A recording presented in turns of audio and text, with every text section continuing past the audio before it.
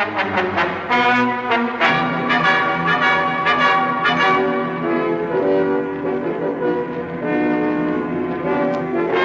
is Henry Simon bringing you another story from my files here at the Missing Persons Bureau. In these stories of the Missing Persons Bureau, dramatized for Henry Simon, names and addresses have, for obvious reasons, been changed.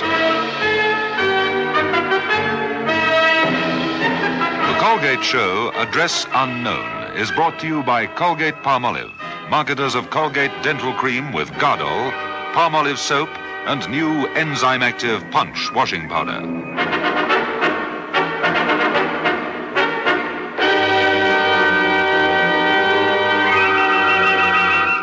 In one moment, the search for Winifred Hare. Address unknown.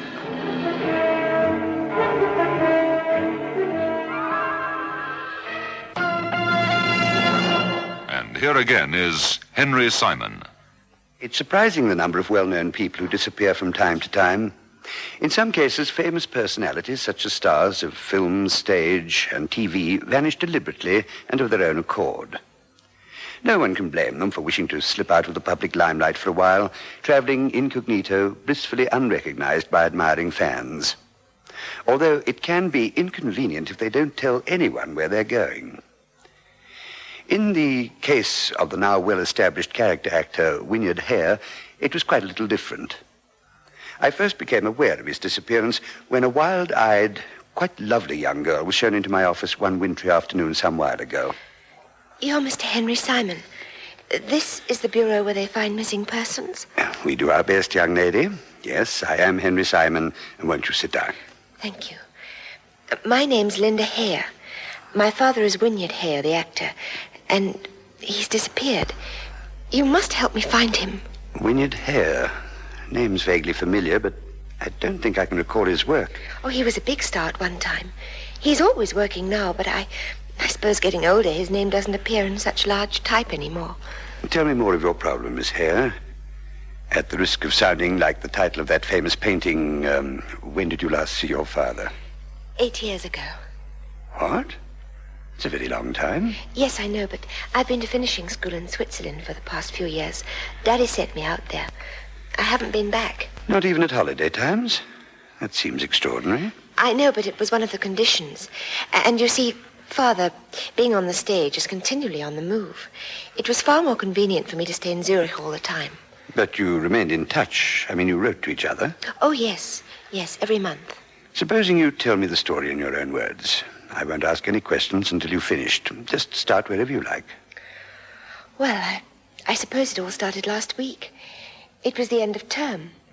My last term at the college. I went to Mademoiselle Maurice's office to thank her for everything. I just came to say good night and thank you, Mademoiselle, for the lovely evening. It's been so exciting, the prize giving and everything. And you ran away with most of the prizes, didn't you, my star pupil? One of the most popular girls we have had here.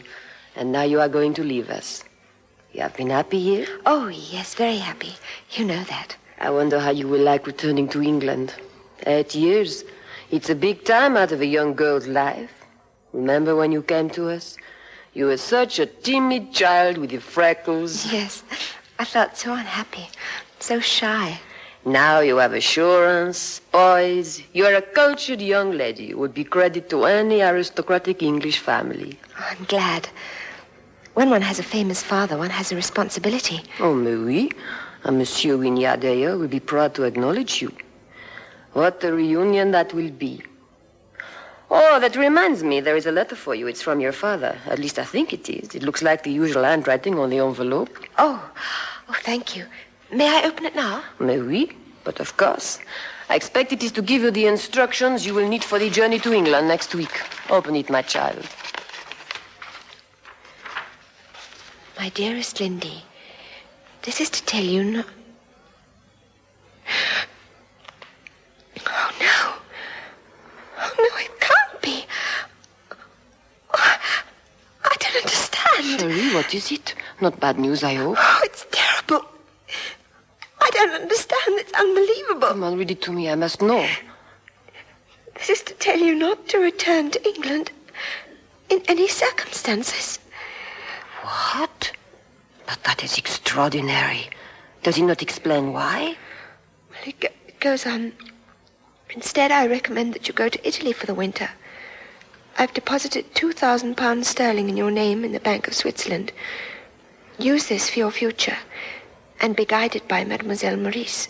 Extraordinary. This will ensure you independence for the future until we can make more solid plans. But please, Lindy, try to stand on your own 2 feet, as I will not be able to give you much help in the future. Don't be unhappy, my darling, but the whole point of this letter is that I cannot have you here living with me in England. Try to understand and not grieve too much. Live your own life and try to forget me.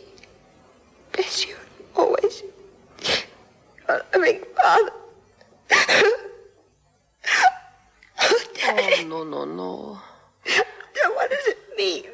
What have I done? No, my child, do not distress yourself. Please, now, come on. But how could he do this? I always thought he loved me. Oh, how could he? Come, Linda, dry your eyes. Crying will not help. Here, the handkerchief. Thank you. Now, in the first place, are you sure this came from your father? Of course. The handwriting. And it's on the usual notepaper. The President Hotel, Bagley Street, London. This one. And there's no one else who'd send me £2,000. It can't be any form of practical joke. That would be too cruel. Impossible. I don't understand it. When I was small, he used to look after me so tenderly. You know that Mother died when I was 2. He looked after me, although it meant touring around with him all the time. Has he forgotten all that? Why has he lost interest in me? Oh, no, he cannot have lost the interest. He has written regularly, asked for the photographs over the years. But I begged and begged him to let me go home and spend the holidays in England. And he wouldn't agree to that. Don't forget your father is an actor, a very busy man who makes his headquarters in London but isn't always there. Well, he could have found a way to spare me a few days out of 8 years. There must be something wrong. There must have been something wrong for years. Would you like me to write, Linda? Oh, it'll do no good, mademoiselle. You no use asking him to explain. From the tone of that letter, I can tell that it's saying goodbye. He won't write again. Then what will you do? Go to Italy, as he suggests? No, I can't do that. I must get to the bottom of the mystery. I'm going to England just as soon as you can arrange it for me. So you came over here and presumably went to the hotel where your father had stayed for all those years? Yes, Mr. Simon. I took a taxi from the air terminal straight to the President Hotel in Bagley Street. It's a very large and expensive-looking place. Yes, I do know it. Oh, carry on. Well, I got there and went straight to the reception desk. Good afternoon. I wonder if you can help me. Yes, miss, what is it? I would like to see Mr. Wynyard Hare, if he's in, please. The name again, miss? Mr. Wynyard Hare, the actor. You don't happen to know his room number, miss?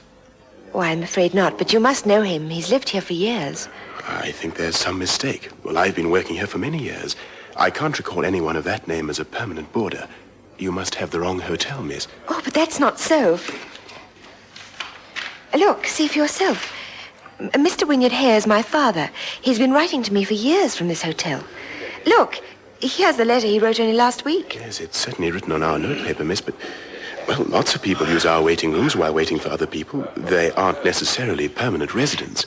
But he told me he was living here. He makes this hotel his headquarters. Perhaps he intends checking in later. There's certainly no one here of that name at the moment. Was this an arrangement you had with him? No. No, he doesn't know I'm in England. I'm sorry, I can't help you. Has he no friends who'd tell you where he is? I don't know anyone else. I don't know anyone in London but my father. Perhaps the police could make inquiries for you. Oh, no, I wouldn't want to go to the police. What am I to do? Oh, what am I to do? And then the receptionist mentioned your organization, Mr. Simon. Perhaps Father isn't missing at all. There may be some simple explanation, but I can't find him. And I want to so desperately. Will you help me?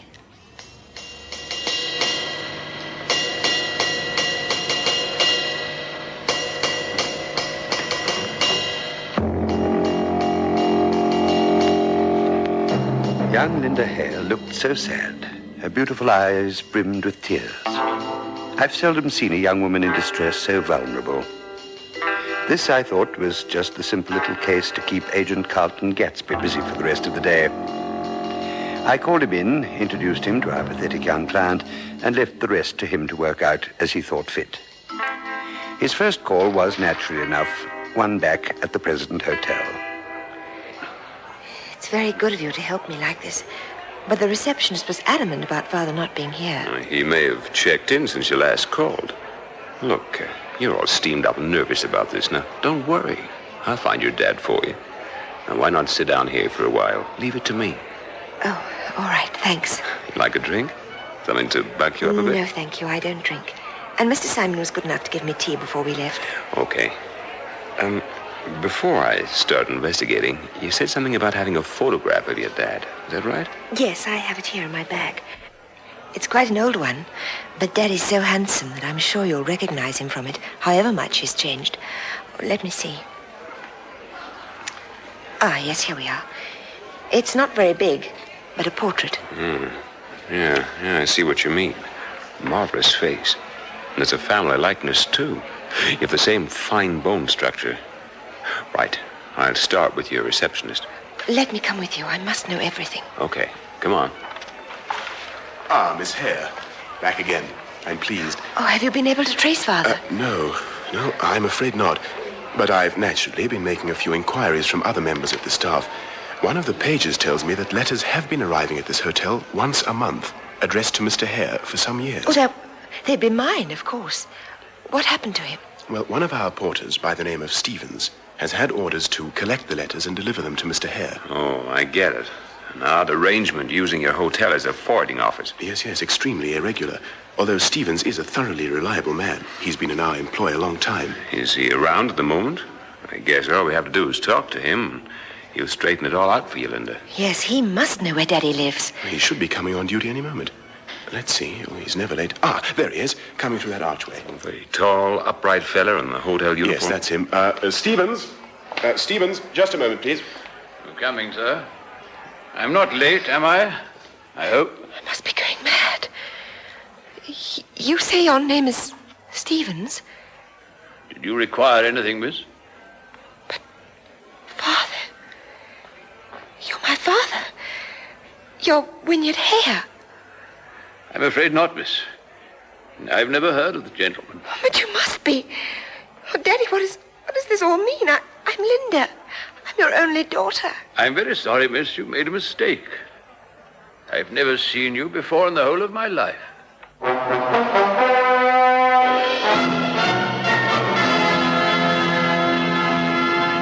Henry Simon returns to continue this story in just a moment. You're listening to The Colgate Show, Address Unknown. Messy fruit. Take mud. Ground in grass. Dried blood. Those are some of my worst wash day problems. Right, but this will fix them. Hey, that's a new form of cleaning power. It's new Biofab washing powder, now with enzyme energy. When it comes to problem dirt and set-in stains, Biofab blasts dirt and stains clean away. You mean Biofab with enzyme energy is stronger than even my kids' dirt and stains? Yes. Biofab with enzyme energy works biologically, soaks out set-in stains, and washes out problem dirt with complete safety for even delicate fabrics. Sounds like Biofab sets a new standard of cleanness and whiteness. It certainly does. Lemon tree, very pretty, and the lemon flower is sweet. New Lemon Fresh Brisk. Gives you deodorant protection and complexion care in one. Feel fresh. Feel beautifully fresh. With new Lemon Fresh Brisk Deodorant Beauty Soap.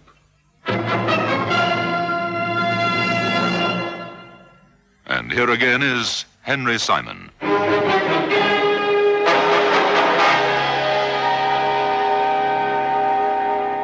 It must have been one of the greatest shocks Linda Hare had ever experienced. She was so sure that the tall, handsome man in the porter's uniform was her own father. Yet he denied it without batting an eyelid.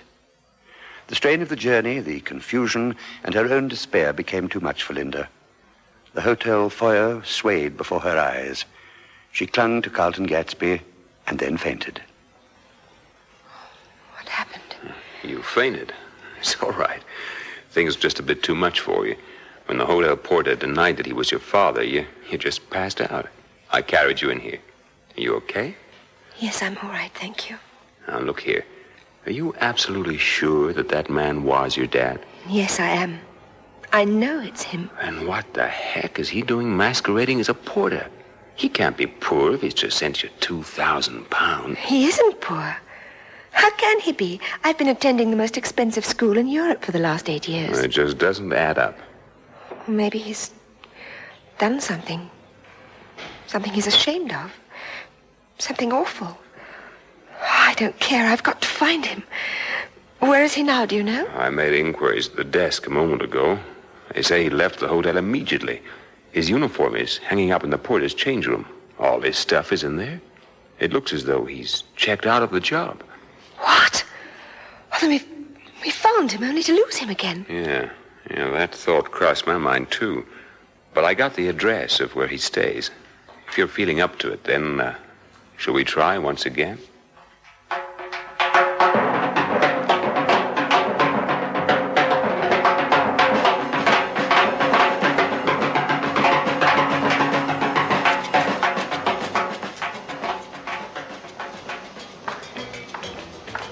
This is it.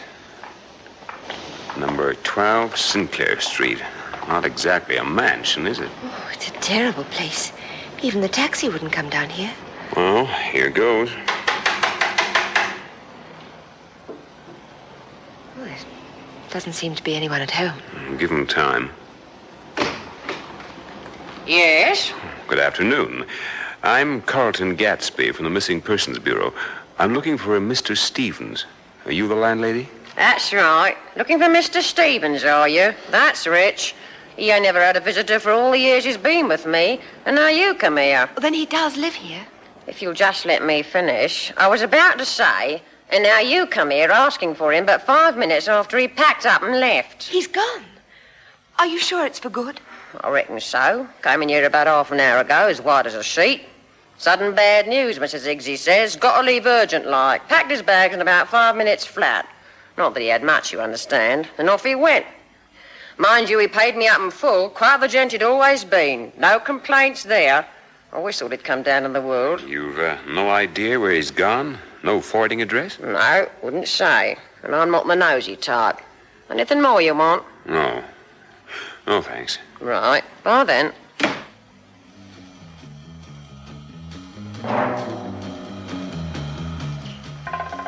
Again, they just missed solving the riddle of Winifred Hare. This time, they had no clue as to his whereabouts. Gatsby began to wonder if Linda hadn't been mistaken. But the very fact that the man who called himself Stevens had quit both his job and his lodgings was very suspicious. Gatsby calmed Linda down once again, this time by buying her a strong coffee in the local cafe. What now, Mr. Gatsby? Well, let's look at it from a completely different angle, shall we, Linda? What do you mean?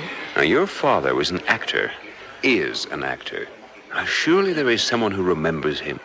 Haven't you got any account of his recent theatrical activities? No. No, he was curiously reticent about his career. Oh, I've got some programs that he sent me. Well, they were all years and years ago. Oh, here, I should have shown you these before. Let's see.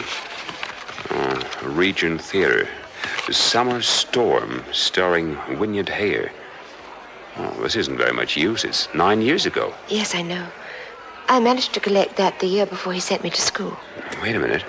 Also starring Josephine Lawford. Now, that's a name. It might lead us somewhere. Why? I don't understand. Josephine Lawford has just opened a new play at the Grand. Now, maybe she can give us a few tips. She'll certainly remember your father anyway. What's the time? Late. Come on. Maybe we can still catch her in the dressing room after the performance.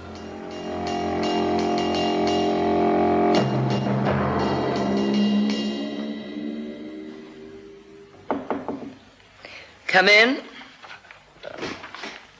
Miss Josephine Lawford? Oh, not more autographs. Honestly, darling, it's very flattering, but I've got to get out of this absurd costume. Do you mind? I'm sorry, Miss Lawford, but we aren't fans. You're not? Then what? I'll only take up a moment of your time. My name is Gatsby, and I'm from the Missing Persons Bureau. This is Miss Linda Hare. She's the daughter of Winifred Hare. Do you remember him? Winifred? Well, of course. Please come in. Close the door. My dear, do come in. Let me look at you. Beautiful, but beautiful. Because I should have known you anywhere. That nose, those lovely high cheekbones, too beautiful. Of course you are Winifred's daughter. But tell me, what is all this about the Missing Persons Bureau? Who is missing? My father. I came over from Switzerland and I can't find him. We thought you might help us. Oh, so he's disappeared yet again, has he? What do you mean, yet again, Miss Lawford? Well, it's strange. I was talking to my agent only this morning, and we mentioned your father in connection with the new play. But you see, he disappeared out of my life, ages ago. Oh? Why? I mean... Well, it's a strange tale. You see, your father and I were once engaged. Didn't you know that? No, I didn't. It's true. We'd finished playing a very successful run of a play called Summer Storm. Oh, yes, I have the program of that. It was some years ago. Then we went into rehearsal for a new play, which would have made us the most popular team in London. All went well until the dress rehearsal of the play. We were opening out of town, of course. During the last act, Winifred's voice went. His voice? Yes. He just stood there croaking on stage. It was quite horrible. His understudy had to play the last act. I rushed back out to the final curtain to commiserate, but he'd gone. No one ever saw him again. No management could trace him. I tried, but then, being a woman, and I imagined a jilted woman, I had far too much pride, I suppose. I wondered if he was using this as an excuse to get rid of me. So I just put him out of my mind and concentrated upon my career. And now you two have come to bring it all back again. Well, then, you can't help us. I'm afraid not. No one in the profession has seen or heard of Winifred Hare for years. Well, then it must be Father. I beg your pardon? I don't understand. We've traced a man we think is Linda's father working as a porter at the President Hotel in Bagley Street. What? Surely not. It couldn't be Winifred. It looks like it. In some curious way, he's been able to look after Linda while concealing from her the fact that he's no longer a well-known stage actor. Why he has chosen to disappear yet again is still a mystery. A mystery we shall only clear up when and if we ever find him. I wish I could help more. Now you've told me this, I feel so guilty. If what you say is true, then it is I who have let him down, not the other way round. Oh, if I can do anything. I'll leave my card here. If you get any bright ideas, maybe you'll ring me. It's got my business and private phone numbers there, anytime. Good night, Miss Lawford, and thanks again.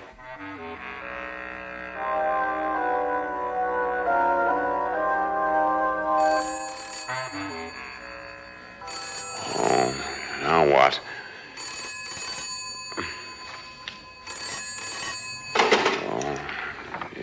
Carlton Gatsby speaking. Mr. Gatsby, this is Josephine Lawford speaking. Sorry to wake you in the middle of the night, but you did say any time, didn't you? Sure, Miss Lawford. What is it? I wondered, do you realize what today is? Yeah, sure. It's Sunday. Why? Easter Sunday. Yeah.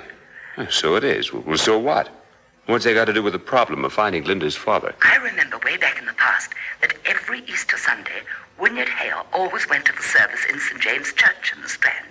You know the very old church that was restored after the air raids and the war? Yeah, I know the one. I think we should all go there. The service starts at 11 o'clock.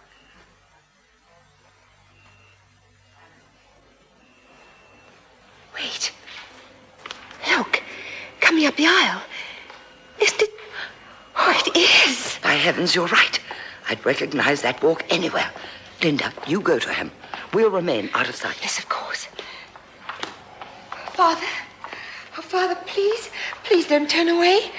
What? Oh, you're the young lady from the hotel, aren't you?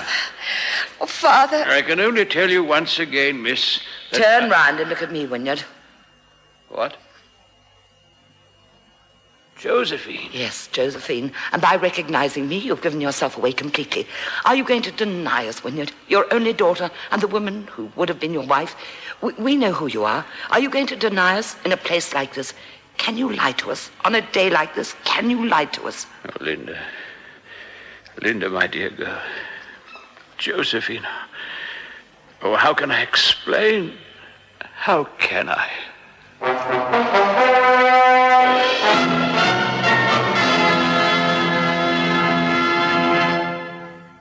Henry Simon returns to conclude this story in just a moment. You're listening to The Colgate Show, Address Unknown. Two pretty girls, Jane and Sue, but only Sue gets. Hey, Sue, how's it done? With Colgate, it's the only one. Brushing with Colgate makes good sense, gives me the ring of confidence. The ring of confidence? Yes, that's cleaner breath, cleaner taste, cleaner teeth. Thanks to Gardol. Only Colgate Dental Cream contains Gardol to clean your breath instantly. Fights tooth decay all day. Colgate Dental Cream with Gardol. Yes, George, I know your green sports shirt looks washed out and faded, but don't blame me, I'm fed up. Modern fabrics are a real problem. Whites go yellow and colors dull. But now you can bring them back alive with new Bingo washing powder. Blue Bingo now contains active brightness to bring back whiteness and brightness to your whole wash. If you're fed up with yellowing whites and dulling colors, bring them back alive with new Bingo. And here again is Henry Simon. Winifred Hare, alias Stevens, the porter from the President Hotel, broke down completely on that Easter Sunday morning.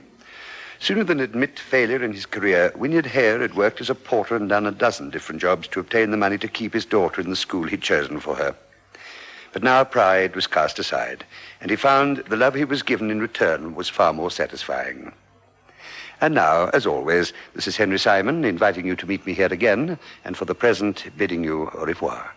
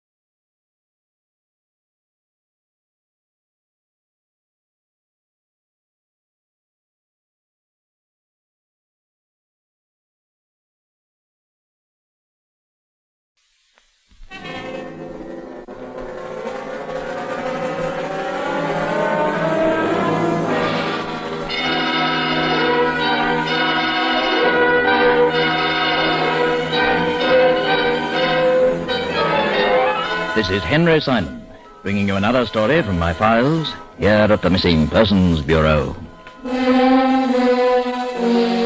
In these stories of the Missing Persons Bureau, dramatized for Henry Simon by Ross Napier, names and addresses have, for obvious reasons, been changed. In one moment, the search for Yellow Cloud. Address unknown.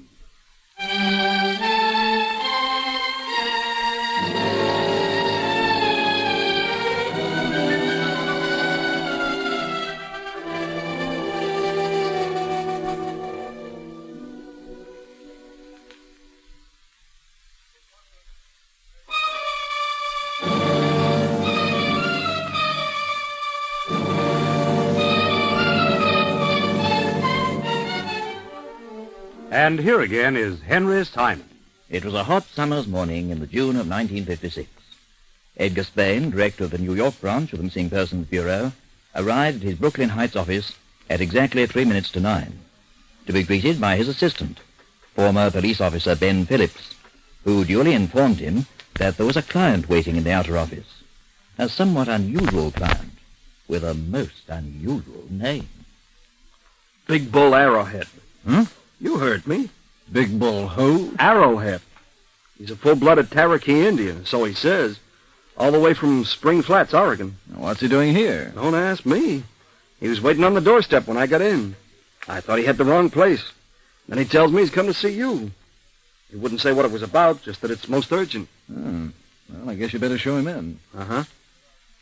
Want me to stick around? Well, you can wait in your office. I'll give you a buzz if I need you.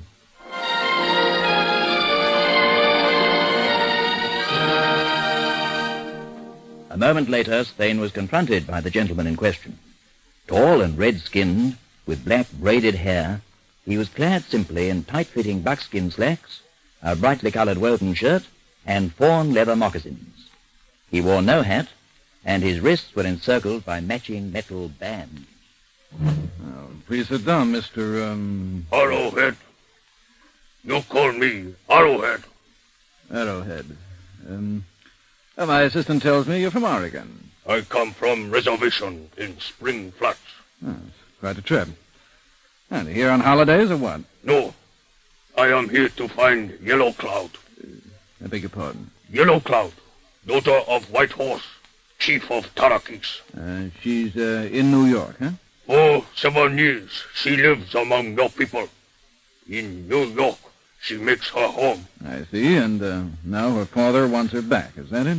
White Horse is dead many moons. By Taraki law, Yellow Cloud succeeds him as leader of our tribe. A woman chief. That's a new one. She is chief in name only. I have been chosen by my people to act for her. Yet in all things, this is not possible. The papers must be signed by us both. Papers? I will explain. By United States Charter, this Spring Flats reservation belongs to the Karadine tribe. It is ours to do with what we will. 130 square miles of territory. Mm-hmm. It is fine land. We are happy there. The soil is good and we have much water. But we are not so prosperous we can refuse the offer made to us by your people. It has been decided we should sell. Sell the reservation? We will not be the first tribe to give up our land. Others have done so before us. What are the terms of the offer exactly? It is to be a stray-out sale.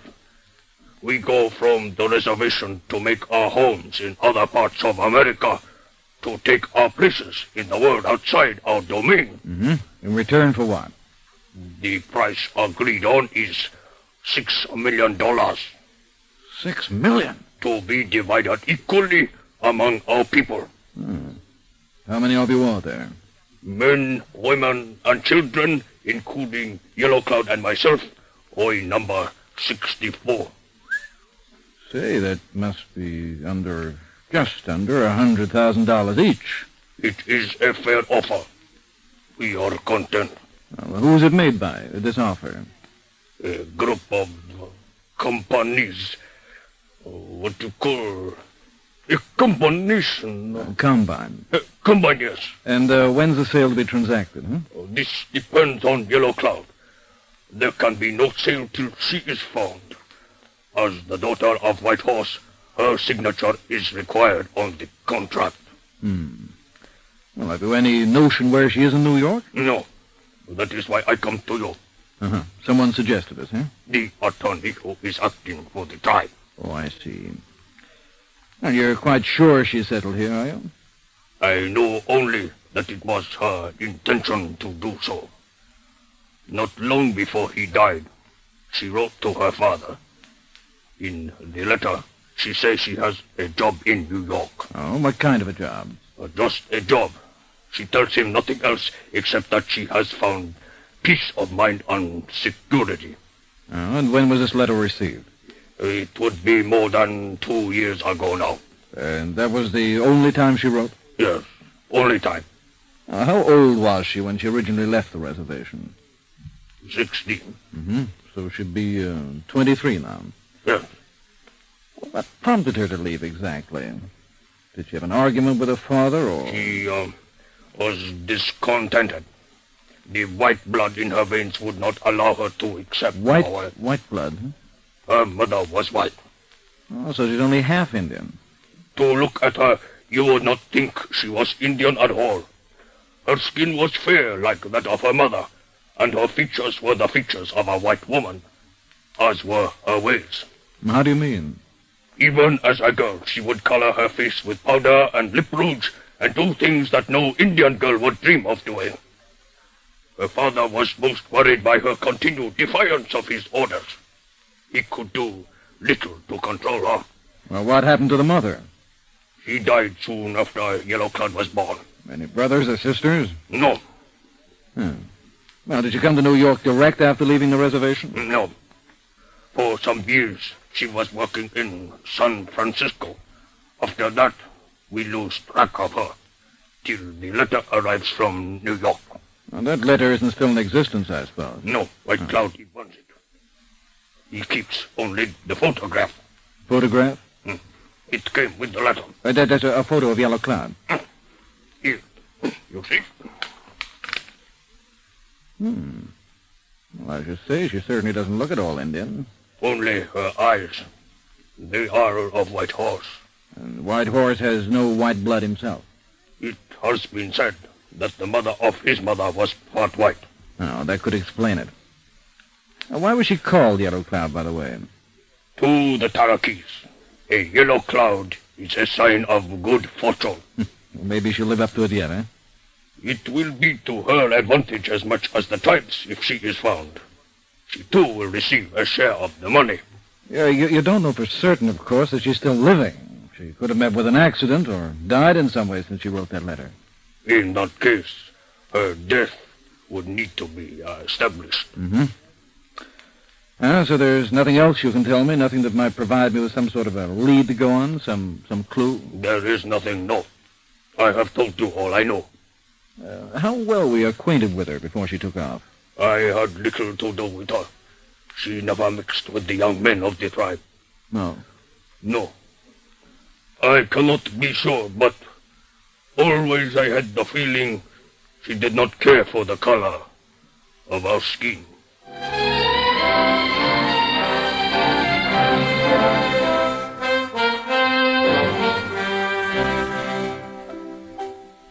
Well, that's the story, Ben. What do you think? I think I wouldn't mind being a Cherokee Indian myself. Could use $100,000 right now. Yeah, they're doing okay out of it. At least they will be if Yellow Cloud doesn't louse up the deal. I guess she shouldn't have too many objections. Maybe not. But she still has to be found.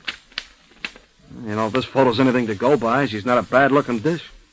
You'd never pick her as half Indian in a million years. Except for the black hair. Unless it's no blacker than mine. Hey, there's a thought. Maybe I'm part Cherokee, and I never knew it. Hey, come to think of it, I do have a kind of ruddy complexion. You should have lodged a claim with Big Bull. Or maybe I will at that.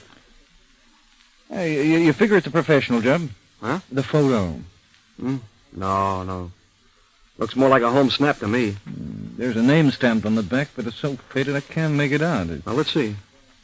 Might be the name of some developing agency. Yeah. M.E. something or other, is it?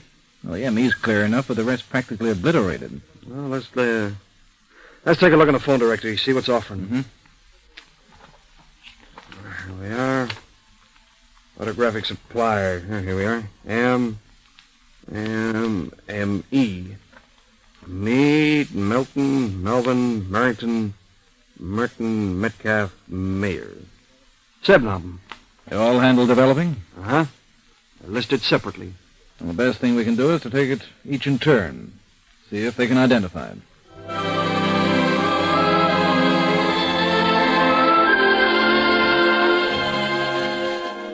As Thane had 2 other clients to interview that morning, the task of checking with the 7 photographic and developing agencies fell to Phillips, who set off soon after 10:30, equipped with a photograph and a list of addresses.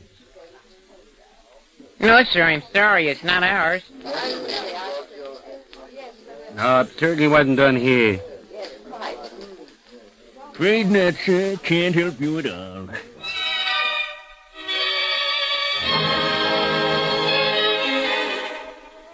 With 3 names off his list, Phillips next went to A.B. Merton and Company in Grand Central Avenue.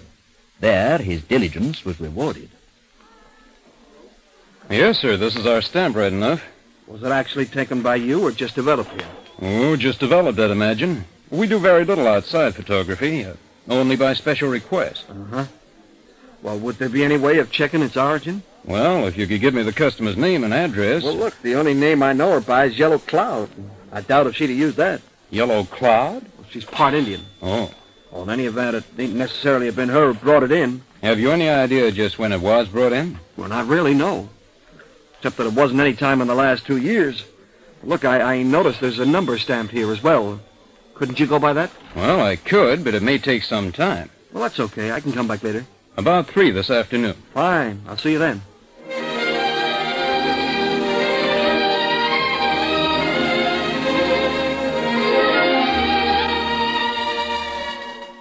Oh, Mr. Phillips. Right on time. How'd you make out? I have the details right here. Well, the negative was delivered to us on the 14th of December, 1953.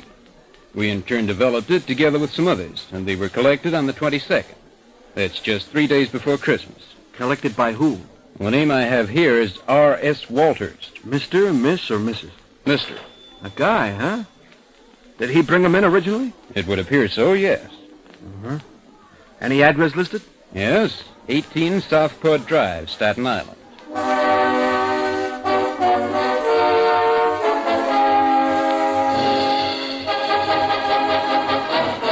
Henry Simon returns to continue this story in just a moment. And here again is Henry Simon.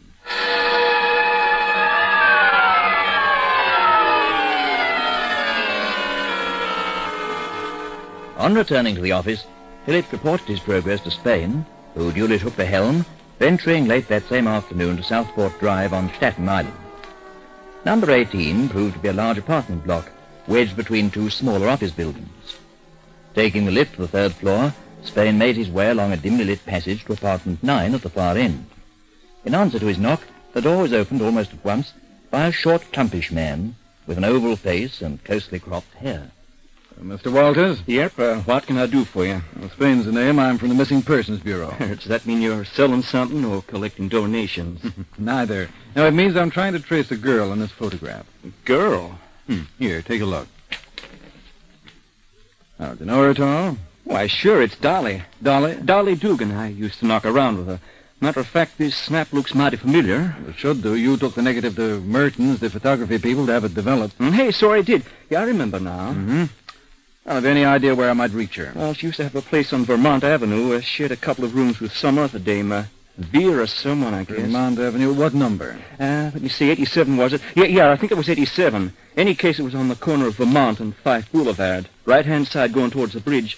Can't be sure she's still there, though. This was 12 months ago, maybe even more. Well, it's worth a try. She got herself in a jammer of some kind? No, it's just a routine matter. Queer kid. Never could figure her. No? For a dame, she had some real strong feelings. What about? Well, live and let live, that's what I always say, but not her. No, sir, she had a dead set against anyone colored. Hated 'em like poison. Once I was just joking with her. See, we'd been swimming, and she had her hair down, jet black, way past her shoulders. Didn't mean anything, of course. I was only kidding, but she flew off the handle proper. Oh, but scratched my eyes out. Why? I told her she looked like a squaw.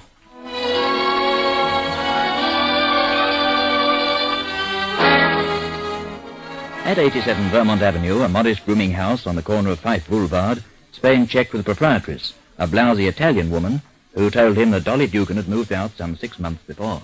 She just clear off one day, and I don't see her since. 6 months back, huh? Oh, 6 about, or maybe 7. Mm-hmm. What about a roommate? Roommate? Well, didn't she room with a Vera someone or other? Oh, si, Vera Morgan. Mm-hmm. Well, is she still here, or did she move out, too? No, she's still here. She's now sharing with another friend. Mm-hmm. She around at the moment? Si, she's not long home from work. You go up the stairs. Is the first door to the right.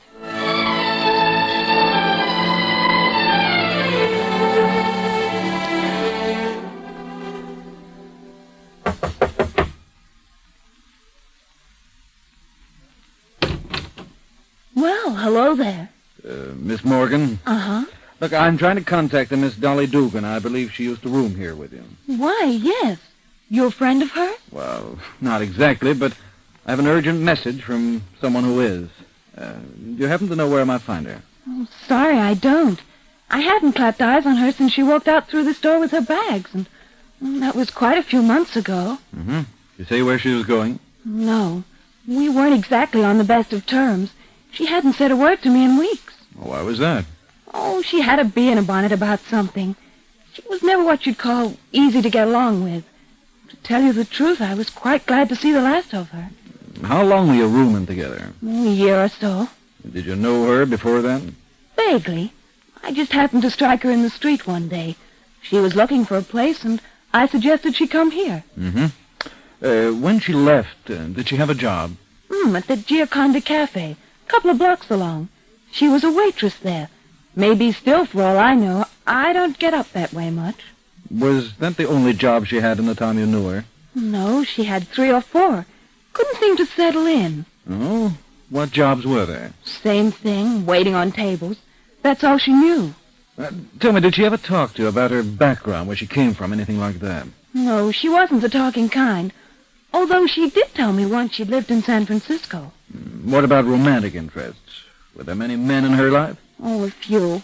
None of them ever lasted long, though. She was so touchy they never knew how to take her. Touchy? In what way? Oh, in every way. One time we went out in a foursome, ended up at the movies. Jimmy Stewart was in the main feature. A Western it was. Real exciting. And right in the middle of it, she bursts into tears and heads for the nearest exit. I never did find out what upset her. I mean, the guy she was with was okay, and, well, there was nothing in the film to bother her. What was the film about? Well, like I said, it was a Western. You know, cowboys and Indians.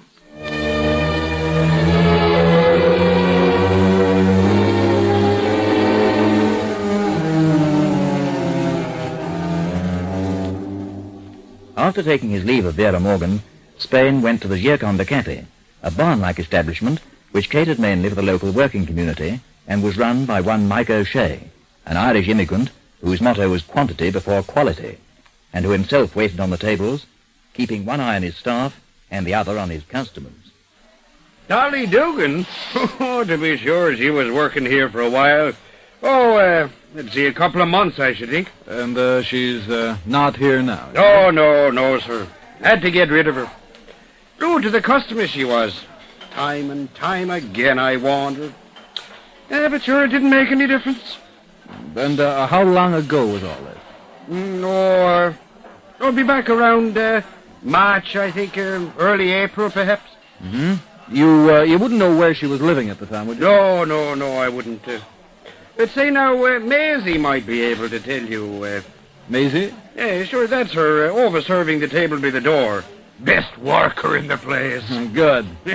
Well, is it okay if I have a word with her? You give her an order? Why not? Well, I could use a snack at that. Tell me, what's good? What's good? Nothing. But they say you'll get plenty of it. Settling for some buttered toast and coffee, Spain duly introduced himself to the young lady in question, a buxom blonde with a cheery manner and a broad Brooklyn accent. That darling, she was nuts. Here she has a good job with Mike, and what does she do? Spits on his face, that's what. He tells her to be nice and polite to the people, so she winds up tipping down stoops and goon's neck at deskies. Is that any way to get on? You were a friend of hers? Oh, one day I was, the next we wasn't speaking. She was like that, hot and cold, you know? Yeah, at the time Mike got rid of her, do you know where she was living? Sure, she had the room at Lacey's. And where's Lacey? Down by the bridge, next to Harry's pool room. Go out of here, turn right, first to the left and follow your nose. There's a sign up, you can't miss it.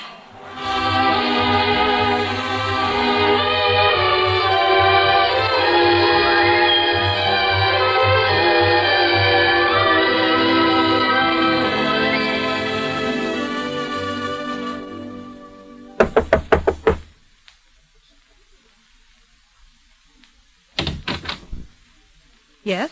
What is it? Miss Dugan? Yes? You mind if I come in? Spain's the name. Missing Persons Bureau.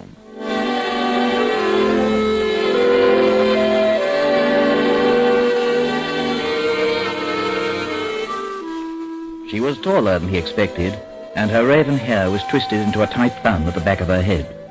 By contrast, her skin was milk white. No trace of color showed in her cheeks, and her features were curiously devoid of expression. Why have you come here, Mr. Spain? What do you want with me? I'm here on behalf of your people. My people? Yes. There's no sense me beating about the bush, Miss Dugan. Or maybe I should call you Yellow Cloud. I don't... Now, I know who you are and what you are. In fact, I know pretty much all there is to know. There's just one thing puzzles me. What makes you so ashamed of your origin? Why have you gone to such length to conceal it? Did my father send you here? Your father's dead. Dead? Yes, he died about 2 years ago, not long after receiving your letter. So officially, you are now the leader of the Cherokee tribe. I was retained to find you by Big Bull Arrowhead, who's been acting in your place. He has a proposition to make to you.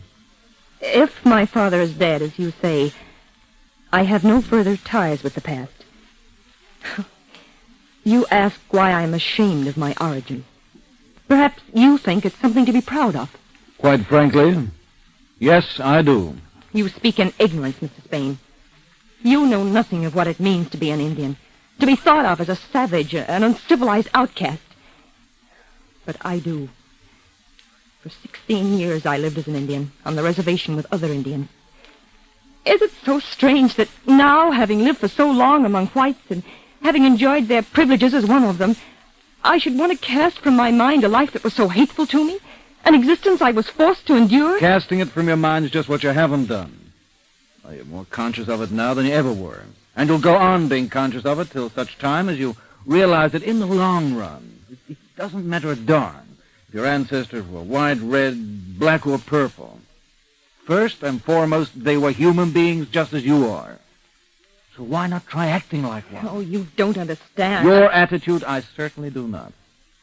You mentioned a proposition. Mm-hmm. Your people are selling the reservation. Selling it? To an industrial combine for $6 million. Oh. Now, all you have to do is sign a few papers, and you come in for a share of it. Just under $100,000. $100,000? Now, there's certain to be plenty of publicity about it. When it breaks, it'll be big news all over the country. Your secret will be out. Everyone will know who you are. If you decide to go through with the deal, that is. On the other hand, if you refuse, you'll be throwing away a fortune. Now, the choice is yours. Red or white. Dolly Dugan or Yellow Cloud.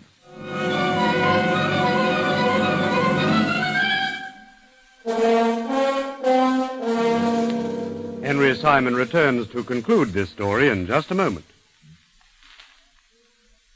And here again is Henry Simon. It was a curious situation. For 7 years, Dolly Dugan had done everything in her power to erase all memory of Yellow Cloud and her former life. Now she was faced with the alternative of becoming Yellow Cloud again and receiving $100,000, or of turning her back on the money and remaining Dolly Dugan. The lure of wealth ultimately proved to be too much for her, however, and some weeks later the sale went through. As Spain had predicted, it was much publicized, and Yellow Cloud was the focal point. Somehow I'm rather inclined to think that this was a very good thing.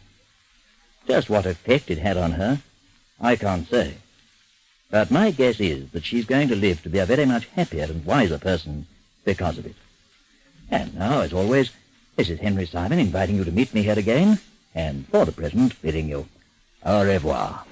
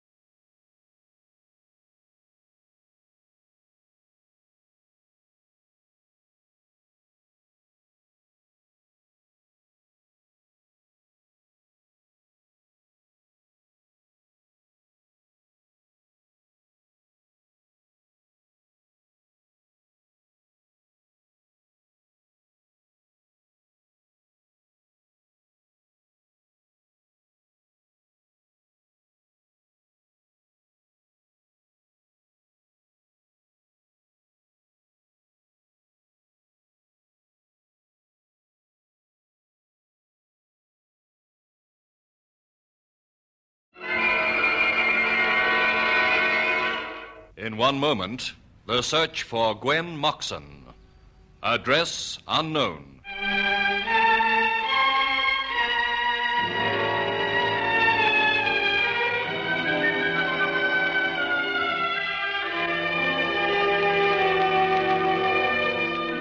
Address unknown. Brought to you by Colgate-Palmolive, makers of Colgate Dental Cream, Palmolive Shaving Cream, Ajax the Foaming Cleanser, and Super Fab with Wonder White.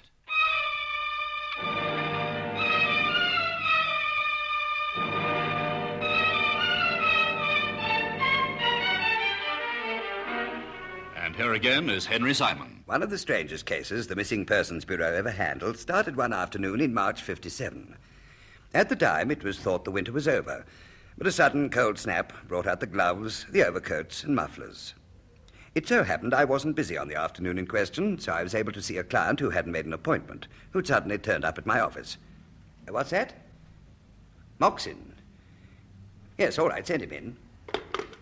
My secretary ushered Clifford Moxton through the door and left him standing there just inside the room. He was small, about 50, dapper, and his eyes were very bright and alert. Peeping out from behind his turned-up raincoat collar, I could see a blue and white striped shirt with a collar of plain white. Good afternoon. Oh, come in, Mr. Moxton, come in. Come and sit down. Thank you.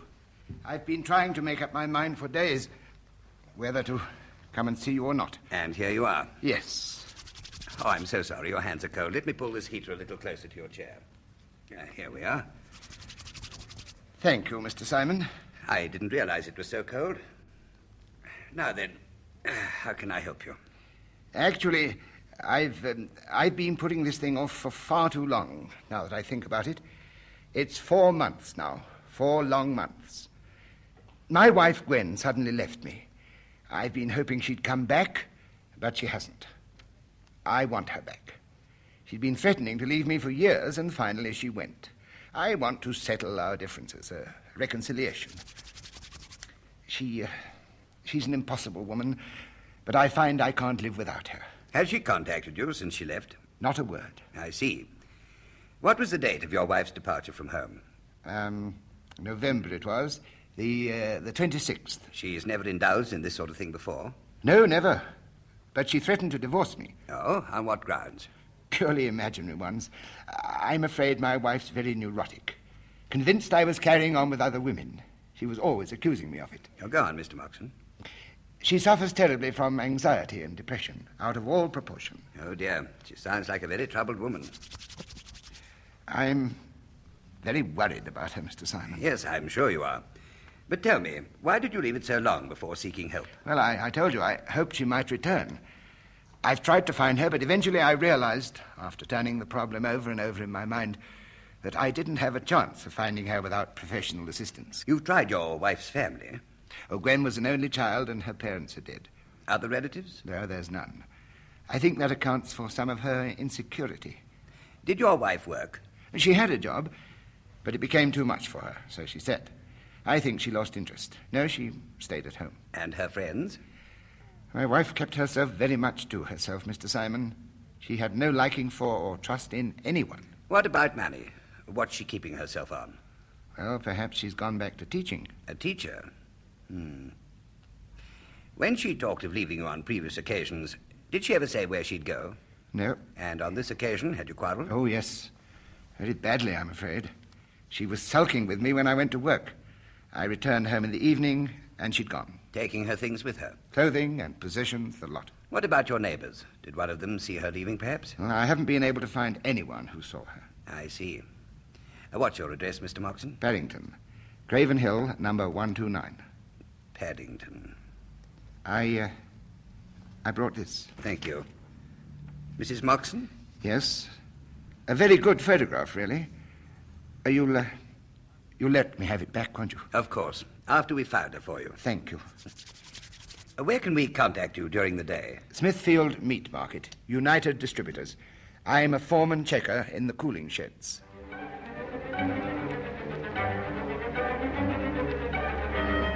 After Clifford Moxton's departure, I tried to contact Agent Bob Hunter, but he was away in Scotland busy on another case.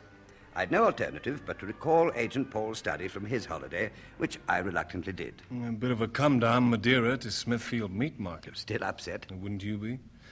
But forget it. I can go back when the job's finished. Now, come on, let's recap. Well, that won't take long, I'm afraid. The only concrete lead we've got is the photograph. Moxton must be nuts wanting a dame like this back again. She looks all right. Yeah, but you can't judge a book by its cover. How right you are. Now, the thing I'd plump for is the teaching angle. If that's what she knows, maybe she's taking it up again now that she has to support herself. Well, I'll handle that for you. The education authorities and the teachers' union. Now, watch yourself, Chief. Teachers are usually miss, you know. Maybe she's using her maiden name. I'll get that from Moxton. You know, he said that during his own checking, he hadn't come across a neighbor who saw her leaving. What do you think? Well, did he try them all? He didn't say. Well, I'll go take a look-see. Perhaps Mr. Moxton used the wrong approach.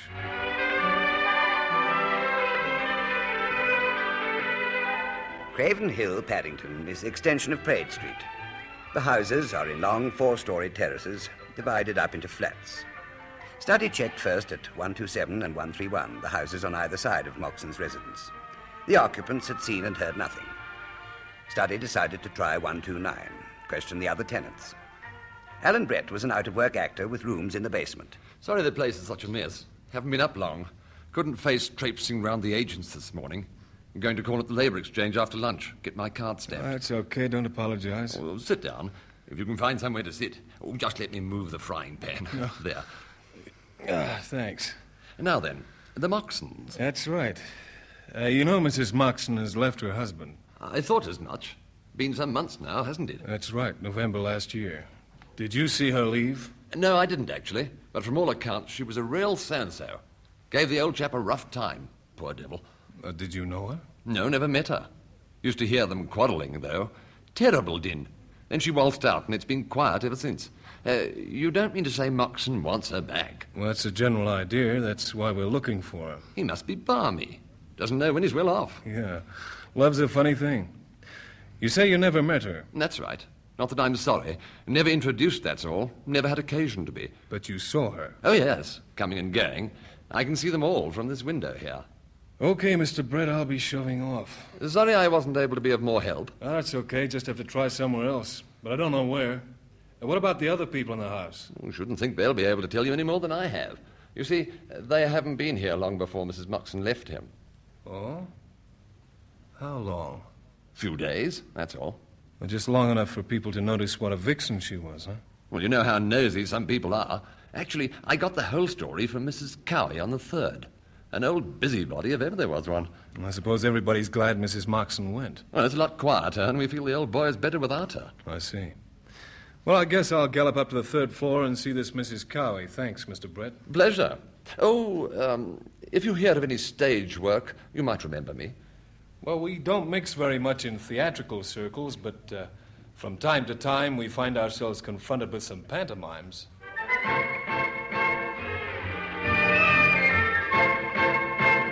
Study consulted Mrs. Cowie and learnt nothing more than Alan Brett had already told him. He was very despondent when he returned to my office. Something else to add to your worries. I checked with Mr. Moxton about his wife's maiden name and in turn checked the education people. She's not working as a teacher and hasn't done so for about 5 years. You think it's worth trying the Moxton's old address? You haven't got much choice, have you? It's a natural follow-up. Can I use your phone, Chief? Phone Moxton? I wouldn't do that if I were you. He's probably not in the office. He wasn't when I phoned. They had to fetch him from the sheds. Go over there. You've got time. Smithfield Market, the site of the famous Bartholomew Fair, is today a great meat exchange serving the whole of the British Isles. One of the biggest agencies is United Distributors.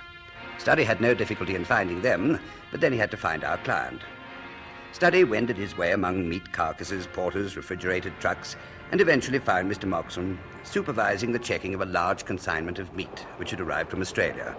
In a large cooling shed it was. Even colder in here than outside, isn't it? Yeah, it's a good job I brought my overcoat. How do you work in here? Oh, this is nothing. It's even worse in the cold storage. 32 degrees of frost.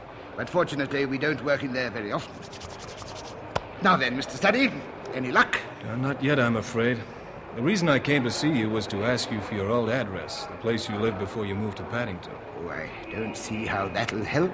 Well, I thought maybe some of your old neighbors have seen her recently. No, I'm afraid not. We were in Earl's Court before, but I've been there myself. No one's seen her. Oh, dear. Another cul-de-sac, huh? What will you do now?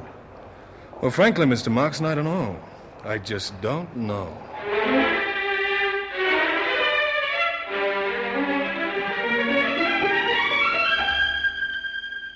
And I don't know either. There's just nowhere to turn. Well, she's got to be somewhere. I checked with the passport office while you were out. She doesn't have a passport, so she can't have left the country. That figures. Not enough money. I wonder, what if she's suffering from amnesia? Great, that's all we need. A neurotic woman who's lost her memory. If you follow this up, you know what it means, don't you? Yeah, blisters. Hospitals, sanatoria. It wouldn't take long on the phone. I'll get one of the girls to do it. And if we draw a blank? Now, just a minute. About Mrs. Moxton. It's just occurred to me that she may be suffering from amnesia. May have been found wandering somewhere. Check with the police and the health authorities, will you? All right. What were you saying just now? I asked what would we do if we drew a blank there.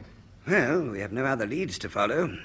We'll have to resort to advertising, at Mr. Moxton's expense, of course. Personal columns of the national papers? That's right.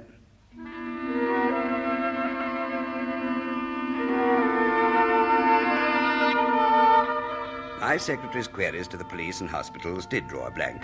So, without further ado, I drew up an advertisement which was inserted in the major daily newspapers. During the 5 days which elapsed, Study checked everything, not once but many times. We were sitting in my office looking very dejected, Study complaining about the holiday he'd abandoned. And here I am, cold and frustrated. Nothing to show for more than a week's work. If that's another client, tell him we're closed for the season. I have a Mrs. Wells on the line.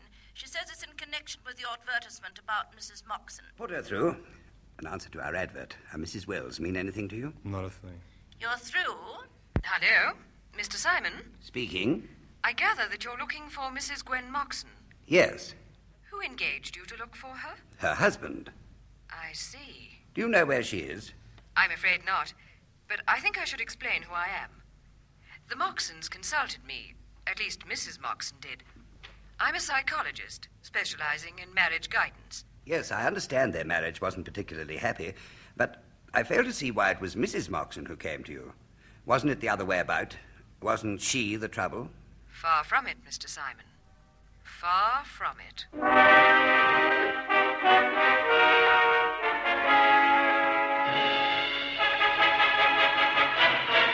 Henry Simon returns to continue the story in just a moment. You are listening to Address Unknown, presented by Colgate-Palmolive.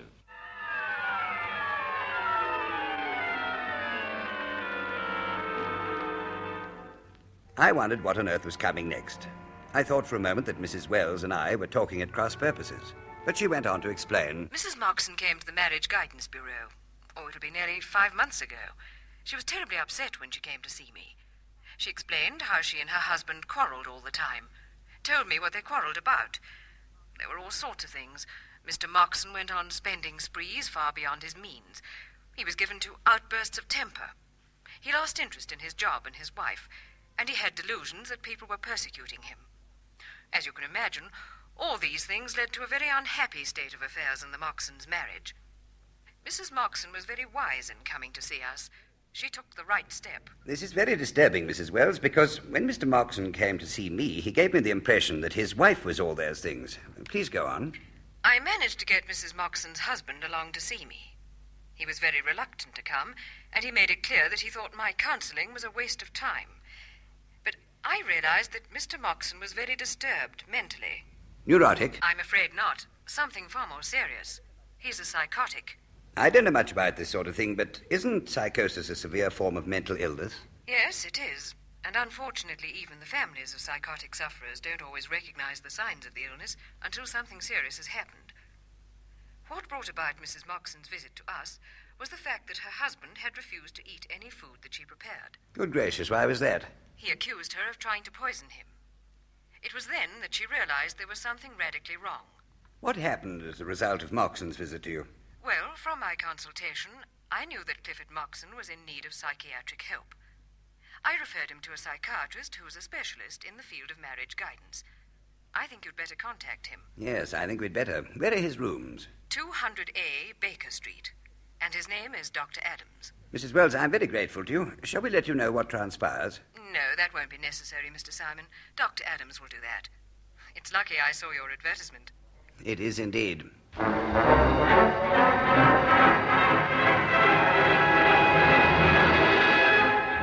Studdy raised his eyebrows questioningly at me. So I told him the whole story. It was a strange turn of events, and it was to get much stranger. Studdy hurried along to Baker Street, having made an appointment to see Dr. Adams. Oh, what's all this about, Mr. Studdy? Well, that's what I'm hoping to hear from you. What can you tell me about Clifford Moxton? Do you know where he is? Yes, but I'm looking for his wife. He asked the Missing Persons Bureau to find her. She left him 4 months ago in November last year. You're sure you know where he is? Well, sure, I'm sure. What gives with Moxton? Is he sick? He's very sick. He's a case of paranoid schizophrenia. He's what? It's a form of psychosis, Mr. Studdy. Very involved. Suffice it to say that Clifford Moxton had some very unhappy childhood experiences. And it's only now that Clifford Moxton has to face the fact that he's approaching old age, losing his vigor and so on, that his childhood difficulties have taken their toll. I see. But if what you say is true, and I'm sure it is, how come Moxton told us that his wife's sick? Mr. Studdy, Moxton's case is very complicated. So complicated that I started an analysis. A lengthy business which involves digging into the patient's subconscious mind to bring the real causes of his neurosis to the surface, and in this way rid himself of the damage. Analysis can be called an attempt, a major attempt to reconstruct the patient's personality and patterns of behavior.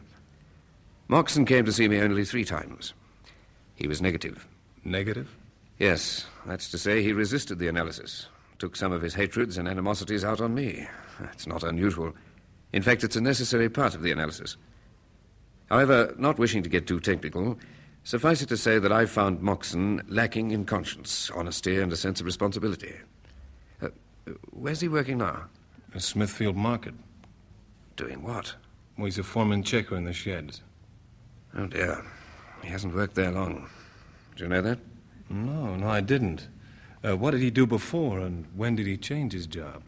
Moxton was the manager of a branch of Shentall supermarkets, not far from Gloucester Road. He lost interest. That's in keeping with his illness. And he left Shentall's at the same time they moved from Earl's Court. I lost track of them then. I did my best to find them, realizing that Moxton was possibly a psychopath, capable of committing antisocial and even criminal acts. I realized that Moxton's condition was too severe for me to handle once a week at 50-minute sessions on my couch. Just before I lost track of the Moxtons, I suggested to Moxton himself that he should become a voluntary inpatient at a sanatorium, where he would have received more intensive treatment and where he'd be unable to get into mischief. And what happened when you suggested that? He ran away, and I haven't seen either him or his wife since. Well, there's no wonder Mrs. Moxton left him. She's probably terrified of him. Yes, she probably is. Well, what do you mean by that, and where are you going? With you. Just let me get into my coat. There, come on. Do you mind telling me where we're going? You know where Moxton is, right? Right. Well, he has to be taken to a place of safety, and you and I are going to do it. But what about Mrs. Moxton? At the moment, she's of secondary importance. Perhaps once she hears that her husband can't do her any harm, she'll come out of hiding. Hey, now, wait a minute, Doc. If I turn up there with you, Moxton will know that I know the truth. Oh, yes. That's right. Oh, but I can handle him. I hope you realize what you're up against. I'd better come anyway. I'll keep out of sight until he's been apprehended.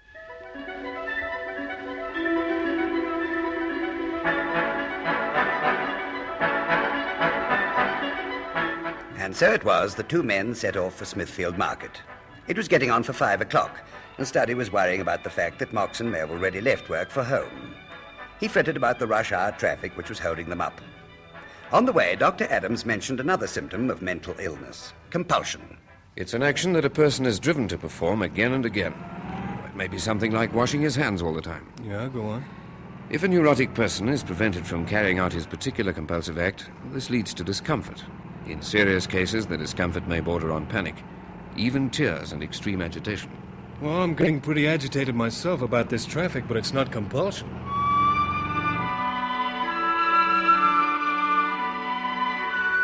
Eventually, having crossed the heart of the city, Studdy and Dr. Adams arrived outside United Distributors at Smithfield Market.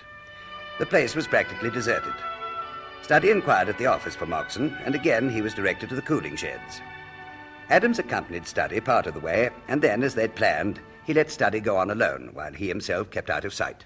43, 44, 45, 46, Mr. Moxton. 47, 48, 49, 50. 50, yes? Oh, hello, Mr. Studdy. Any luck? Yes, I think we're getting somewhere. Oh, good, good. You seem to feel the cold pretty badly. What's the matter? You got poor circulation in your hands? No. Habit, I suppose? Yeah, I suppose so. Or compulsion. What's that? I said you should keep your gloves on. Have you finished here? Yes, just about to pack up. You feel like taking a little ride? Where to? Oh, just back to the office. Mr. Simon wants to see you. What about? Well, we're not having much progress in finding your wife, Mr. Moxton. Well, now you've told me, there's not much point in my going to the office, is there? Well, aren't you upset about us not being able to find your wife? I'm sure you've done your best, Mr. Studdy. Well, that doesn't answer my question, and stop doing that. What are you doing? Let go my hands. Why, Mr. Moxton? Does it bother you, me holding your hands like this? Let me go. Oh, no, you don't.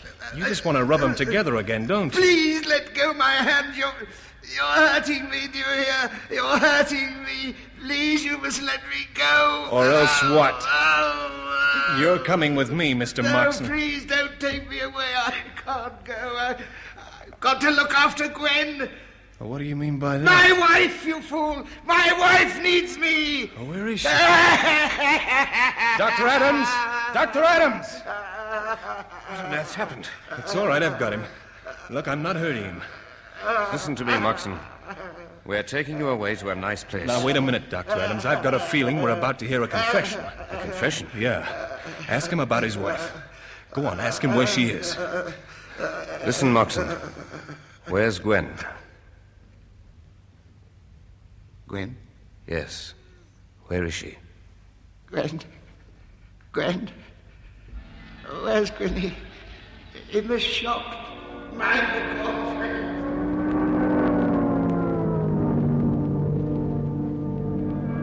Oh, Clifford, why did you stop going to see Dr. Adams? Because he's a fool. But he wants to help you. He's the only man who can help you. Won't you go and see him again? No, shut up! Please, Clifford. I love you. I want to see you well again. Well, me? It's you! You're sick, not me! And stop going on about it! Leave me alone! Don't shout, Clifford. What will the other men say? There's nobody else here. You're sick, Gwen. Dr. Adams can't help you. Why don't you go to sleep? What on earth are you talking about?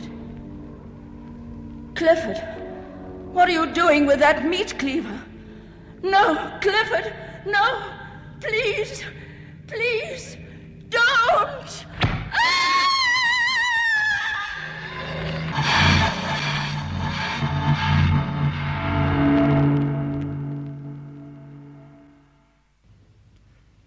Where is she, Clifford? Sleeping. Yes, but where? Cold. Bitterly cold. 32 degrees of frost. Oh, no. Dear heaven, no. Do you know what he means? Yes, I'm afraid I do. 32 degrees of frost. He mentioned that the last time I came here to see him. I think we'll find Mrs. Moxton in cold storage.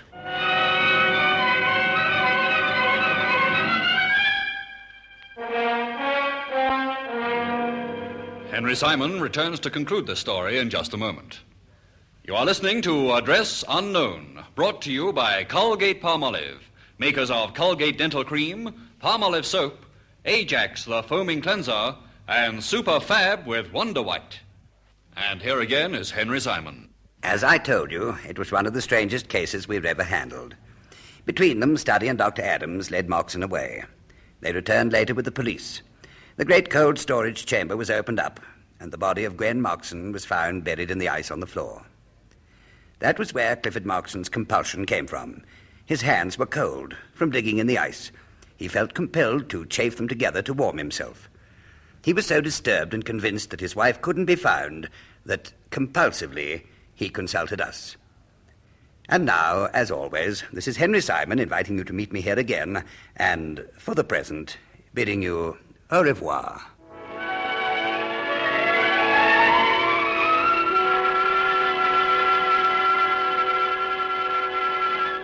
Colgate-Palmolive invites you to listen next Friday evening at 8 o'clock when Henry Simon will introduce another story in their gripping and unusual series, Address Unknown.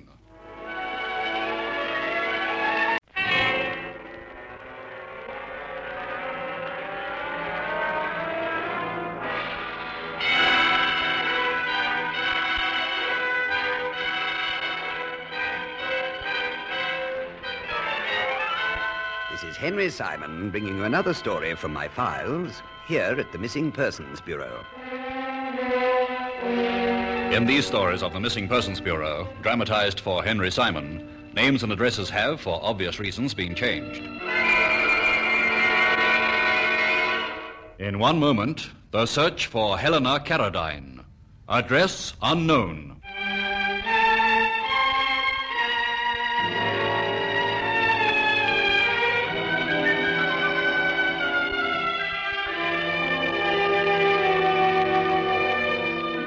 Address Unknown, brought to you by Colgate-Palmolive, makers of Colgate Dental Cream, Palmolive Shaving Cream, Ajax the Foaming Cleanser, and Super Fab with Wonder White.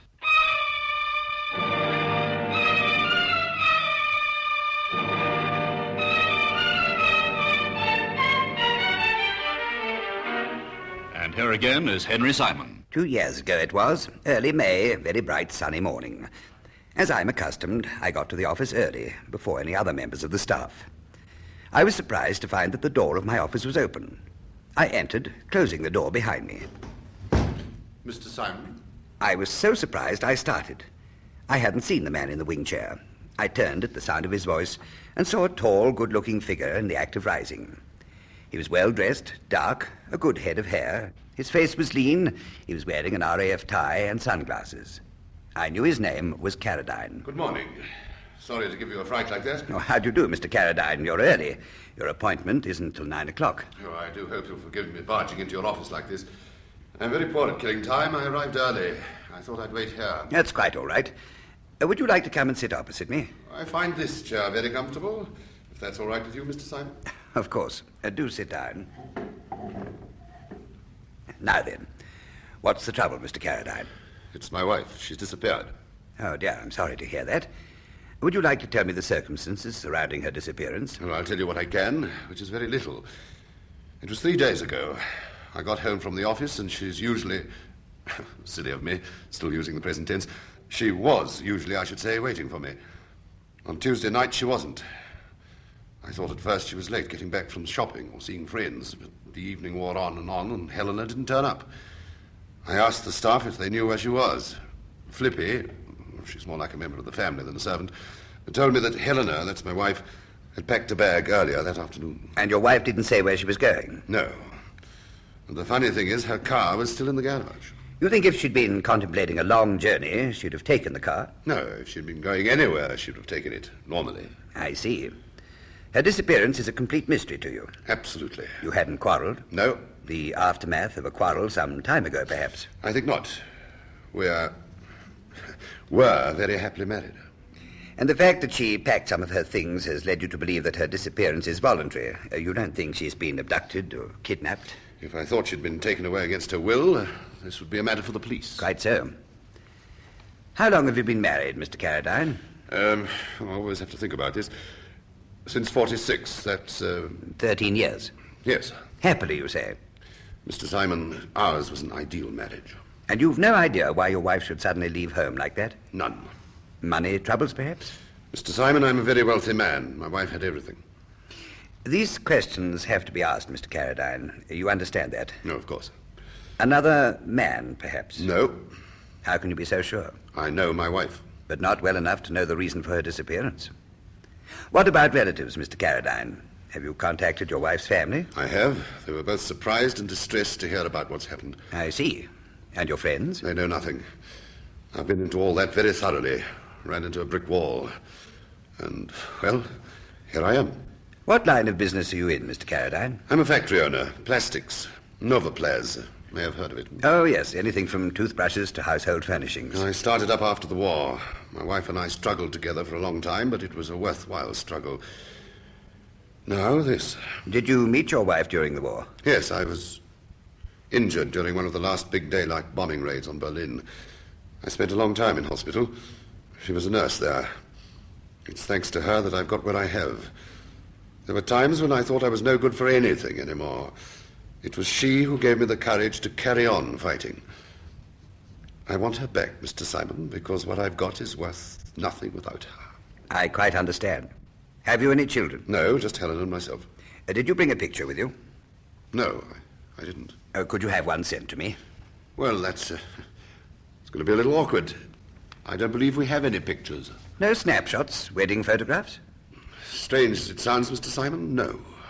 Oh. Well, can you describe her for us? Yes. She's about 5'6", slender, has long, silky hair, very smooth complexion, and extraordinarily long eyelashes.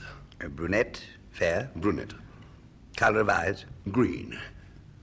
She's a very beautiful woman, Mr. Simon. Well, it's not much to go on, Mr. Karadine. We'll do our best. Can I have your home address? Certainly. 24 Abbey Road, St. John's Wood. And if you want to contact me by phone, you'll find us in the book. But I'll keep in close touch with you. You've tried the relatives, you've called your friends. Isn't it possible that they may be hiding her? For what reason, Mr. Simon? I don't know. But in this business, Mr. Karadine, we come across some very curious things. I think you'd better give me the addresses of family and your immediate circle of friends. Having done so, John Karadine left. I summed up what I'd learnt from him. It was distressingly meagre, as I pointed out to Agent Paul Studdy. Yeah, she could be anywhere. I wonder if she's left the country. Why do you say that? Oh, a rich dame. Maybe took it into her head to visit the south of France, Costa Brava. In May, start of the English summer. Yeah, you got a point there. Still won't be any harm checking with the immigration authorities. Well, I'll do that for you. Well, I do what? Yes, I see what you mean. Take your pick. What was the servant's name again? Karadine called her Flippy. Could be short for anything. Philippa, Miss Phillips. Flippy. Well, maybe she knows more than she's telling. Anyway, we'll go dally a while with Flippy. I won't keep you long, just a few questions, you understand? Yes. Did Mrs. Karadine tell you where she was going? No. Did you help her pack? Yes. What did she take? A suit, 3 dresses, shoes, underwear, night things, and 1 or 2 odds and ends, souvenirs and whatnot. Souvenirs? Yes, little things she had on her dressing table. There was a clock set in shatterproof glass, from the early days, I think, when they started in business. Mm-hmm. And what else? Sounds a silly thing, I know, but there was a Mickey Mouse toothbrush holder. Plastic? Yes. Go on, anything else? Yes, Mr. Karadine's RAF identification tags. They used to hang on a bit of string on Mrs. Karadine's mirror. Ever so fond of them she was. I see. When you helped her pack, did she say anything to you about where she was going and why? I've been over this 100 times with Mr. Karadine. She rang for me. I walked in and saw her crying. I want you to help me pack, Flippy. Why, what on earth's the matter? It's nothing you would understand. I'm going away. Something's upsetting you. What is it? I just got to get away, that's all. And I must go now. Don't ask me why. But this is so unlike you. Does Mr. Karadine know you're going? No. That's why I'm going now. Before he comes back. Oh, it's none of my business, but you and he... Well, you're so happy together. Why do you want to run away? Because I've got to.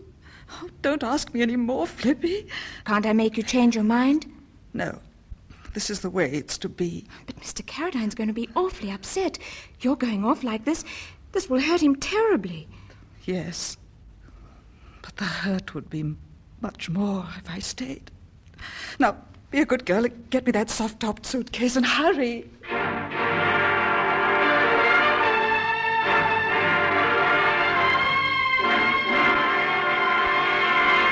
She cried cried like a baby when she left the house. I didn't know what to do. You see, it wasn't really any of my business. I mean, I'm only an employee here. I was in two minds whether to phone Mr. Karadine or not, but it would have been useless because by this time she'd have gone anyway. I was terrified of him coming home. I dreaded having to tell him. Mm-hmm. And you say they were happy together? Terribly. It's like I want it to be for me when I get married. Did she walk, take a cab, or take a bus? Taxi from the corner. There's a rank there. Hmm. Well, thanks, Phyllis. Call me Flippy. Everybody else does. Okay, Flippy. I better be going. Got a lot to do. You will find her, won't you? If I have to knock myself out in the process.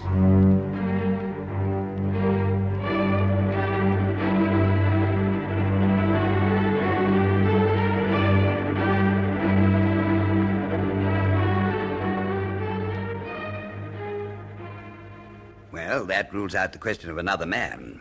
If a woman's running off with her lover, she certainly wouldn't take things of sentimental value with her. Things like the clock, the toothbrush stand, and the identification tags. I don't know.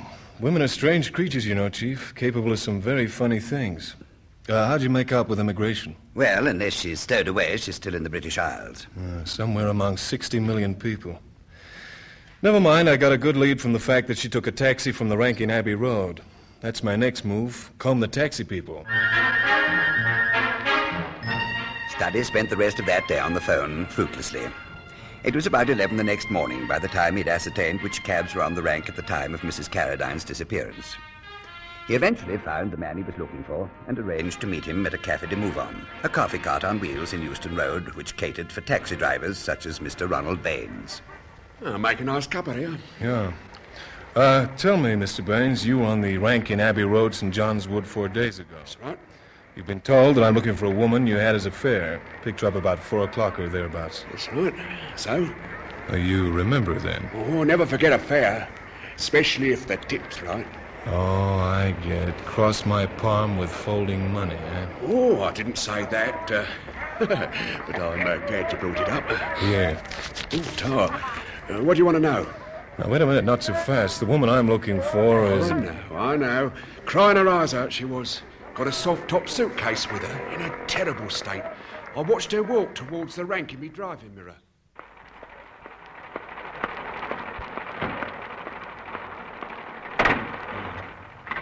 Where to, lady? Lady? Oh, I'm so sorry. Yes? Where to? Oh, dear. Take me to the station. Waterloo, King's Cross, Euston, Paddington, Victoria? Euston. Yes, take me to Euston. Anything else? Did she say anything apart from what you've told me? Oh, not another word, except to thank me. Oh, she was upset about something, all right. Very touching. Gave me a nice tip, though. Yeah, from a financial point of view, you're very touching yourself. Euston serves the west and northwest of England and also provides access to Northern Ireland. Ireland? Yes, the boat train from Liverpool. Oh, before I forget, Flippy phoned. The Karadine soon. What does she want? I don't know. I didn't speak to her. But apparently it's rather urgent. You better phone her right away. Here. Thanks. What's the address of Mrs. Karadine's family? They live in Chester. Is Euston the station for Chester? Yes.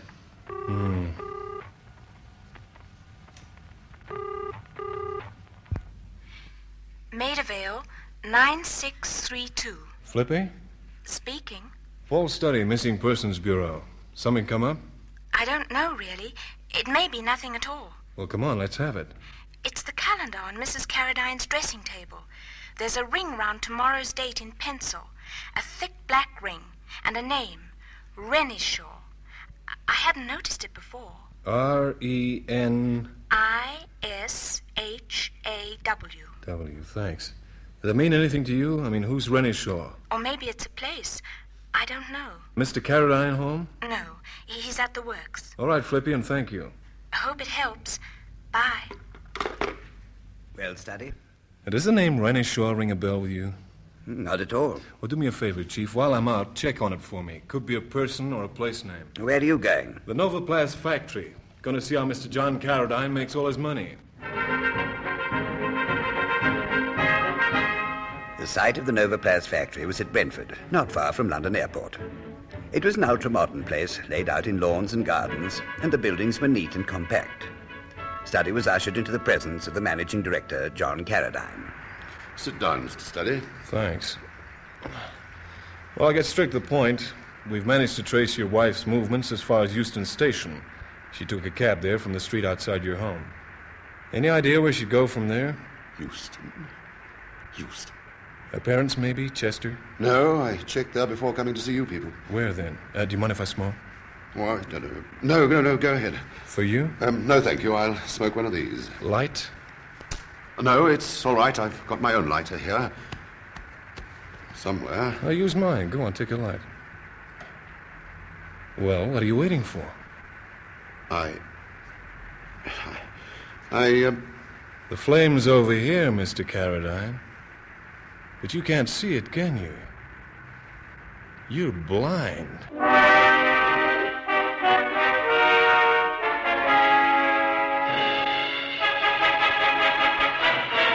Henry Simon returns to continue the story in just a moment. You are listening to Address Unknown, presented by Colgate-Palmolive. And here again is Henry Simon.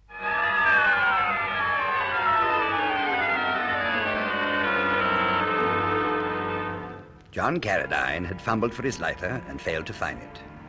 He couldn't continue to ignore the light being offered to him by Studdy. He leaned forward expectantly, the cigarette in his mouth. But he'd turned in the wrong direction. The truth dawned on Studdy as he saw twin flames in the lenses of Karadine's dark glasses, which we'd mistaken for sunglasses. Yeah, things fall into place now. Your early arrival at our offices before any of the staff, so that you could feel your way around, find a chair. And your description of your wife. Silky hair, smooth complexion, long eyelashes. All the things you knew by the sense of touch. It's quite enough, Mr. Studdy. Now, please go. Yeah, but why keep it such a secret? I said, please go. Why hide your disability? Get out!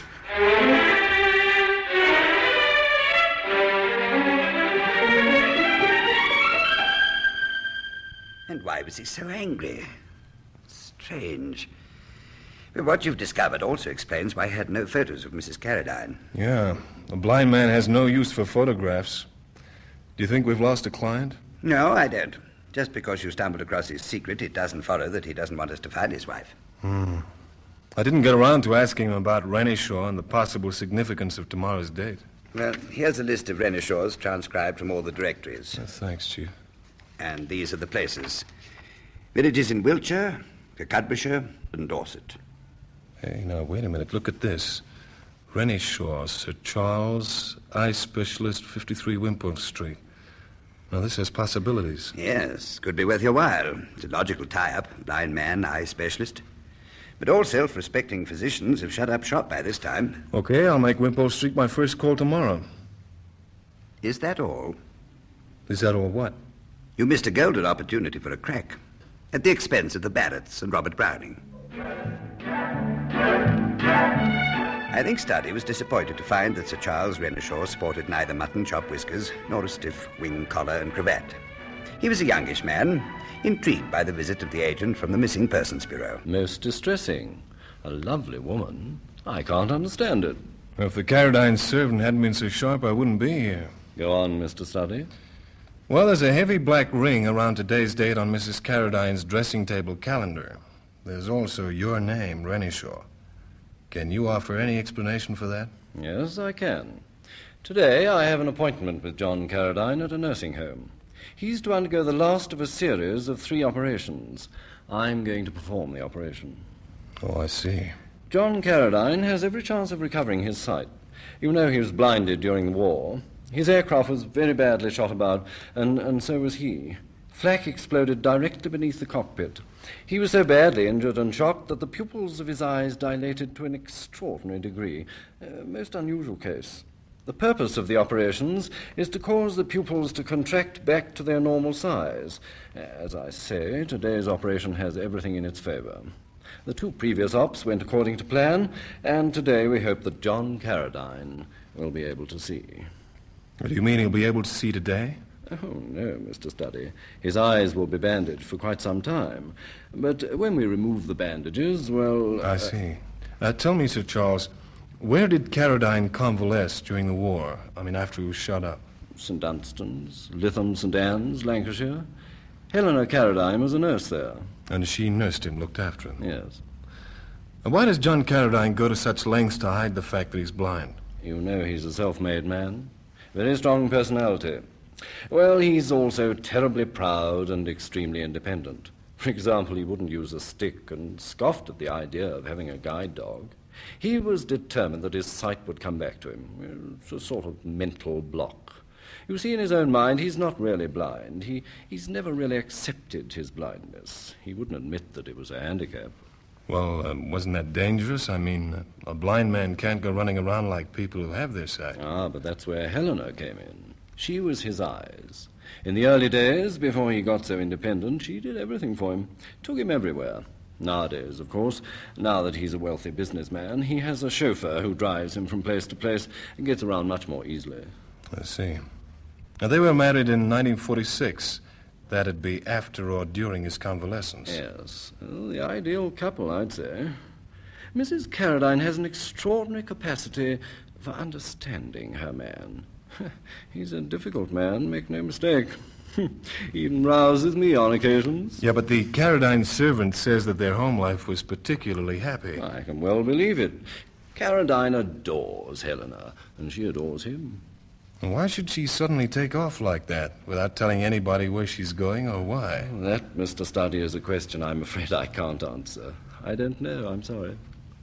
And the operation's today. Now, when do you think the bandages will come off? Oh, I should think in about 10 days' time, about the 26th. And do you think Karadine will be able to see? If all goes well, yes.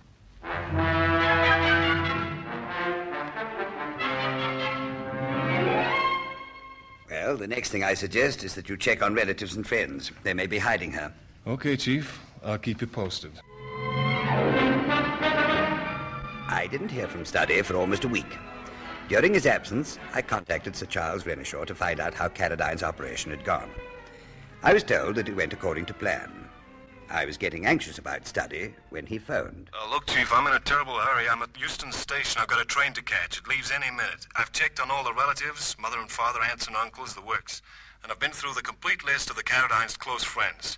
I've just had me a great idea. Well, tell me about it. Where are you going? Sorry, Chief, got to run. There goes my train.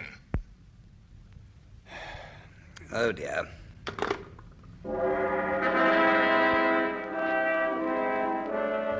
This time, Studdy was away for a further 2 days. There was no phone call, no telegram, no indication whatsoever of his whereabouts. And then in the early afternoon of the 9th day, he burst into my office. Hello, Chief. Where on earth have you been to get a tan like that? The south of France? No, Lytham St. Anne's, a genteel seaside resort for the aged and sick people. There's a St. Dunstan's hospital there, too. Look, Studdy, sit down and tell me quietly. Okay. I don't know what on earth you're talking about. Well, the long and short of it is, I found Helena Karadine. Where? I just told you, St. Dunstan's, Lytham St. Anne's. She was working there as a nurse. And what stroke of genius took you to Lytham St. Anne's? Well, during my routine checking, I found myself in the vicinity of Euston Station. You know the travel posters outside? Yes, go on. Well, there was one for Blackpool, the Tower, Circus, Fun and Frolics, and right next to it, there was another poster. Quiet, sedate, advertising the leisure to be found at Lytham St. Anne's. The taxi driver dropped Mrs. Karadine at Euston. Lytham St. Anne's, Euston, St. Dunstan's. Get it? It was a chance worth following up, and it paid off. Now, this is splendid news. Where is she? She's outside. Well, bring her in. Okay, but prepare yourself for a shock. Why, what's wrong? You'll see. Will you come through, Mrs. Karadine? Mrs. Karadine, this is Henry Simon. How do you do, Mr. Simon? I hoped I didn't appear rude, but I was very taken aback. Karadine had described his wife as beautiful. Sir Charles Renishaw had called her a lovely woman. But she was plain. Very plain. Almost ugly.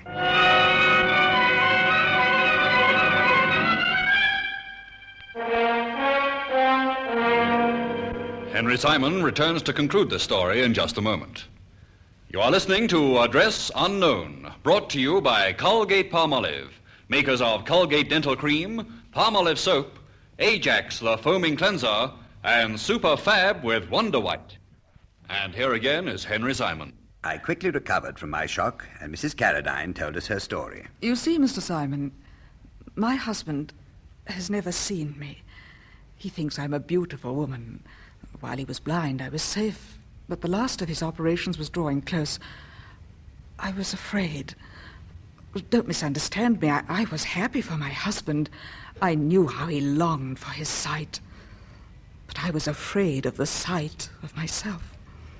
I panicked, having nursed my fear for a long time, and ran. It was only in the taxi that I decided to go back to nursing. But Mr. Studdy here persuaded me to return to London. I realized that I can't run away from this thing all my life. That's all. I think you're a very brave woman, Mrs. Karadine. I suggest we make an arrangement for you to see your husband tomorrow. That's when Sir Charles is removing the bandages. I put the proposition to Sir Charles Renishaw, and he agreed to the meeting. Studdy and I accompanied Mrs. Karadine to the clinic in Hardy Street, where we were met by Sir Charles. Ready, Mrs. Karadine? Yes. Can he see? Yes, he can. Thank you. A visitor for you, Mr. Karadine. Helena. Oh, my dear.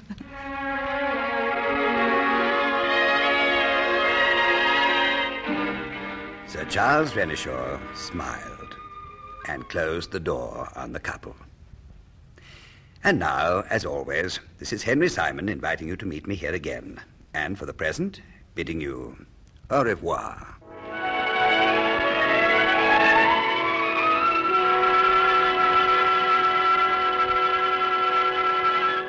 Colgate-Palmolive invites you to listen next Friday evening at 8 o'clock when Henry Simon will introduce another story in their gripping and unusual series, Address Unknown.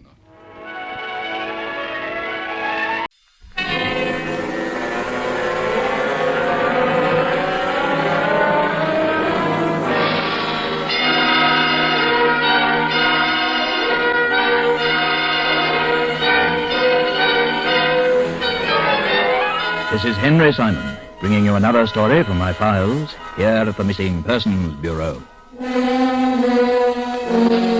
In these stories of the Missing Persons Bureau, dramatized for Henry Simon by Ross Napier, names and addresses have, for obvious reasons, been changed. In one moment, the search for Edmund Marshall, address unknown.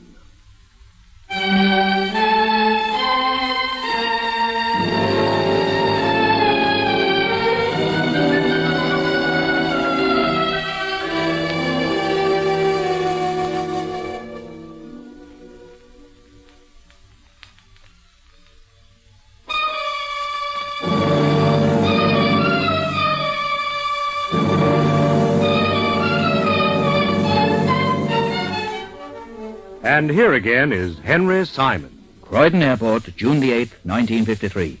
A crowd of newspaper photographers and reporters had gathered at one end of the tarmac as a small single-seater monoplane touched down at the other, racing to a halt some 30 yards away. The group broke up, swarming towards it, as a solitary figure climbed out of the cockpit, his face smudged with grease, his dark hair swept back by the breeze. Hold it right there, Eddie. Yes, let's have a big smile, Mr. Marshall. Hi, Eddie, look at the birdie. Yes, come on, here, do it. Edmund Marshall was back in his homeland after 4 months of motor racing on the continent. He hadn't won a single race during that time, or for that matter, a place. In fact, he'd only finished in 4 races out of 18, and then well back in the field. But as the only son and heir of Sir Hilary Marshall, multimillionaire and textile magnate, his name was news, and his activities had been highlighted in every quarter of the globe. Here was a man who had no fear of death, who seemingly wished to die, yet who had everything possible to live for. Edmund Marshall, racing driver, stunt pilot, international adventurer. What brings you home, Eddie? Old boy put his foot down. Hey, low on funds, Eddie? Pocket money been cut, eh? We understand, Mr. Marshall. No one could possibly exist on a mere $500 a week. All right, boys, give it a break. I'm tired and I want to clean up and get changed. Now, just run along, will you? Let a man breathe some fresh air. Hey, where's the old man, Eddie? Why isn't he here to meet you? I wouldn't know. Another bust-up, Eddie. None of your business. Now, get out of my way. Oh, come on, Mr. Marshall. Get that thing out of my face. Hey! You asked for it. Next man comes within swinging distance, I won't just bust his camera, I'll bust his face.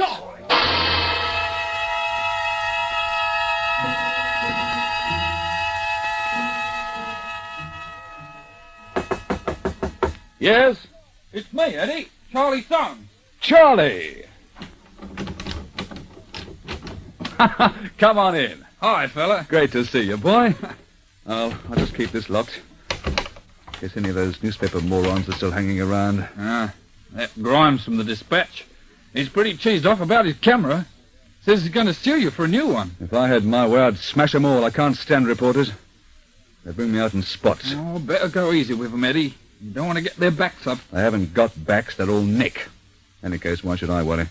I'm immune to their slings and arrows. Some of those same arrows are mighty sharp. They can penetrate a long way. Not through my hide. As far as I'm concerned, they can write me up as they please. It's your father I was thinking of. That's who they were thinking of, too. I never know how close they were to the mark, either. Had we had another row, had I been ordered home at the point of a banknote. Well, were you? Yeah. He phoned me in Paris day before yesterday. Told me if I wasn't back by the end of the week, he'd stop my allowance. Once more, I have a horrible feeling he meant it. Well, I can't say I blame him. You're his only son, Eddie. He thinks the moon shines out of you. It'd be the end of him if you went off and got yourself killed. Haven't I ever told you? I'm indestructible. I lead a charmed life. Look, Eddie, there's such a thing as having too much nerve, my boy. You turned over in your last 6 races. 7. That Belgian one. I heard a description over the radio. The commentator was right on the spot. He practically read out an obituary. Said you didn't stand a chance of coming out of it alive. Also said it was your own fault. So it was. I know. I saw a newsreel of it later. You must have spun 50 feet in the air. Flying without wings. You should try it sometime. It's quite a sensation. Don't you feel anything, Eddie? Doesn't it make you, well, just a little bit shaky? Surely. If it didn't, it wouldn't be any fun. Fun? I've called out of so many blazing wreckages, I've got Houdini turning cartwheels in his grave. One of these days, you won't cry out. So what? I wonder much about it, will I? Besides, who wants to die in a bed?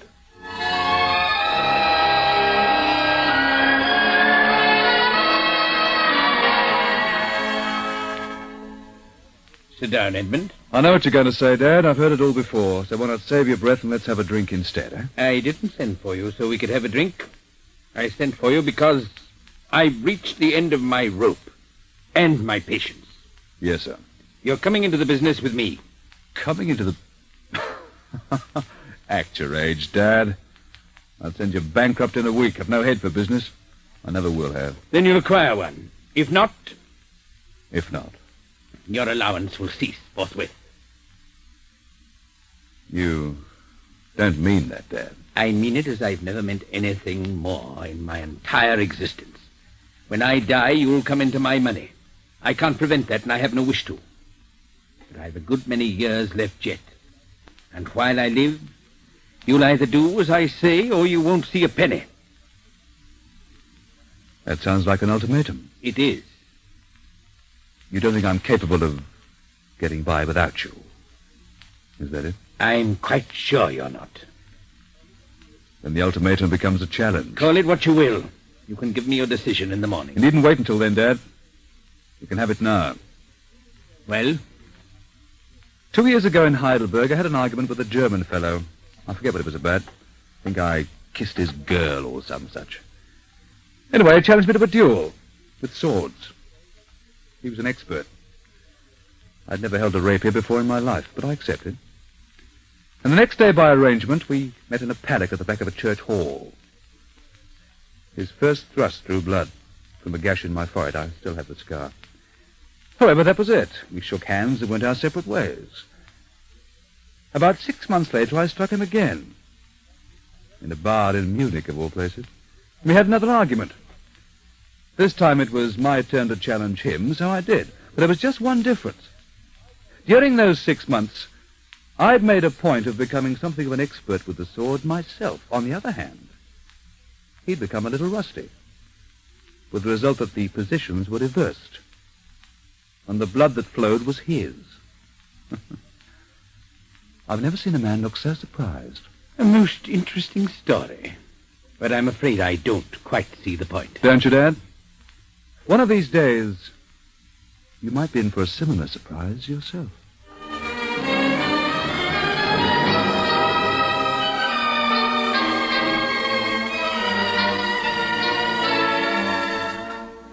That same evening, Edmund Marshall left his father's house, taking nothing with him except the clothes he stood up in.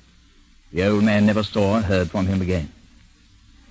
2 years later, he suffered a severe stroke, and on his deathbed held the following conversation with his lawyer, Felix Allerton, who was also one of his closest and most trusted friends.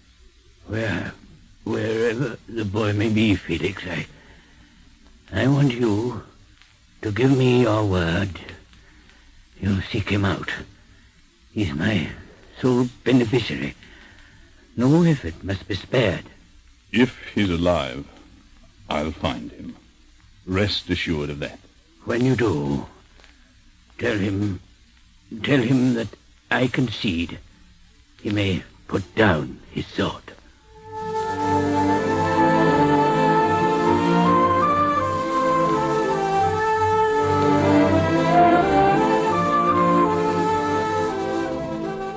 For the Missing Persons Bureau, this story had its beginning on an afternoon in the September of 1955, when I was visited here in my office by solicitor Felix Allerton, a tall, spare man who explained that he'd been unable to find any trace at all of Edmund Marshall.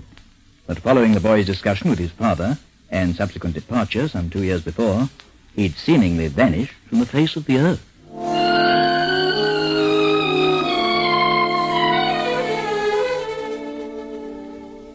I've made inquiries everywhere, Mr. Simon. Mm-hmm. I've even advertised in the press to not the slightest avail. The boy's completely disappeared. His friends haven't seen him? No one has. Odd for a young man who was so very much in the public eye to fade from sight altogether. Particularly someone like Edmund. Incidents seem to follow him about. Incidents that more often than not resulted in newspaper headlines. He was totally irresponsible, didn't seem to care two raps what he did or how he did it, so long as there was an element of risk attached. And yet, he had definite strength of character, as he proved by cutting himself off so completely from his father. Yes. Despite their many differences of opinion, the old chap thought the world of him. How old would he be now? Just 28. I remember he was dead keen to get into the war. He came of age just a few days after peace was declared. From the sound of him, he'd have made a natural soldier. A trifle too natural. What of his mother? She died when he was only a lad. I've often thought it was largely because of that he turned out as he did. He badly needed the guidance of a maternal hand. Did he have any romantic interests at all? Oh, none of any consequence that I know of, although he was always a great one for the ladies. Any particularly close friends? About his closest, as far as I can ascertain, was a fellow named Soames, Charlie Soames. He's some sort of mechanic, has a job at Croydon Airport. As a matter of fact, I believe he used to look after Edmund's plane for him. Well, what happened to that plane, by the way? Well, it's still there in the hangar. Hasn't been touched since he arrived home from Paris to see his father. The same with his cars. Cars?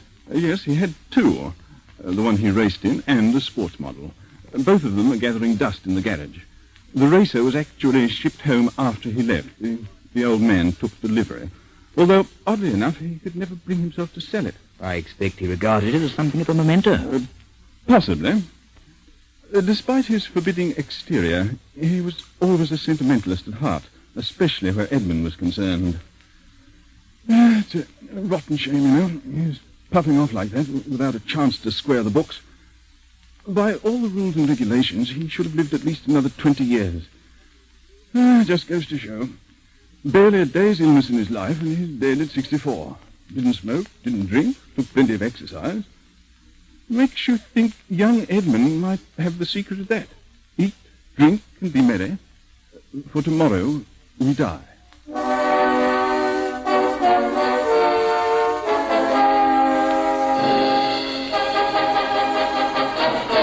Henry Simon returns to continue this story in just a moment. And here again is Henry Simon.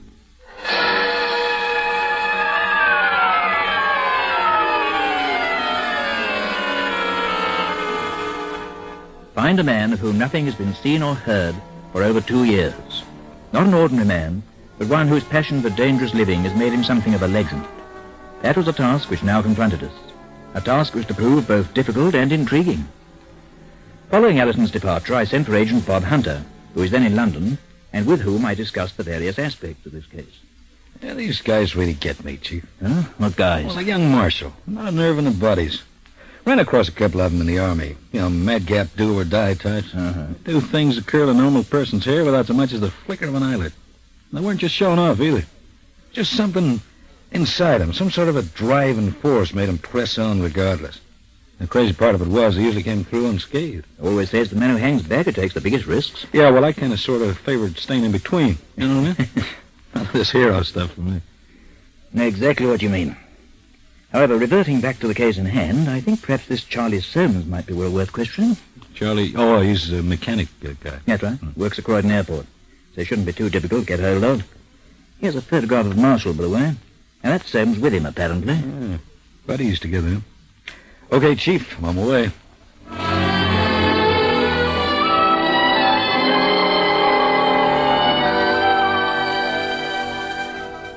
Charlie Soames was a shortish man, stockily built, with thin, sandy hair receding at the temples, and a freckled countenance which blended with his fraying, oil-spattered overalls and the old Air Force beret which he wore upon his head. Yeah, that's right, Mr. Hunter. Eddie and I were pals for years. But don't ask me where he is now, because I haven't the faintest idea. I haven't set eyes on him since that day he got in from Paris. I remember there were about 50 reporters lined up to meet him. He smashed one of the photographer's cameras. Oh, publicity shy, huh? Well, you wouldn't think it the way his face was always in the papers, but he was. He hated being made a fuss of. He came back from Paris to see his father, isn't it? Yeah. Yes, he wasn't any too popular in that direction. What happened between them, I wouldn't know. I never saw either of them again. Knew the old guy? That I did. A whiter man you'd never hope to meet. It was hard, but he was fair. Always he had a good word for you. Yeah, too bad his dying so sudden. I didn't even know he was sick till I read about the funeral. Tell me a little bit more about Eddie. Did he have many friends? Not too many, no. No, he wasn't easy to get along with. Unless you knew how to take him. He used to have these black moods and nothing was ever right. Yet other times he was as meek and mild as a kitten. What about his love life, or didn't he have one? Oh, there was usually a girl in the picture somewhere. He had about a dozen in every city. It got so he couldn't remember their names. Well, there wasn't anybody special? Well, the only ones who ever meant anything to him were Linda and that Italian actress. An Italian actress? Yeah. I never met her, but he told me plenty about her. What was her name? Virago? Varesco, that was it. Alida Varesco. Allie, he called her. Alida Varesco. Yeah. She hung out in Rome somewhere. That's as much as I can tell you. I don't think she was any great star, but from what Eddie said, she used to do okay. This other one, Linda, was it? Linda Forrest. Oh, she was really the goods. He was teaching her to fly at one time. Used to bring her out here a lot. She caught on pretty quick, too. Oh, what happened to her? Nothing that I know of. I suppose she's still around. The relationship didn't come to anything. Oh, no. Linda was too sensible to get herself involved with someone like Eddie. She went out with him quite a bit, but that's where it stopped. Yeah. How about his feelings? Oh, he was pretty keen on her, but I don't think he was ever in love with her or anything like that. She was plenty of fun, and he liked being with her. Same with this Allie. Only I've got an idea she might have been more his way than he was hers. She was always writing to him. From Rome? Yeah. Getting back to Linda, you wouldn't know where I could reach her, would you? No, I don't know where she lived, but she worked for the Clarion. The Evening Clarion? Yes, she was a reporter of some kind. I thought he didn't care for reporters. She was the exception. He used to say she was the only one he ever met who never got personal.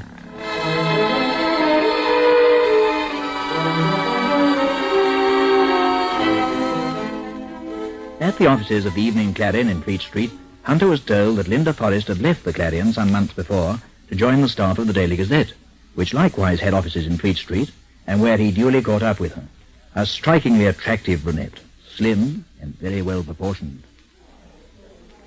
I'm afraid I can't tell you much more than you already know, Mr. Hunter. Mm-hmm. Edmund was just one of those people you couldn't anticipate.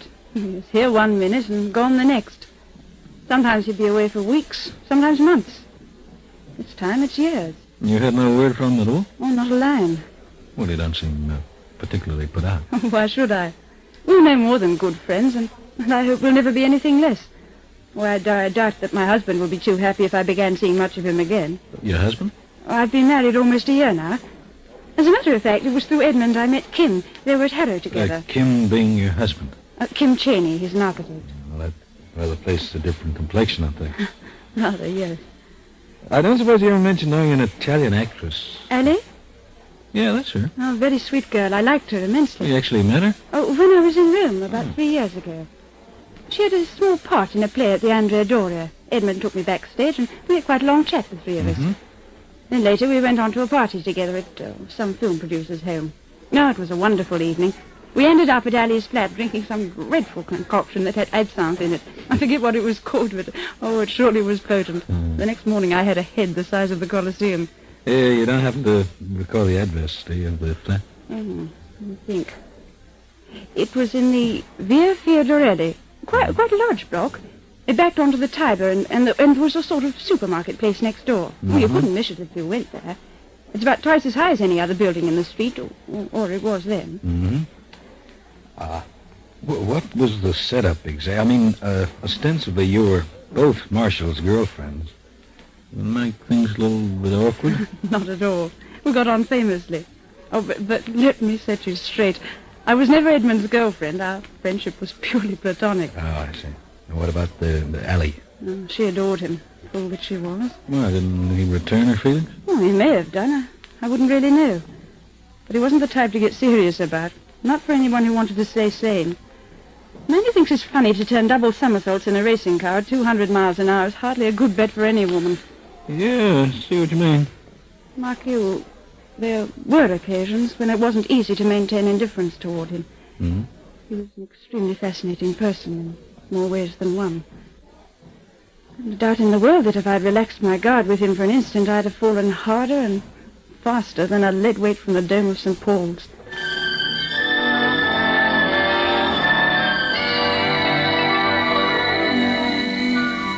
At 9:30 the following morning, Hunter boarded a plane for Rome, arriving in that city some 6 hours later, and proceeding from the airport by cab to the Via Fiordorelli, where he had very little trouble in locating the block of flats in question. A 10-story building backed by the Tiber, and flanked on one side by a supermarket, and on the other by a war memorial. In the foyer was an inquiry or service desk, and behind it, reading a newspaper, sat an elderly, graying-haired man. Pardon me. Desidera qualche cosa, signor? Robert, my boy, here's a big opportunity. Signorina Alida Varesco, sta qua? Sì, signor. Piano 8, appartamento 43. Doing real great. Could you give me that a little slower? Più lento, per favore. Appartamento 43. Piano 8. You know what? 8-4. Piano 8, yeah. Appartamento 43. Flat 40. 40? 3. Ah, 43. 43. Sì, 43.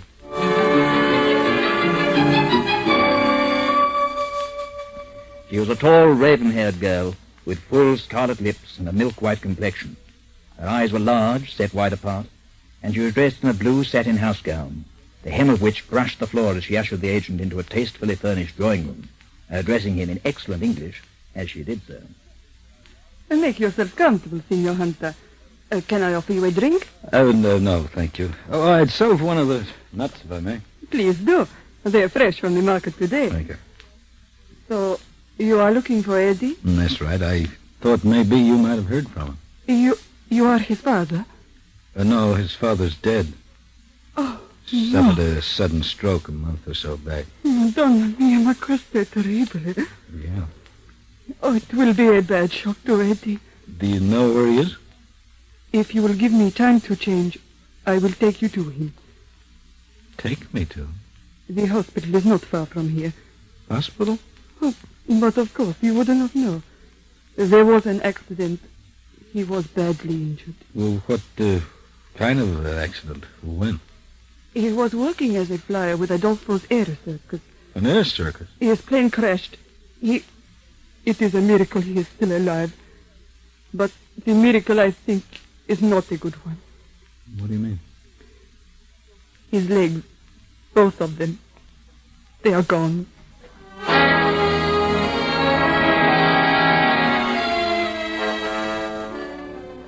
En route to Rome's Garibaldi Hospital on the fringe of the Villa Borghese, Ali D'Avaresco told Hunter how Edmund Marshall had come to Rome shortly after the break with his father, of the various jobs which he'd held during the previous 2 years, and finally of the disaster that had overcome him, a disaster which had culminated in the amputation of his legs and left him a helpless cripple for life.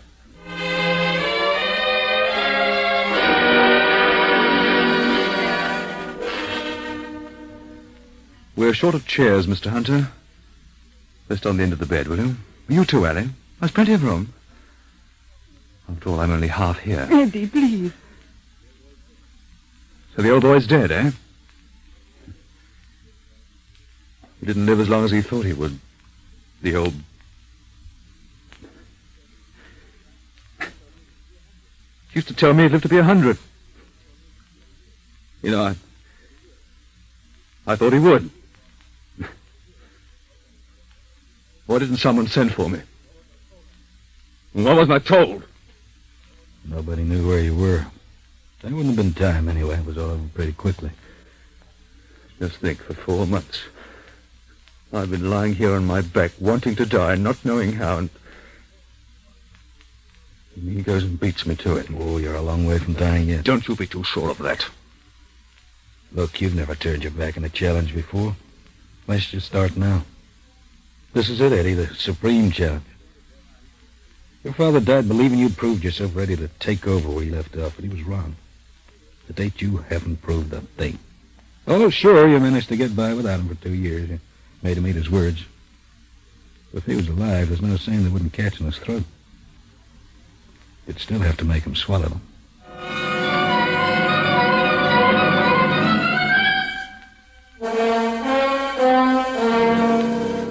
Henry Simon returns to conclude this story in just a moment. And here again is Henry Simon. A further 4 months went by before Edmund Marshall finally returned to London to take over the reins of his father's business. It was his own decision so to do, and he's since proved himself more than worthy of the task. Aided, I might add, by Ali D'Avaresco, who is now his wife. And now, as always, this is Henry Simon, inviting you to meet me here again, and for the present bidding you au revoir.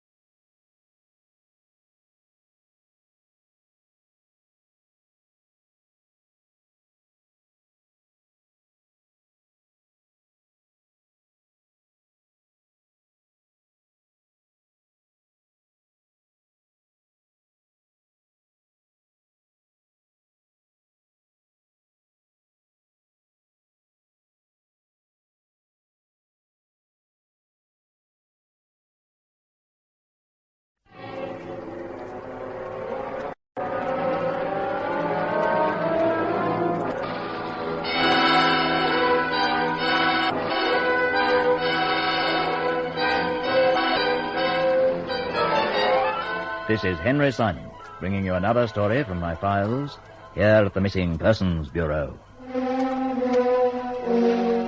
In these stories of the Missing Persons Bureau, dramatized for Henry Simon by Ross Napier, names and addresses have, for obvious reasons, been changed. In one moment, the search for Franz Buller. Address unknown.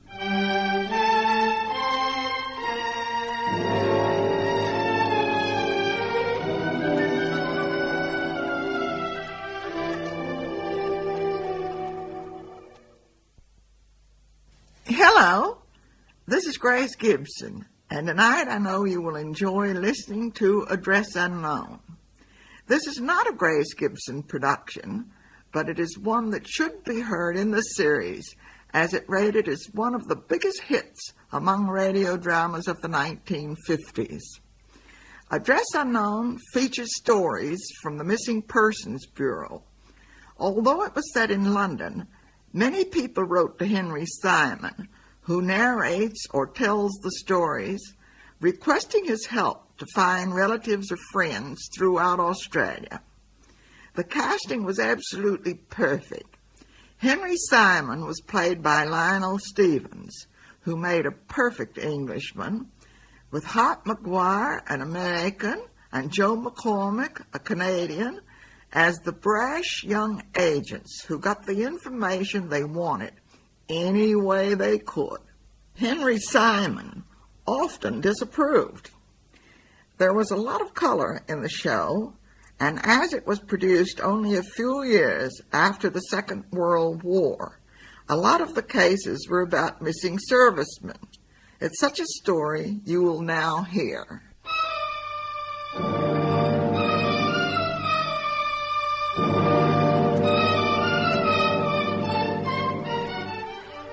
And here again is Henry Simon.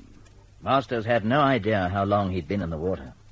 The last thing he remembered was the fleeting sensation of being hurled through the air, a sharp jerk as his parachute had opened, then darkness. He had no feeling in his legs, and his right arm was numb from the elbow down. The water was cold.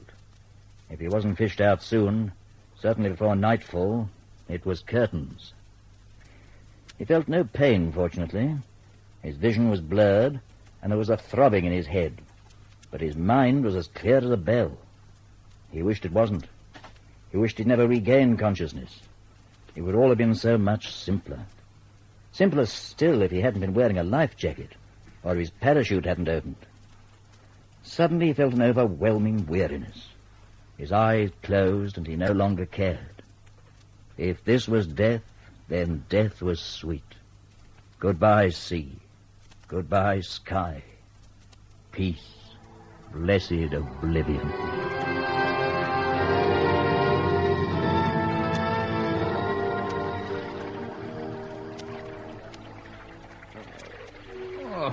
Nur die Ruhe, alter Junge. Siehst gar nicht gut aus. Da, versuch mal ein bisschen von dem. Trink. Guter Junge. Nur schön ruhig jetzt. Besser? Who the blazes are you? My name is Franz Buller. You're Yes, I'm a German. But do not worry. I bear no grudge against you. No, lie still. You are too weak to sit up.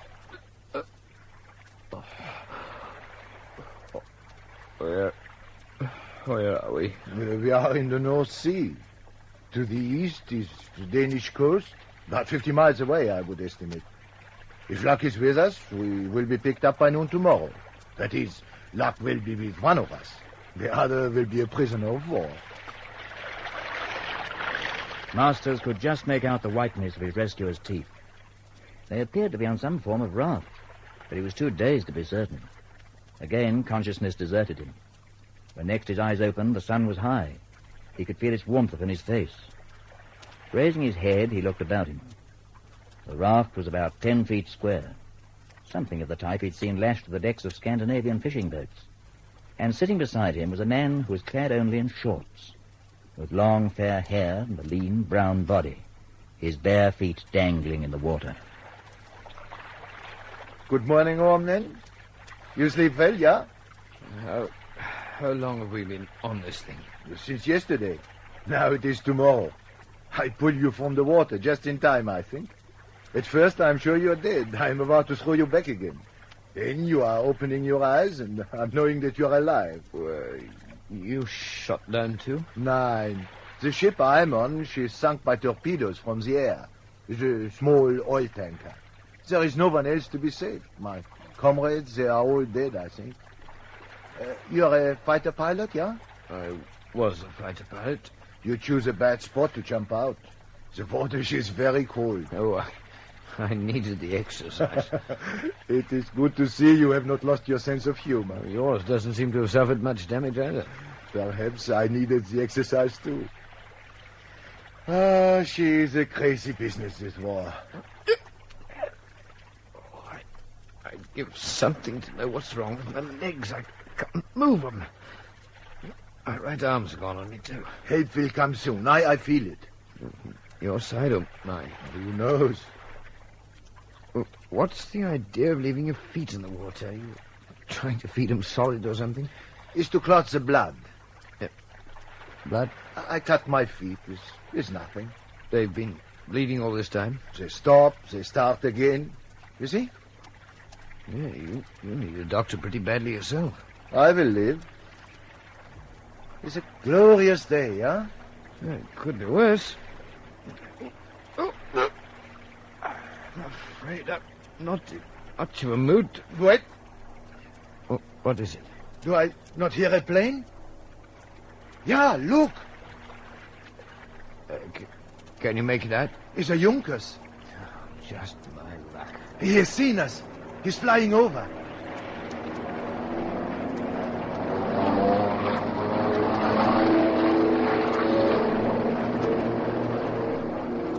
Did I not tell you help would come? Help of the wrong kind. Oh, wrong for you. But be of good heart, my friend. You will be well taken care of. And the war, she will not last long. Already we have won. It's just that you stubborn British refuse to realize it.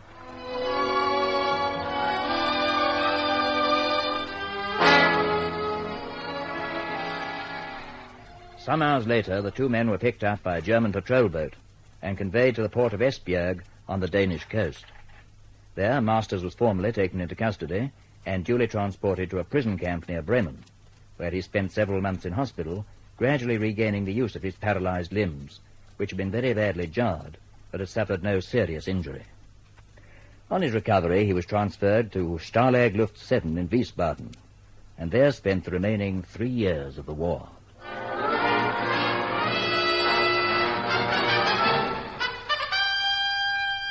For the Missing Persons Bureau, this case had its beginning in the October of 1947, when I was visited here in my office by Masters himself, who recounted the story of his rescue and subsequent survival, stating that he was very anxious to locate the man who had saved his life.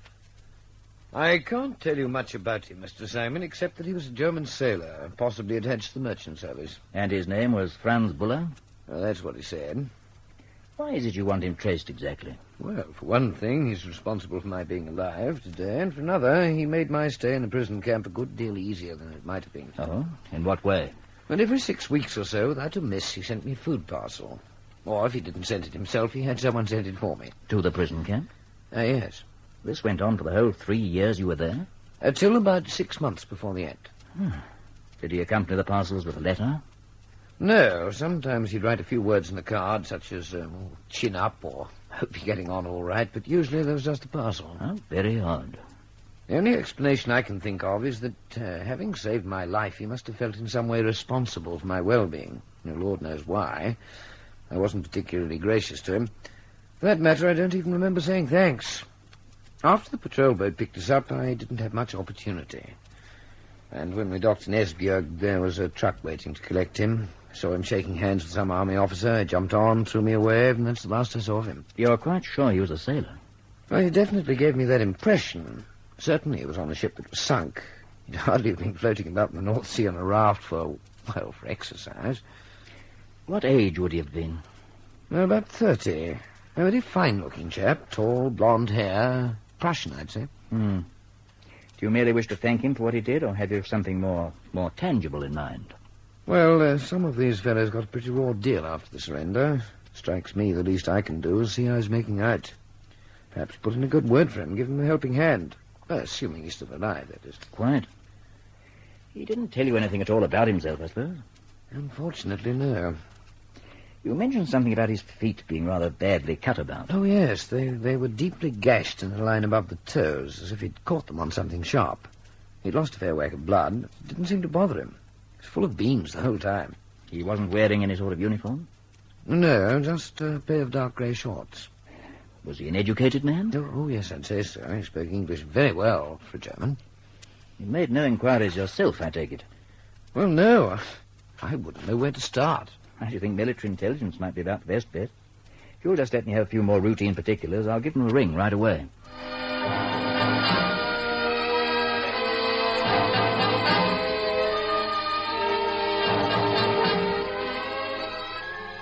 Following my client's departure, I put through a telephone call to Major Ralph Thomas of Military Intelligence.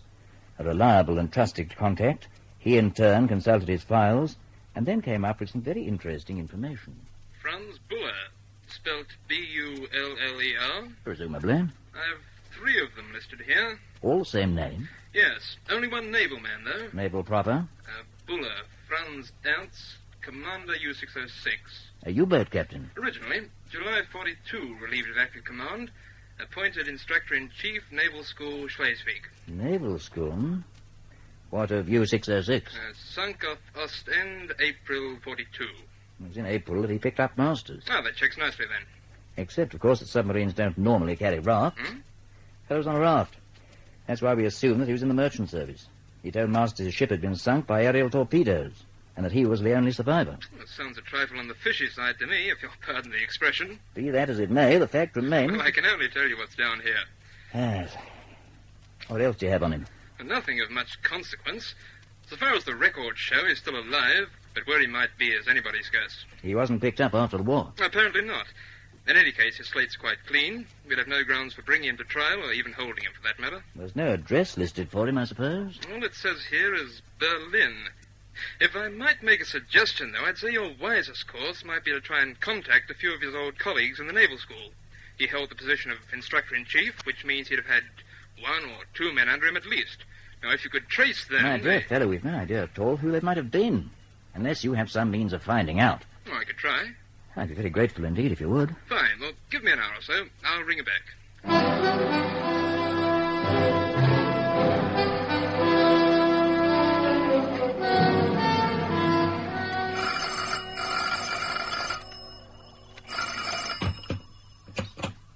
Simon? Hello, Henry. Ralph Thomas here again. Yes, Ralph? I think I might have something. In November 45, the Americans picked up a fellow named Fritz Adlerschloss in Hamburg. He was attempting to organize some form of resistance against the Allied forces after the surrender. Got 2 years, which means he's still on the inside. Well, what about him? Well, according to his credentials, he was formerly a naval officer attached to the same school Buller was, in Schleswig. They were both there at the same time? As instructors, yes, for over 12 months. Very interesting. Where's he being held? The Yanks have him in a prison camp at Kesselmund. But if you want to question him, you'd better make it quick. Oh? He is due to be released at the end of this week.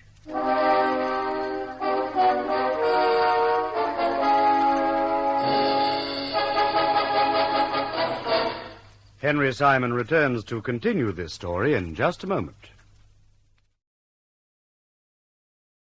And here again is Henry Simon.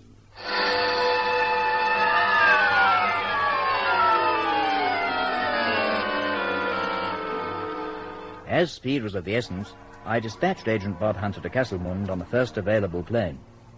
On his arrival, a little after noon the following day, Hunter went direct to military headquarters in Wittenstrasse, where he duly obtained a permit to visit the prison camp in which Fritz Adlerschloss was serving the final days of his 2-year term. Later, in the presence of a woman interpreter, the agent interviewed Adlerschloss in his cell. From 1942 to 1944, you were attached to the Naval School of Schleswig, is that right? Von 1942 bis 1944 waren Sie der Marineschule in Schleswig zugeteilt, nicht wahr? Ja, ich war ein Unterrichtsoffizier dort. He says he was an instructor there. Ich bin im Juni 1944 zum aktiven Dienst zurückversetzt worden.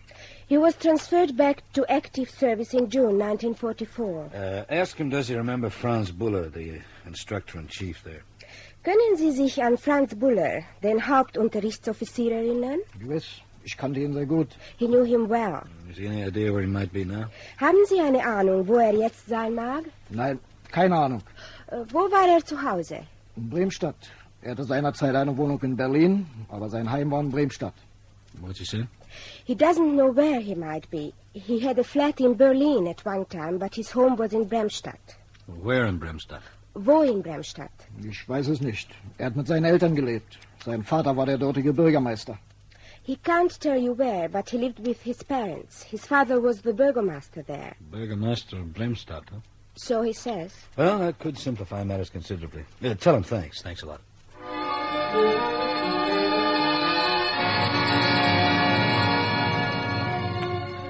Journeying from Castlemund to Bremstadt, some 70 miles south by train, Hunter went direct to the town post office, where he questioned the clerk in charge, a fat, jolly-faced official with a large nose and several chins, who obviously took a great delight in airing his knowledge of the English language, which at best was somewhat sketchy.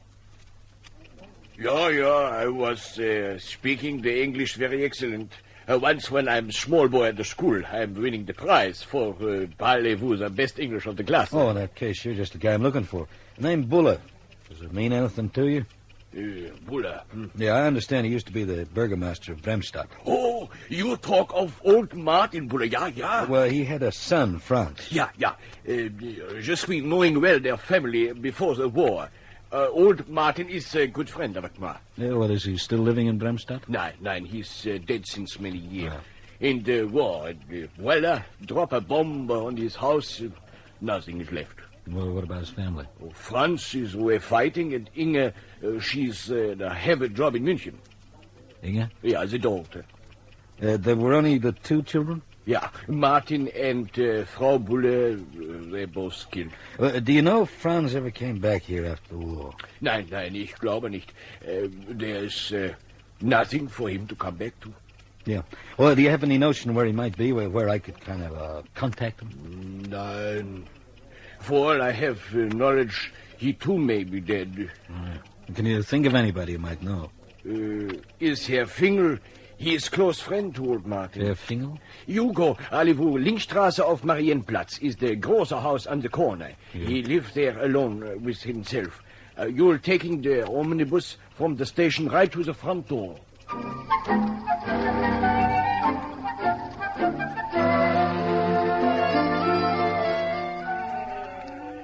Franz Bulle, yeah, fine young man. When he was a boy, I took him many times to fish in the stream beyond the fields. Then he grows up and goes off the war. Well, have you got any idea where he might be now? Nein, he does not come back. What about his sister, Inge? She goes to München to take a job. That was in the early part of the war, huh? Yeah. Was she still there, do you know? I'm told she is now married to an American soldier. In Munich? Yeah, he is of the occupation army. Where'd you hear this? Frau Knoke tells me. Frau Knoke? She and Inge grew up together. Oh, I see. I do not know if they are still in touch. You will have to ask her that. Oh, she lives near here? With her husband and small son. They have a flat in the block along the street. Come, I will point it out to you.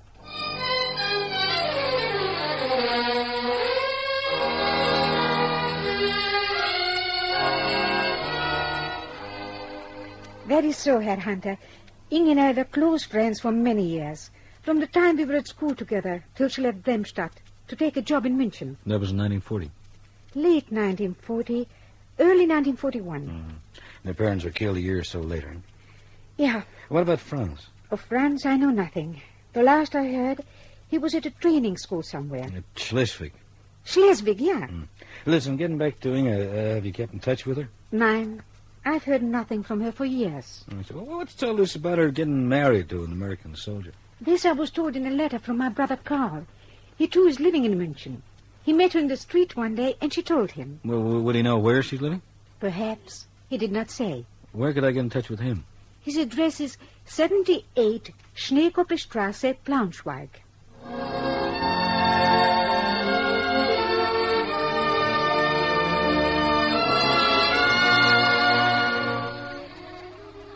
From Bremstadt, Hunter travelled 200 miles southeast of Munich and the outlying suburb of Braunschweig.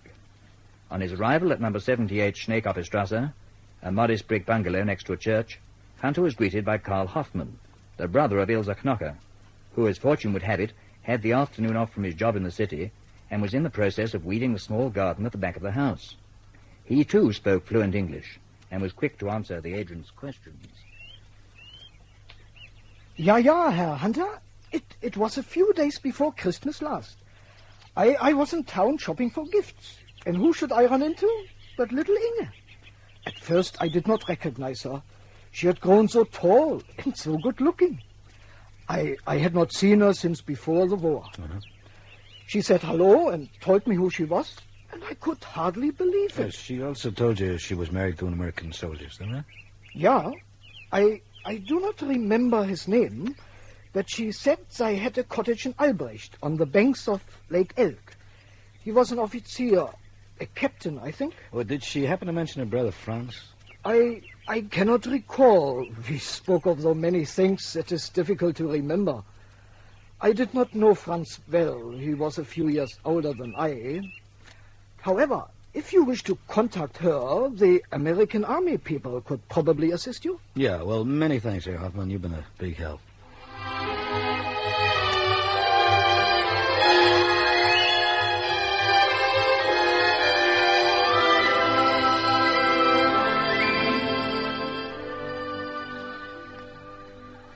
At U.S. Army headquarters in Kaiserstrasse, Hunter sought out one Major Errol Strange, an old acquaintance and friend he'd known for quite a number of years, who had been stationed in Munich since early in 1946.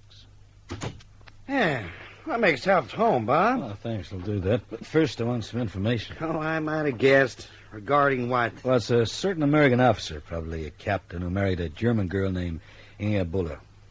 See, not Jimmy Stratton. Who's he? Been here as long as I have. He's a captain, has German wife. Name of Inge? Yeah, I wouldn't know her maiden name, though. Well, they don't happen to have a cottage in Albrecht, do they? Why, they surely do, down by the lake. I went over for dinner once. It's quite a neat little joint. Good. How do I get there? If you like, I'll run you out in the Jeep. Have to leave you there, though. I'm due back on duty at 3. No, that's okay. Jim is in Frankfurt for a few days, but Inge should be home. Fine. Let's go.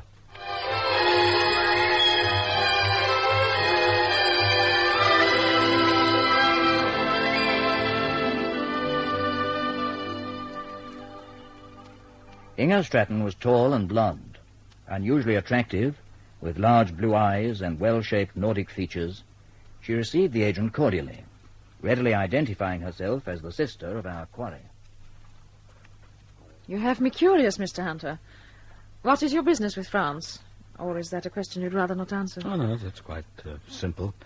During the war, he saved the life of a British flyer. He was... not the one who was taken prisoner. Yeah, that's right. Name of Masters. Alan Masters, yes. Oh, you knew about him? Franz told me. Oh, I see. Well, this Alan Masters, he wants Franz located. You know, kind of thank him, maybe repay him in some way. Oh, but how very kind of him. Oh, yes, he feels it's the least he can do. And apart from saving his life, your brother sent him food packages regularly the whole time he was in the prison camp. He did receive them, then? Oh, yeah, he got them all right. I had no way of knowing for sure. You see, Mr. Hunter, it was I who sent them. So, what do you mean it was you who sent them? Well, Franz wrote and asked me if I would. Oh. At the time, I had a good job, and I was able to obtain as much food as I wanted. Well, wait a minute. Some of the parcels had notes in them signed by him. No. Signed by me on his behalf. I see. Well, whichever one of you sent them, it was certainly a swell gesture and was greatly appreciated. I'm glad. Yeah, one thing that kind of puzzles me, how your brother came to be drifting about the North Sea in a raft. He was a U-boat commander, wasn't he? The U-boat was sunk. He and some of his men were rescued by a German oil tanker. Mm-hmm. A few hours later, the tanker itself was sunk. Franz was washed overboard in the initial blast. And a few minutes later, the whole vessel exploded.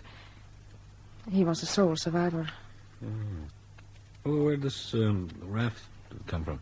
Oh, there were 4 of them lashed to the decks for emergencies. One of them must have come loose. Franz said he was in the water for hours before he saw it floating quite close to him. It was not long after that he picked up Alan Masters. I see. On his return to Germany, he was transferred to shore duty. His feet had been injured. He was unable to walk properly again. So they gave him a job as instructor at the naval school at Schleswig. Where he remained for the rest of the war, huh? Almost. A few months before the end, the school was badly damaged in an air raid. A large section of it was wiped out. Yeah?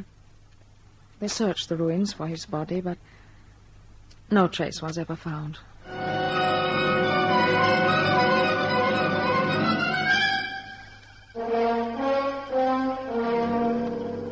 Henry Simon returns to conclude this story in just a moment. And here again is Henry Simon. Inga Stratton's information was later verified by military intelligence.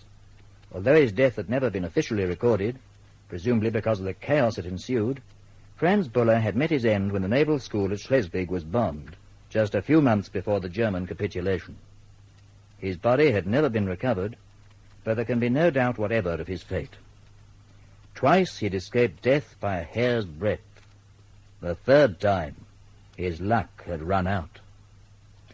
And now, as always, this is Henry Simon inviting you to meet me here again, and for the present, bidding you not goodbye, but simply au revoir.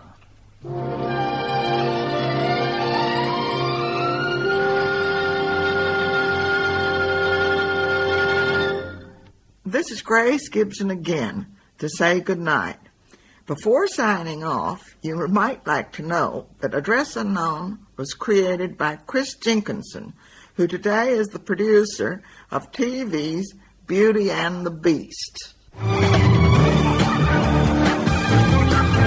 Grace Gibson's Golden Days, highlighting memorable moments from Grace Gibson Radio Productions.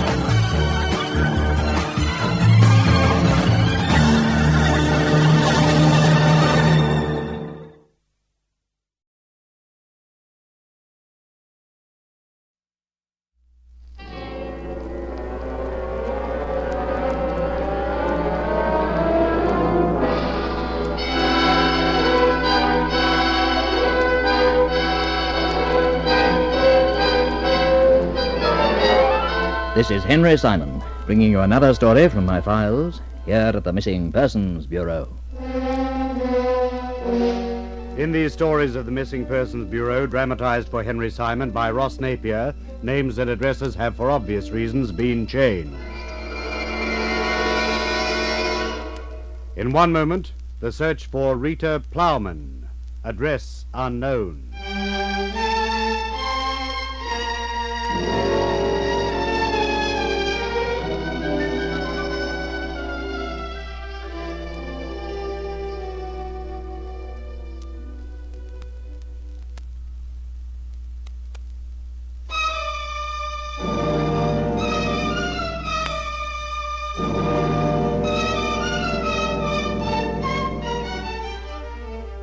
And here again is Henry Simon. She was young and pretty, with wavy auburn hair and large brown eyes.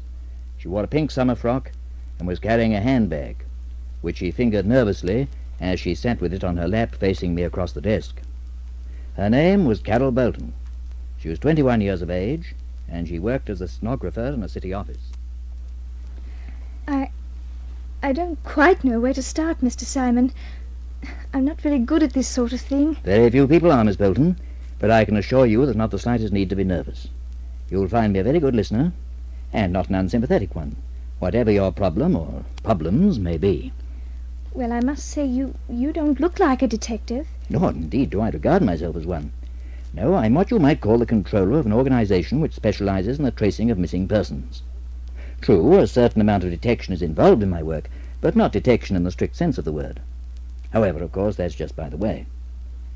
Now, to begin with, suppose you tell me just why it is that you're here. Well, it's my mother. Oh? My real mother, that is. I want her found. Your real mother? I was an adopted baby. Oh, yes? When I was 3 months old, I was found by my foster parents on the front veranda of their home. I'd been left there, presumably, by my mother. On the front veranda? In a basket.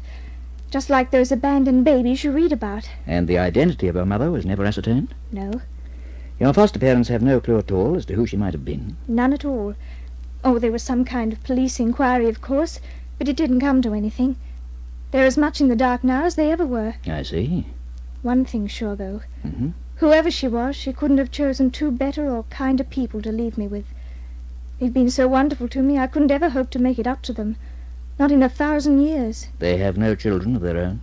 No, they weren't able to have any. That's why they adopted me. Although I think they would have done anyway. They're like that. When did you learn about your origin? When I was still quite young, about 6 or 7. They told you? Yes. They decided it was better that I should know. I'd have had to find out sooner or later. Yes, quite. This way I've grown up with the knowledge. It doesn't make any difference to my feelings for them. I couldn't love them more than I do. Do they know that you've come here? No, they don't. Or that you're so keen to have your mother traced? No. Don't you think they have the right to be told? Oh, they have every right. But I'd rather they weren't. Not just yet a while. Why? Because, well, I don't want to worry them. Do you feel it's a wise thing trying to contact your mother under the circumstances? For my own peace of mind, yes, I do. You harbour no grudge, then, against her for what she did? She must have had her reasons. What prompted you to make this decision, exactly? A few weeks ago, I turned 21. Yes? She wrote to me, Mr. Simon. Your mother? Yes. Oh, it was only a brief note, but... Well, when I read it, I knew I had to see her. Do you still have this letter? Yes, it's here in my bag. There's nothing much to it. She just wishes me luck and sends me her love. You don't mind if I read it? Please do. You haven't heard from her since receiving this? No. Did you show it to your foster parents? No, I thought it better not to. I see. Has the possibility it might be a hoax of some kind occurred to you? Well, it would have, but for one thing. Yes? The handwriting. What about it? Well, I should have mentioned that when my foster parents found me, there was a note pinned to my shawl, giving the date of my birth and asking them to take good care of me. They kept it, and when I was old enough, they gave it to me. I still have it. And the writing's identical? Oh, that you can judge for yourself. Here. Yes, it would certainly appear to be the same. There might be a few slight differences, but I think you'll agree the similarity's a little much for coincidence. Yes, I'll keep these for the time being, if I may. Of course. Now, you're still living with your foster parents, are you? Oh, yes. In their original house? Yes.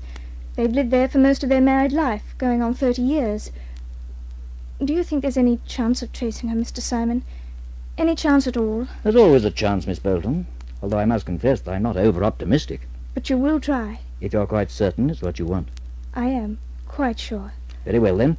If you'll be so good as to jot down a few routine particulars in this form, I'll have a man commence preliminary inquiries right away.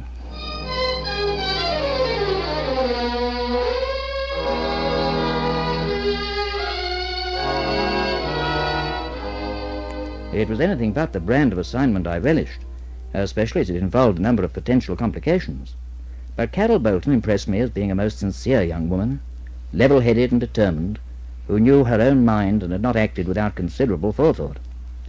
Accordingly, following her departure, I sent for Agent Bob Hunter. Dearest Carol, no doubt this will come as a shock to you, but I would like you to know on this, your 21st birthday, that you're uppermost in my thoughts, as you always have been and always will be. May God watch over you, my darling. Best wishes, oh, my loved mother. Well, what do you make of it? Well, quite obviously it's genuine. Not only the handwriting tallies, but the phrasing as well. No, I don't think there can be any doubt both notes were written by the same woman. And a woman of some education at that. Yeah, unquestionably. Odd she should so suddenly emerge from a shell after so long. Oh, I don't know.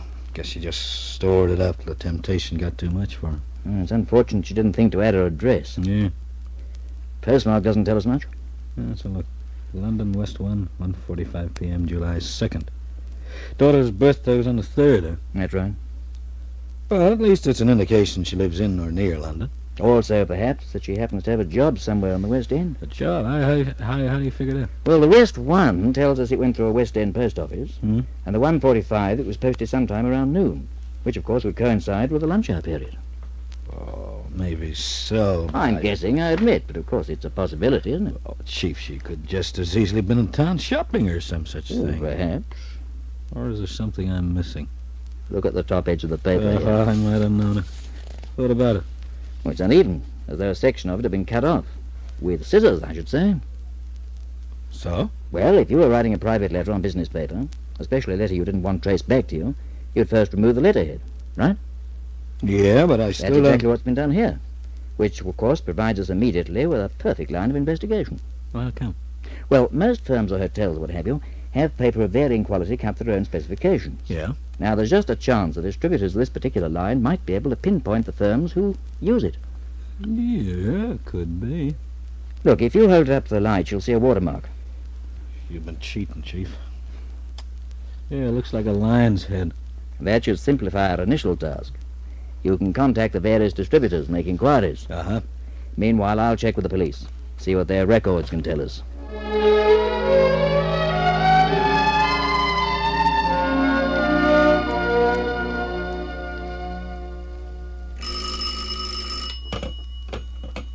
Yes? Bow Street Police Station calling Mr. Simon. Inspector Reams. Oh, thank you, Pauline. Put him through, will you? Yes, sir. Go ahead, please. Hello, Mr. Simon? Yes, Inspector? Oh, I have that information for you regarding Carol Bolton. Oh, yes. No trace was ever unearthed of the mother. It seems she just dumped the child and went into smoke.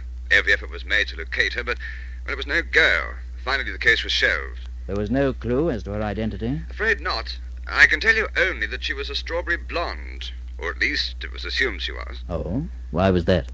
Apparently, several strands of her hair were found on the baby's clothing. Sorry I can't be a little more helpful, but, well, that's as far as we got.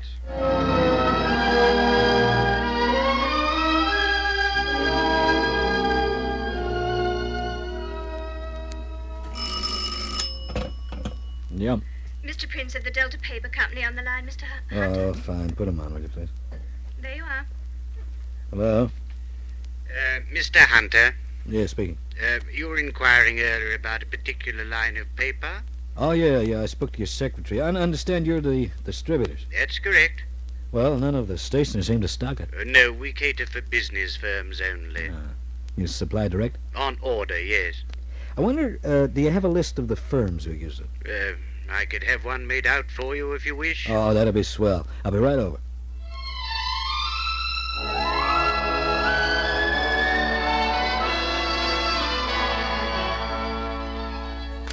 Well, there it is, Chief. 8 different firms, all of them pretty big, all of them using this type of paper for the bulk of their correspondence. I checked with the various staff managers, and the total number of female employees involved, 723. You didn't go into their statistics? No, I just wanted an idea how big the job was going to be. Well, we should be able to rule out a good 80% of them without too much trouble. The lady in question would surely be at least 38 years of age, and probably over 40. We ought to be on the safe side, let's say between 35 and 60. That's a fairly wide range. Well, it pays to be comprehensive. True. Okay. What else do we know about her? Strawberry blonde hair, perhaps? Oh, wait, Chief, that was 21 years ago. Could be Snow White by this. No, hardly. I'd say the chances are to still retain some traces of its original colouring, unless, of course, she's dyed it. Which is always a possibility. All these firms have their offices in the West End, by the way? Well, 5 of them do. The other 3 are in the city. Well, I think perhaps we might concentrate on the former group first, eh? Yeah. Say, sure is going to be some party, eh? 700-odd women and little old me.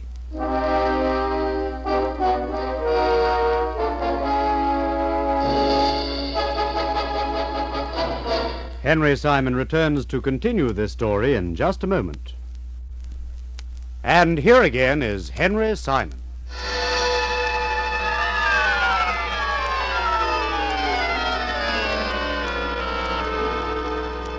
Although we were by no means certain of our ground, we had made definite progress. Obtaining specimen samples of letterheads from each of the 8 firms which were involved, Hunter further narrowed down the field by measuring them against the original. In 4 cases, by cutting off the letterhead, we were able to discover that the paper was too short. And of the remaining 4, 3 had offices in the West End. 2 of these, between them, employed 243 women, the third 27, and the city office only 14.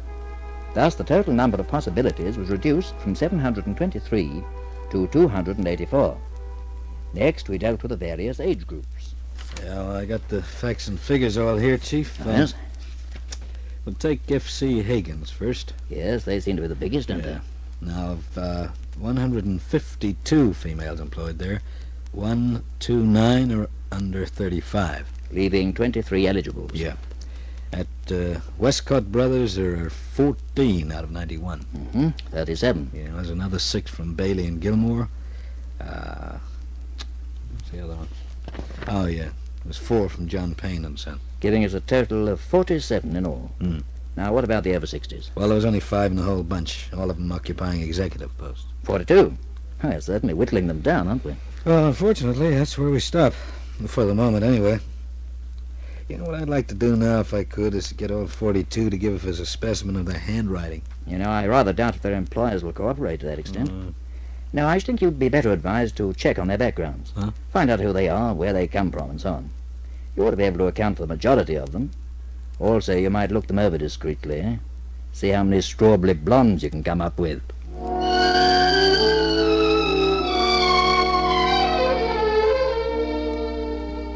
Obtaining the names and addresses of the women concerned, Hunter checked on them all individually, taking care not to bring the inquiry out into the open, and yet sparing no effort whatever to uncover the facts.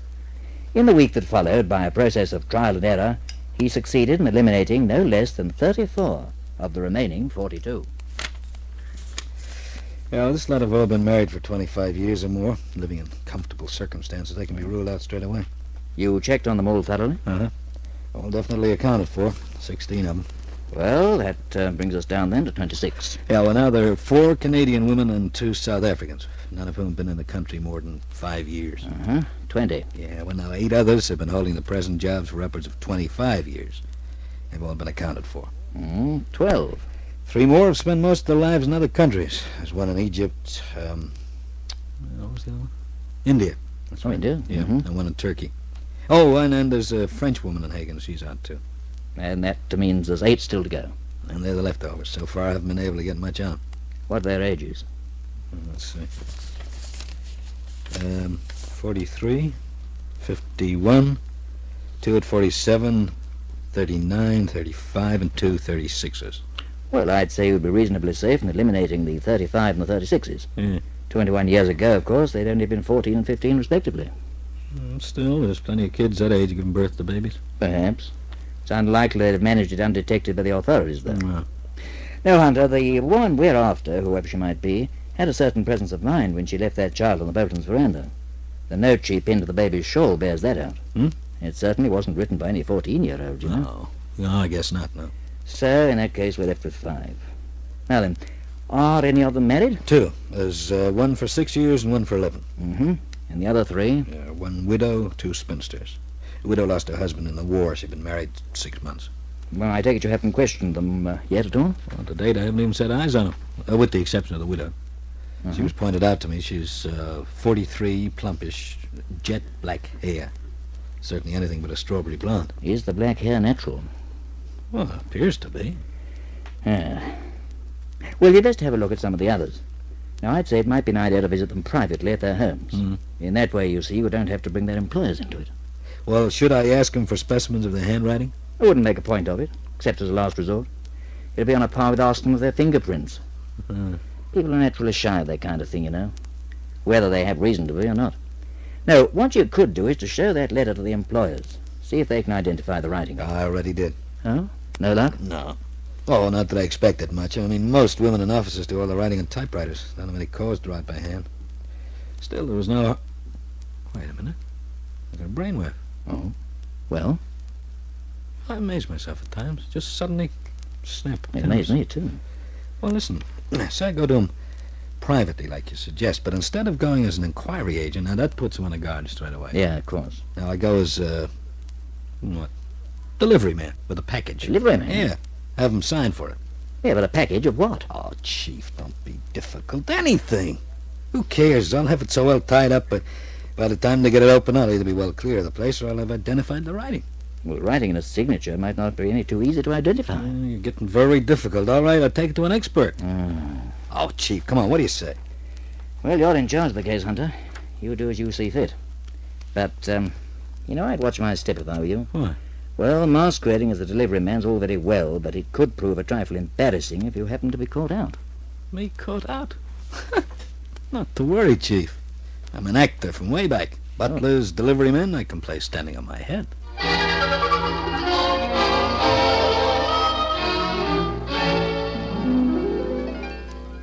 very same evening, soon after 6 o'clock, Hunter made his way to an address in Hampton Road, Kingston, where the first name on his list of suspects resided, a Miss Angela Bradbury, spinster, aged 51.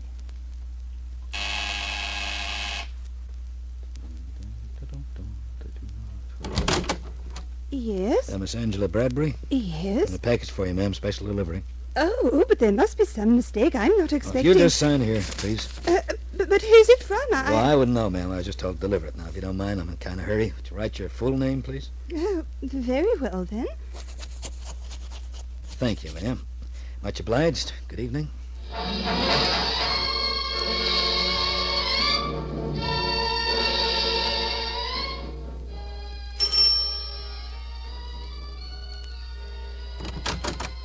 Good evening. Mrs. Audrey Woodhouse? Yes? A package for you, ma'am. Would you please sign here? Oh, dear, I wonder which from. Your full name, if you don't mind. There. Many thanks, ma'am. Good evening. Miss Rhonda Forbes? I'm Miss Forbes, yes. Well, I have a package for you if you'll just sign here. Oh, thank you. Thank you, ma'am. Good evening.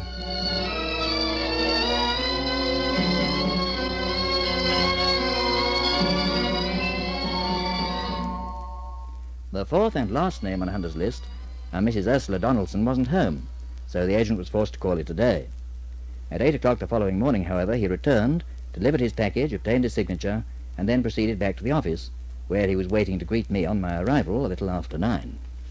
Take a good look, Chief. 4 signatures all clearly written. Angela Bradbury, Audrey Wood something? It's House. Uh-huh. Rhonda Forbes, Ursula Donaldson. That's a lot. I don't see the faintest similarity in any of them to the handwriting in this letter. No more do I, and that's the tragedy of it. Looks like I've pulled 4 blanks. Any strawberry blondes amongst them? The closest was a light brown. Ah. You know, Chief, I get a horrible feeling that we might have been barking up the wrong tree all this time. Wasn't there a fifth name? No, it was only the widow with the black hair. They all but ruled her out. We'd better rule her in again, because she's our very last hope.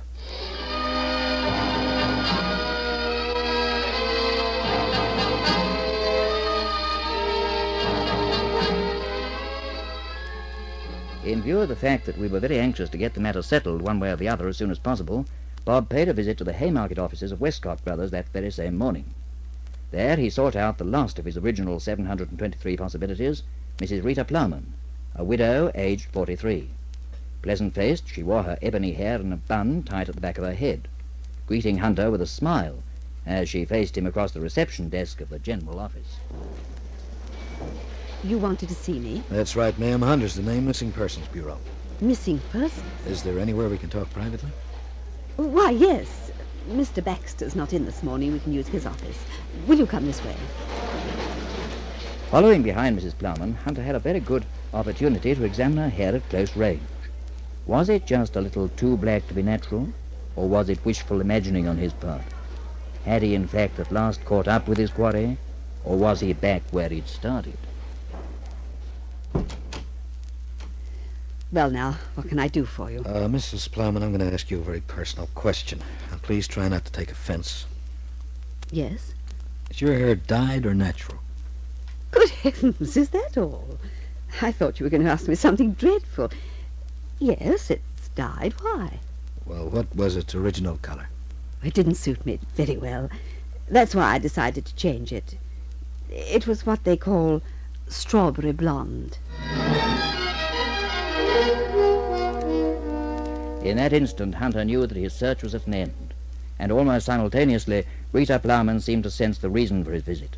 For quite calmly, after a pause of some seconds, she spoke, steadily holding the agent's gaze. I knew I shouldn't have sent that letter the moment I dropped it in the box, but then it was too late. There was no retrieving it. That is why you're here, isn't it? Uh-huh. Did my daughter send you? Well, she engaged us to trace you, yeah. Why? To tell me what she thinks of me? She doesn't really need to bother. I think I can guess. Look, it's none of my business, of course, but, You want to know how I came to leave her in the first place? Well, I am kind of curious. It's an old story. Quite a simple one. I was 22 and unmarried. Uh-huh. I had no money. I had to get a job. But while I had a tiny baby to look after, it was out of the question. There was no one to turn to, no one I could ask for help. So I did the only thing I could do. I didn't know the Boltons, but I knew of them. Oh. They were quite well off, respected people. They had no children of their own. They seemed to be the ideal choice, so I... How was it you managed to avoid detection by the authorities? Oh, it wasn't so difficult. Originally, I came from Nottingham. No one knew me in London. The baby was born in London? No, in Edinburgh, at a small nursing home for unwed mothers. No one knew me there either. When we arrived in London, Carol was 6 weeks old. I had enough money to rent a room for a while, and in that time I scouted around to find a suitable home for her, which I eventually did. I think you'll agree I made an excellent choice. Well, there's no doubt about that. Some years later, after I got married, I thought of coming forward to reclaim her. But if I had done, I'd have only caused unhappiness all round. So I decided against it. Your husband was killed in the war, I understand. Yes. We only had a few weeks together before he was sent overseas. Reverting to the letter you wrote. Oh, it was very wrong of me, I know, but it was her 21st birthday, and... Is she very bitter, Mr. Hunter? Well, that's something you'd have to judge for yourself.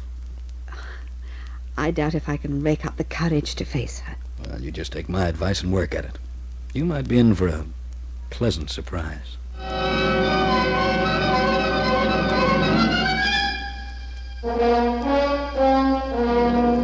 Henry Simon returns to conclude this story in just a moment.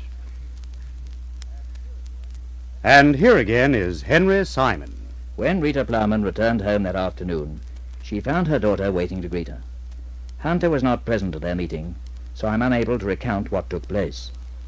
All I know for certain is that mother and daughter have since become very close. Most of the credit for this, I feel, is due to Bob Hunter, but for whom the identity of the strawberry blonde would still be unknown. And now, as always, this is Henry Simon inviting you to meet me here again, and for the present bidding you au revoir.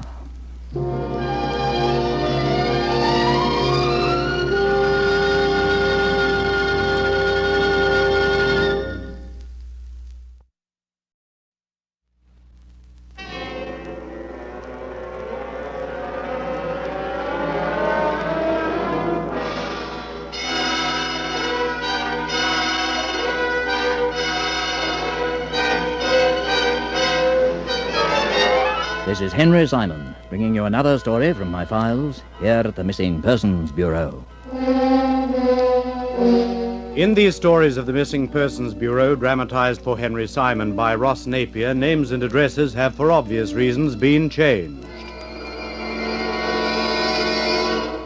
In one moment, the search for Andrew Philpot, address unknown.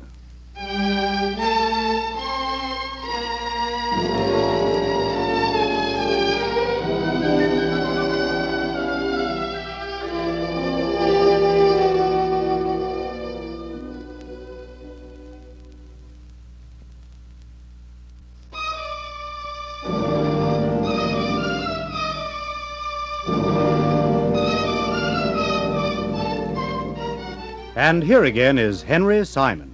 As I have often said in the past, the tracing of missing persons is a fascinating occupation. Every year, countless men and women disappear under widely differing circumstances and for widely different reasons. One way or another, the majority of these people are traced, but quite a number are never seen again. Where do they go? How do they go?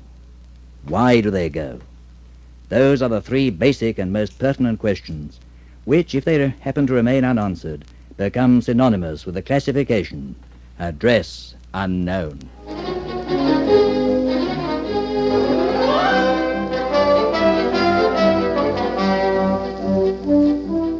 It was a cool October morning in the year 1952.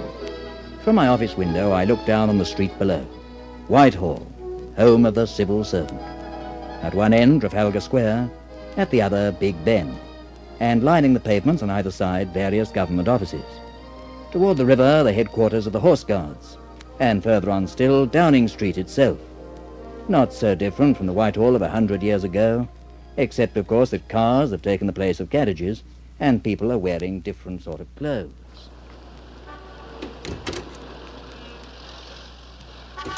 Hey, you're not thinking of jumping out, are you, Chief?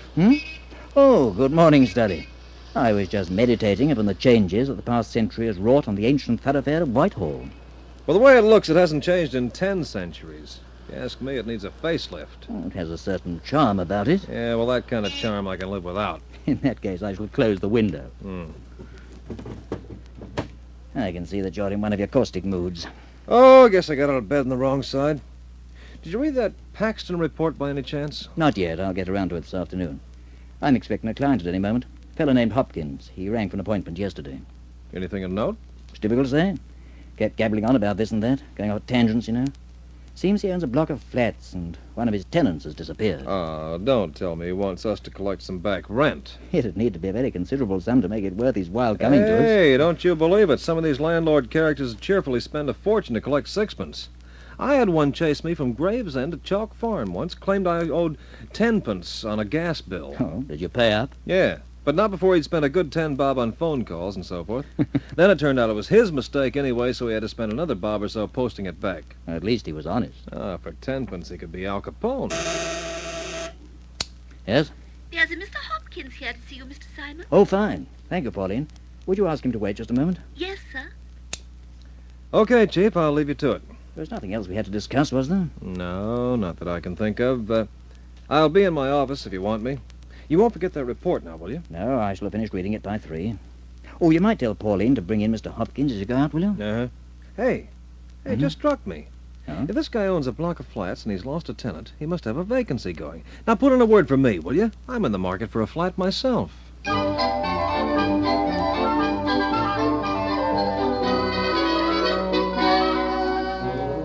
He was an elderly man, well in his 60s, with longish grey hair and a tobacco-stained walrus moustache. His front teeth were also stained, and when he smiled he revealed 3 prominent gold fillings, which looked as much a part of him as the teeth themselves. He had a slight squint in his left eye and a receding chin that gave his face a sort of mournful expression. His fawn suit had a rather faded look, and the hat he carried had been in fashion 30 years before. I'll just rest it here on the desk, if that's all right with you, Mr. Simon. Certainly. Wouldn't part with that hat for the world. I've had it since 1925. It stood the test of time well? Same as these here shoes, 1933, and I've only had 'em half-soled 4 times. Remarkable. Oh, they made good stuff in those days, and no mistake. A far cry from the trash they turn out now. Now, take this suit. Believe it or not, there's 20 years' wear there. Bought it the year after I got the shoes. No, I'm a liar. The year before. Well, that's really now, by way of contrast, how long have you had yours? I beg your pardon? The suit you've got on, how old is it? I'm afraid it can't lay claim to any great feat of endurance. Actually, it's quite new. 6 months, a year. Oh, nearer to 6 months. There you are. And already it's had to be stitched up around the edges. Well, not exactly. It's the way I bought it. It's hand-sewn. Well, there again, there are hands and hands. The hands of today is nowhere near as steady as it used to be. You ask me why, I'll tell you. For one thing... Yes, well, I think perhaps you'd better tell me some other time, if you don't mind. See, I've got rather a busy morning ahead of me, and, as a matter of fact, I'm rather curious to hear more about this missing tenant you were telling me about on the phone. Ah, there's a puzzle, if you like it. Fair disappeared, he has. Gone with the wind, so to speak. I don't believe you happened to mention his name. Philpot, Andy Philpot. Philpot. Mm-hmm. Now, I understand you to say that he occupied a flat in a block owned by yourself. Is that right? Number 4 on the second, directly above mine. Do you live there as well? Oh, that I do. Been there 7 years. And Philpot? About 10 months. He moved in just after Christmas. How many other tenants are there? 4. 6 flats altogether, including my own. And the address is? 54 Syme Avenue, Brixton. 54 Syme Avenue, Brixton. Mm-hmm. That's fine. Now, when did Philpot disappear exactly? 2 weeks ago tomorrow, September the 28th. Now, was that when you discovered that he was missing, or the actual date of his disappearance? The actual date. He was there on the evening of the 27th, because we played chess together in his flat. It was a regular thing on weeknights, so we'd get together at 8 sharp and play on till round 11. Every weeknight? Without a miss. That's how I knew he'd gone. I went up and he wasn't there. In the middle of a game we were, too. I remember he'd just taken my rook and I had his king in check. Well, you can see the board if you like. I've still got the pieces set up. You would have access to his flat, of course. Access to all 6 of them. Now, did he take his things with him, or... So far as I can see, he didn't take nothing. Not even old Scaramouche. Old Scaramouche? His parrot. That's what really has me guessing. He worshipped that flipping bird, he did. For the life of me, I can't see him just going off and leaving it there. It was like a son to him. Oh, speaking of relatives, has he any family? Well, I got an idea his mother's still living, and there might be a sister as well. I wouldn't be sure, though. Haven't a clue how you'd go about contacting them. Ah. Now, you said all his belongings are still there in the flat. Just as he left him. How old would he be, approximately? Oh, 50-ish. Did he have a job? No, he lived on some form of income. Cheque used to arrive for him in the mail regular each month. Don't ask me who sent it or what it was for, though, because I haven't the foggiest. He just referred to it as his cheque, like anyone else might talk of their wages. But he didn't work at all? Not that I know of. He hardly ever left the place, just sat around all day. Well, perhaps he's met with an accident of some kind. Have you checked with the various hospitals? Everyone in the book. Nothing. Have you thought of going to the police? Well, I did think of it, but, I didn't want any trouble if it could be avoided, and that's why I settled for you. You realise it's going to cost you money? Oh, that's all right, I've got it. He was a nice sort of bloke, you know, and, this is the least I can do. Oh, quite. Did he happen to have any other friends at all that you know of? No, not a one. Never had a visitor all the time he was there, except for me. And you saw him last on the evening of the 27th? That's right. We were playing in his flat that week. We take it turnabout. I see. How did he seem? Oh, same as always. Well, that is, I didn't notice anything funny about him. We knocked off at the usual time, had a noggin, and I went down to bed. And it wasn't until the following evening that you discovered that he'd gone? That's right. I went up there and knocked. When he didn't answer, I went inside. At the time, I thought he must have just gone out somewhere. But when he didn't come back, well, you know how it is. You just go on waiting, putting off doing anything, till before you know it, he's been gone nigh on a fortnight. Yes, quite.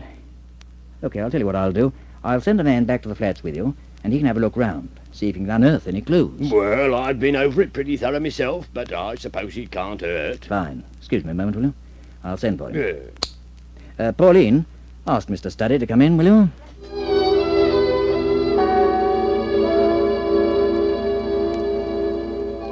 And so it was that Studdy accompanied Hopkins back to the latter's block of flats in Syme Avenue, Brixton. It was a pre-war block in reasonable condition, and it consisted of 3 floors with 2 flats on each. Philpot's was on the first. Self-contained, it consisted of a bed-sitting room, bathroom and kitchen. On the whole, it seemed to be reasonably tidy, except for an unwashed coffee cup on a chair by the window and an overturned ashtray on the divan. And this is exactly how you found the place, eh? I haven't touched a thing. Like I told Mr. Simon, even the chess pieces are as they were when we left off playing. You see, the King's Hare in check. What about the parrot? Oh, sorry, I forgot. I did touch something. Miss Parker's looking after it. She's the tenant across the way, retired school teacher. Been here for about 3 years. Oh, that could be her now. She knew I was going in to see Mr. Simon this morning. If I know her, she'll want to know all the details. Yoo-hoo! Mr. Hopkins, are you in there? As if you didn't know. All right if I let her in?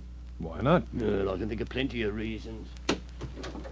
Oh, Mr. Hopkins, I heard you come up with the other gentleman. I thought you'd probably be from the missing persons place. Might want to see me, so here I am. Well, come in, Miss Parker. Oh, how do you do, Mr. Studdy? So nice to meet you. You know my name? No, I happened to overhear Mr. Hopkins call you that as you were coming up the stairs. You have sharp ears. Not half as sharp as a nose. I understand you're taking care of Mr. Philpot's parrot. That's right, Scaramouche. Would you like to see him? Later, maybe. He's such a cute little darling. Talks all the time. They're amazingly intelligent birds, don't you think? Oh, amazingly. You said a moment ago you thought I might want to see you. Why exactly? Why? Oh, well, after all, I am, or rather I was, Mr. Philpot's next-door neighbour. So I'd be the first person you'd want to talk to, wouldn't I? Well, it depends on what you have to tell me. Did you see or hear anything that might have some bearing on his disappearance? Well, no, not really. But I didn't need to. I'd had my suspicions about what happened to him from the start. Now I'm sure of it. Sure of what? He was murdered.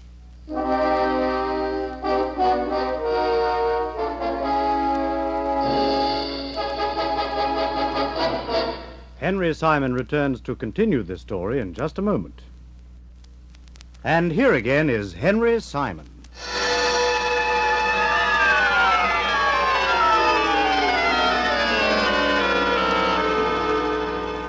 Delivered as it was, calmly and with absolute conviction, Miss Parker's announcement that Andrew Philpot had been murdered rocked Studdy on his heels.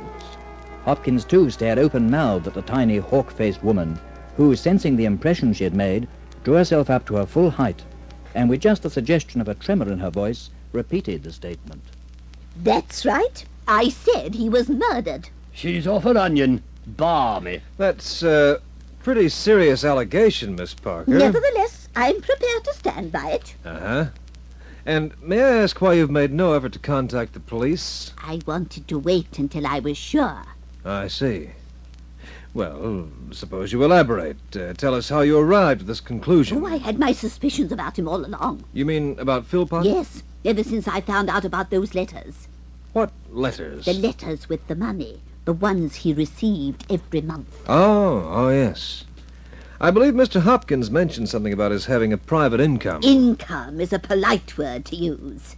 Just what are you inferring? I'm inferring that Mr. Philpot was a blackmailer, and that the money he received every month was extorted from one of his victims. Cool, lummy, now I've heard the lot. Anyone with half an eye could see he wasn't the sort of man to have private means. It could have come from anywhere, you silly old goose. Mr. Hopkins, please. How did you find out about the letters, anyhow? As if I didn't know. I made it my business to find out about them. To my mind, a man of his age who doesn't work is someone to be watched. He never had any callers. He rarely ever went out. In fact, the only contact he seemed to have with the outside world was those letters. Is it any wonder I became curious about them? I suppose you steamed one open to find out what was inside. Precisely. I waited my chance, and sure enough, I happened to be out front one morning when the postman arrived. Mr. Philpot didn't seem to be about, so I took delivery for him. It was registered, of course, but the postman knew me, and he let me sign for it. Then I took it upstairs and steamed it open with the kettle. And out popped one of Mother Carey's chickens. There was just a cheque inside, made out to cash. No covering note, nothing but the cheque. All right, we'll bite. For how much? £50. Well, that's all very natty, Miss Parker, but what with blackmail and steaming letters open and so forth, where does murder come into it? It stands to reason. His blackmail victim finally caught up with him. In other words, the person who'd been sending him the cheque? Of course. And where did he put the body? Down the flipping sink? There are many ways of disposing of a body, Mr. Hopkins. I can name one I'd like to dispose of here and now. But I haven't finished yet. There's more to come. God help us. I think the proof of what I've just said lies in the fact that this month's letter hasn't arrived. Eh? It was due on the 6th. It is now the 11th. It could have been delayed, of course, but it would seem a little too much of coincidence that it should happen now of all times, particularly as it's never been late before. You mean to say it used to come on a certain day of the month? The Thursday of every 4th week, without fail. And it was due last Thursday, eh? It was. So what does that prove? Just this, Mr. Hopkins. Whoever was sending him those checks knew there was no need to send him one this month, because he wasn't here to receive it. And the only person who could have known that, apart from ourselves, was the man who murdered him. Oh, but Miss Parker, you can't say a man's been murdered unless you have direct evidence of some If that's kind not direct enough, I'd like to know what is. Well, as Mr. Hopkins pointed out a moment ago, for one thing, you need a body. Oh, I've no doubt that will be found in due course. Besides, isn't that what you specialize in? Finding things? Yes, but live things, not dead ones. I shouldn't think it makes any difference. But I don't intend to stand here and argue the point. I've done my duty by telling you all I know. I can't do more than that. No, ma'am. Now, if you'll excuse me, I'll get back to Scaramouche. You're excused. I'll see you later, Mr. Hopkins. Good morning, Mr. Sully. Her and that flippin' parrot make a good pair. Neither one of them ever stops talking, and they both make as much sense as each other, with the parrot in front by a beak. Oh, remind me to keep clear of the parrot. Yeah, all the same, there's something in what she says about that letter not coming. Yeah. I meant to ask her if she happened to notice the postmark on the one she steamed open. Well, just open the door. You'll find her out there listening. How do you do, Miss Parker? Lovely day. Oh, Mr. Hopkins, you frightened the life out of me. I was just... Just listening at the keyhole, I know. Mr. Studdy wants to ask you about the postmark on that letter, the one you steamed open. Oh. Yes, you didn't make a note of it by any chance? Oh, dear me, no, I didn't. I was in such a hurry to seal it back up and get it to Mr. Philpot. It didn't occur to Right, me. thank you, Miss Parker. Good morning. Wouldn't you know it? When she gets a big chance to be of some real help, she don't even know what day it is. Yeah, it's a pity. Whoever's been sending those checks could be the one person who might know something. Well, why don't we have a look around? Never can tell. Might come across one of the old envelopes. Yeah, we might at that. Come on, we'll start in these drawers. You take that lot, I'll take this. Between them, the two men searched Andrew Philpot's flat from top to bottom, going through cupboards, turning out drawers, the pockets of old clothes, and inside 20 minutes they'd unearthed not one but 4 identical envelopes, all bearing registration marks, and all quite obviously from the very same source. Well, I guess these must be the ones. Not much doubt of it. He didn't get any other mail that I know of. Nosey'll soon tell us. Hey, Maggie! Did anyone call? Come here and look at these. Are they the envelopes the checks come in? Oh, that's them all right. I'd recognise that writing anywhere. Yes, well, there's no sender's address, but the postmark's clear enough on these two. Malabar, Norfolk.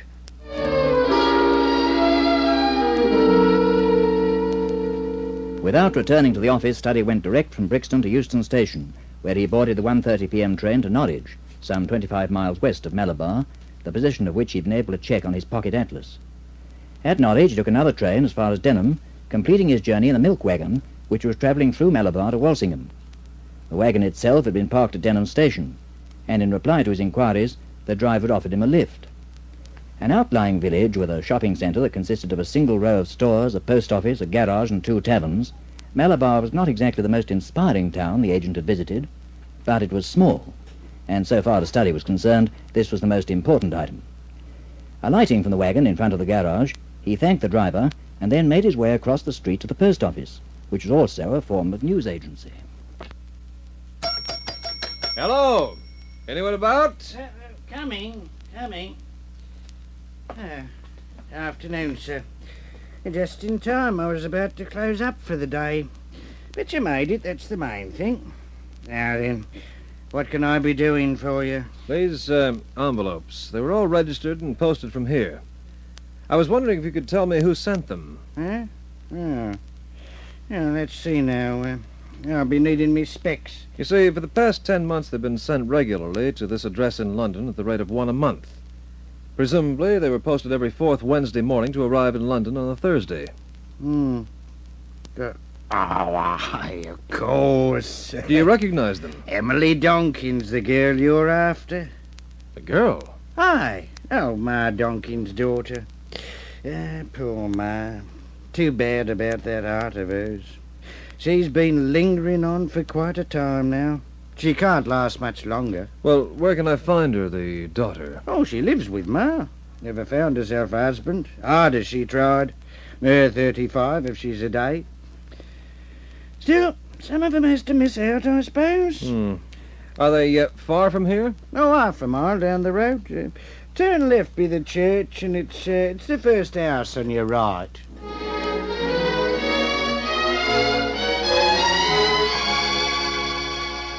It was a tiny weatherboard cottage with a blue tin roof which was badly in need of painting, and a front door that was all but swinging loose on its hinges.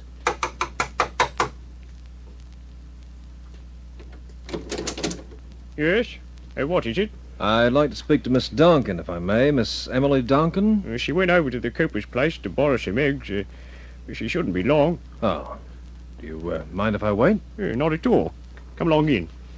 But be as quiet as you can, if you don't mind. My mother's very ill. She's asleep at the moment, but it won't take much to wake her. You sit in the front room. Ah, thanks. Studdy's the name, by the way. Paul Studdy. Pleased to meet you, sir. I'm Andy Philpot. He came out so suddenly that for a moment Studdy wondered why the name sounded so familiar. Then it dawned on him that he was face to face with his quarry. Andy Philpot was no less surprised when Studdy, in his turn, identified himself as a private inquiry agent who had been retained to locate him, and had come to Malabar on the off chance of gaining some information in this respect. He soon recovered from the shock, however, and a moment later he was explaining the whys and the wherefores of his own presence. Oh, it's really quite simple. As I said, my mother's ill. Dying, in fact. I'm here because she sent for me. Sent for you? How? Emily, she's my stepsister, by the way. She came up to London to collect some special drugs the doctor had prescribed.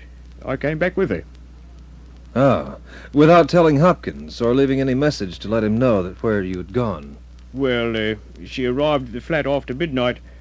I knew George would be in bed, probably asleep, so I didn't bother him.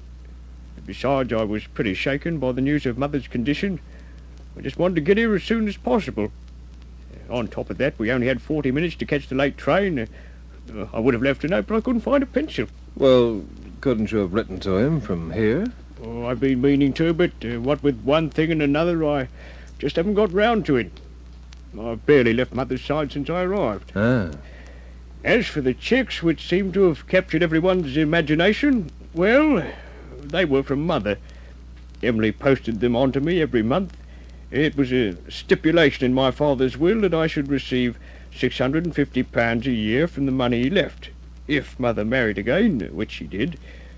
Normally I would have let her keep it, even though she's had more than enough to get by on, but I've got a pretty dicky heart myself. I'm not allowed to work or do anything that requires physical effort, so it's been my only means of support. Ah. Well, so much for Miss Parker's inspired blackmail theory. Ah, nosy old bag. Ah, don't worry. You haven't heard the half of it. She had you murdered by your victim. Yeah, she's the one who'll be murdered if she doesn't learn to mind her own business. If not by you, by Hopkins, huh?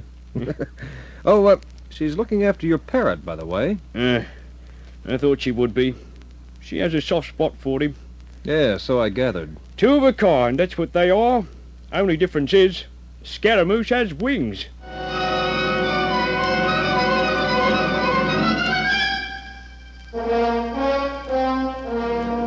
Henry Simon returns to conclude this story in just a moment. And here again is Henry Simon. And so the mystery of Andrew Philpot's disappearance was solved, with no bodies in attendance, no ransom notes, and not one drop of blood. Poor Miss Parker was most put out by the whole thing. Still, I expect she's recovered by now, and is doubtless still delving into everybody's affairs but her own. And now, this is Henry Simon, inviting you to meet me here again, and for the present, bidding you au revoir.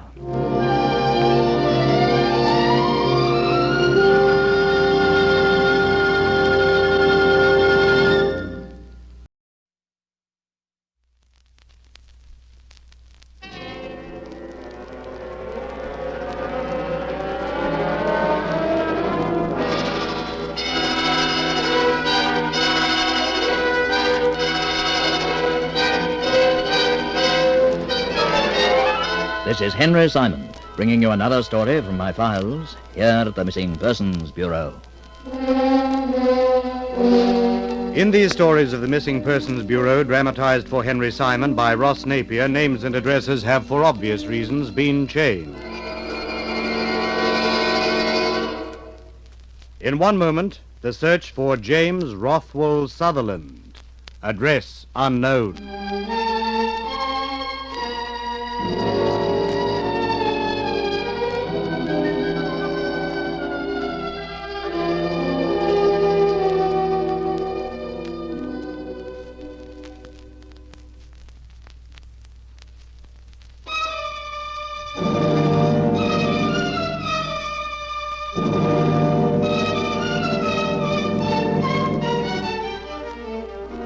And here again is Henry Simon. The staccato clatter of machine gun fire broke the stillness of the dawn. Everywhere, khaki-clad men dived for cover, flattening themselves upon the desert sand as a deadly hail of lead combed the area. A second machine gun opened fire, but they were sitting ducks, 30 British soldiers behind the enemy lines. Caught unawares, they had very little or no chance indeed to fight back.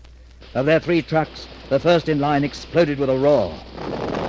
Then the second, and 17 men lay dead where they had fallen. Then it happened. From under cover of the remaining truck, a man emerged, the top half of his body bare, his left leg spurting blood from 2 separate wounds. Stumbling, staggering, he ran blindly in the direction of the first machine gun, miraculously surviving its lethal blast. 30 yards away, he pulled the firing pin out of a grenade, flinging it hard and high. The first machine gun spoke no more, and with not a moment's hesitation, the bleeding figure charged the second. It was over almost before it had begun. All was still again, as the lone one turned his back upon the silent guns and abruptly fell face downwards in the sand.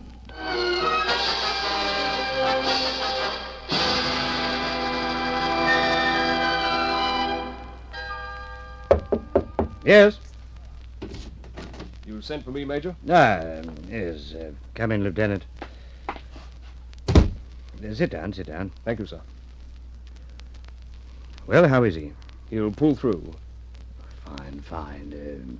And the leg? It's been removed. There was no hope of saving it. Completely shot to pieces. How he kept on as long as he did, I'll never know. A very brave young man. I've never seen a braver one, sir. Without any doubt, he saved the lives of 12 men, mine included. At the same time, putting 2 machine guns out of action? If I hadn't seen it with my own eyes, I'd never have believed it possible. He ran straight at them, sir, directly into their fire. It's a miracle he's alive to tell the story. A miracle and nothing less. He'll be cited, of course. To my way of thinking, there's no medal big enough. There is one, perhaps. I'm recommending him for the Victoria Cross.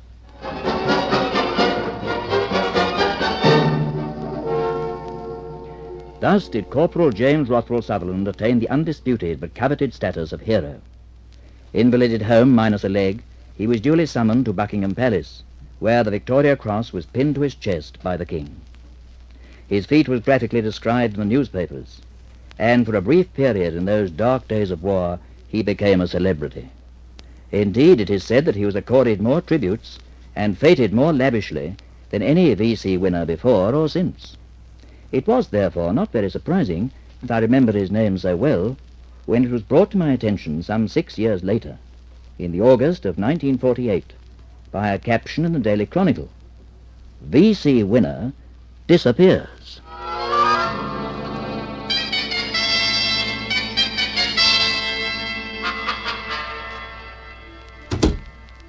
Morning, Chief. Oh, good morning, Study. You're in bright and early. Yeah, I figured it was time I tried catching the worm. What's new? I was just reading about this fellow Sutherland. Who? James Rockwell Sutherland, V.C., one of our war heroes. Oh, yeah? Well, what about him? Seems he's disappeared. There's an article about him here. Hey, wasn't he the one who lost the leg? In North Africa, yes. He stormed a couple of machine gun posts. Single-handed. Yeah. I seem to remember hearing people speak about him. Mm-hmm. Where'd he disappear from? His home, apparently. He was living with his parents up in Coventry. Not married? Well, there's no mention here of a wife. How long's he been gone? My dear Study, you remind me of myself interviewing a client. Here. Oh, so. Yeah, 7 months, huh? Father's appealing for anyone who's seen or heard of him to come forward. Looks like a job for us. Maybe we ought to offer our services. We've got more than enough jobs in our hands as it is, without canvassing for more. Which reminds me, you promised to let me have that Matheson report this morning. Oh, yes, so I did. I've got it drafted. I'll get Pauline to type it out.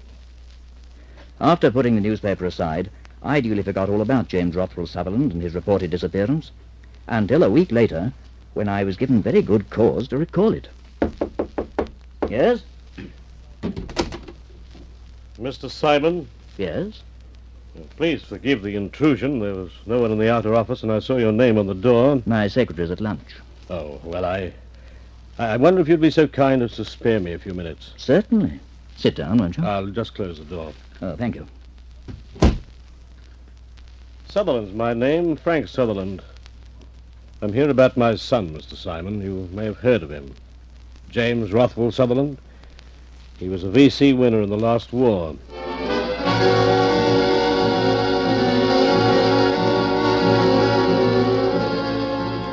Tall and grey-haired, with straight, broad shoulders, Frank Sutherland then went on to verify the newspaper account of his son's disappearance, a grave frown clouding his well-shaped features.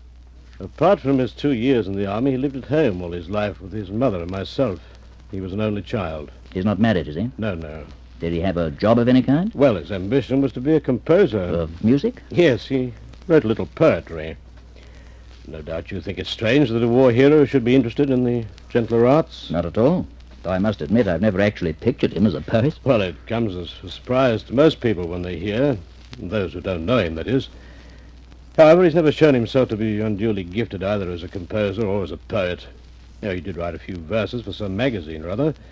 They sold 2 of his compositions to an American advertising firm, but other than that, he's had very little luck. Has he no other occupation? No. Being a moderately wealthy man, he doesn't really need one. His grandmother left him quite a large sum when she died, most of which he's since invested quite wisely, as it happens. I see. The fact is, Mr. Simon, we're very concerned about him, his mother and I. It's almost 8 months now since he left home, and we've not heard a word from him. What were the circumstances of his departure exactly? Well, he said he was coming down to London. That was on a Friday. Mm-hmm. He was to return on the Monday. But he didn't, eh? No. What did he come to London for? Well, he didn't say. We assume he had ideas of trying to sell some of his work. Just how close was he to you and his mother? Oh, well, we thought the world of him, naturally, but it's difficult to put into words. One never quite knows what he was thinking or feeling. He didn't believe in discussing his problems with us or with anyone else, for that matter. Tell me, did his war experiences affect him at all? Apart, of course, from the loss of his leg. Well, they didn't appear to, no, but the publicity he received certainly did. Oh?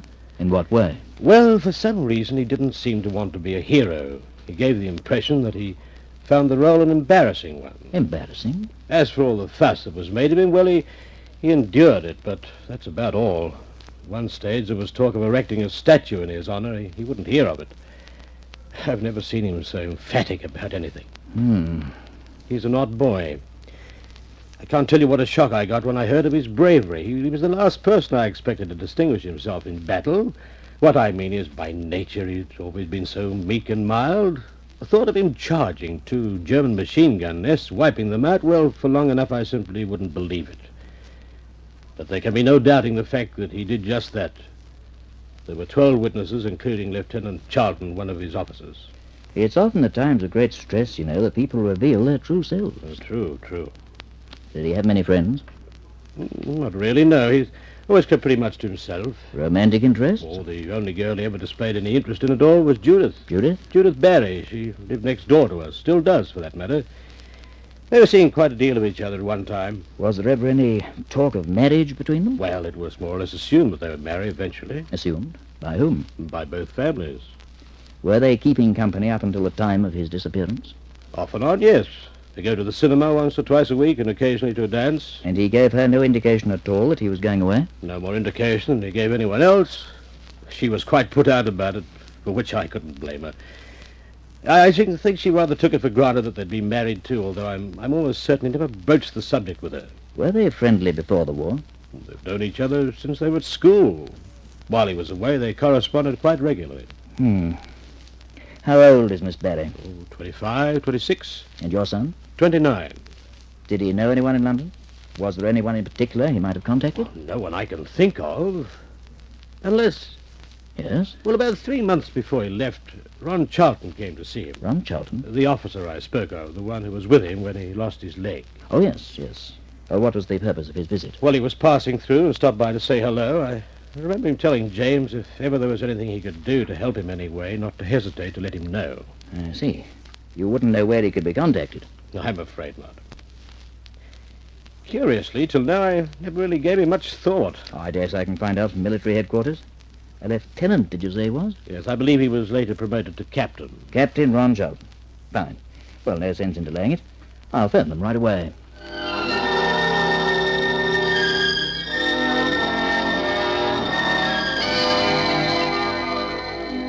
At military headquarters, I spoke to Major Ralph Thomas, who had rendered us invaluable assistance in the past, and who on this occasion was swift to come up with the information we required. Namely, that the former Captain Charlton was residing at an address in Braithwaite Road, Claxton. Accordingly, I instructed Studdy, who later that same afternoon was redirected by Charlton's wife to an office in the city, where he was employed as an accountant. That's right, Mr. Studdy. We were cut off behind the Jerry lines, 30 of us. I was in command, and as it was, we lost 17 men. But if it hadn't been for Sutherland, we'd have all been wiped out. Uh-huh. Apart from that one incident, what kind of a soldier was he, generally speaking? That's the astonishing part of it. Yeah? Up to that time, I'd always regarded him as the world's worst.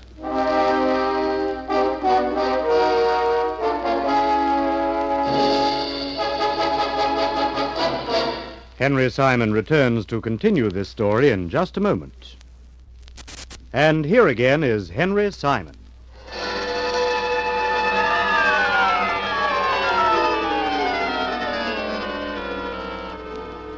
Despite the fact that our investigation was barely underway, we'd unearthed some surprising information regarding James Rockwell Sutherland, V.C. In his father's words, he was anything but the heroic type, and as described by his former superior, a very poor soldier. I don't quite get it, sir. Could you maybe elaborate a little? There are 3 types of soldier, Mr. Study. The born soldier, who makes a business of fighting and loves it. The motivated soldier, who fights for something he believes in and makes the best of it. And the unmotivated soldier, who dons a uniform and takes up a gun because circumstances force him to. Sutherland belonged to that group. He was a soldier without incentive, a soldier who was never sure what he was fighting for and who really didn't care. But he must have cared some to do what he did. At that crucial moment, something obviously happened to make him care. What that something was, I wouldn't know, and I very much doubt if he does himself. I only know that it saved 12 lives, mine among them. I understand you paid him a visit at his parents' home some time ago. I was passing through Coventry on my way to Birmingham. I dropped in to pay my respects. According to his father, you told him if there was ever anything you could do for him, you'd be only too happy to oblige? That's right. He didn't take advantage of the offer? He hasn't to date, no. As I said, I haven't heard from him.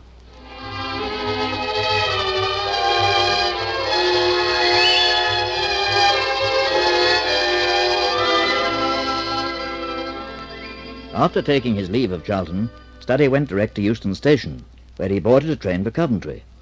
On his arrival, at a few minutes past 6 that evening, he proceeded to number 57 Argyle Street, the home of Judith Barry, which adjoined that of our client.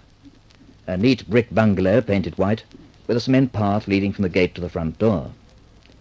In answer to his ring, the door was opened by a plumpish, middle-aged woman, who ushered him into a tastefully furnished living room, where he was joined a few moments later by the young lady in question, a slim, attractive brunette. Mother tells me you're here about Jim. Yes, that's right. There are just a few points I'd like to check with you. Well, I'm afraid there's very little I can tell you about him. He didn't bother taking me into his confidence. Oh, not that there was any reason why he should have, but, well, we were quite friendly for some time. Before leaving, he gave you no indication at all that he wasn't planning to return? None. He didn't say why he was going to London? No. Did you see him before he went? I went to the train with him. Uh-huh. Well, how'd he seem then? Much the same as always. Quiet, thoughtful. He never had much to say for himself. Did you have any form of understanding with him?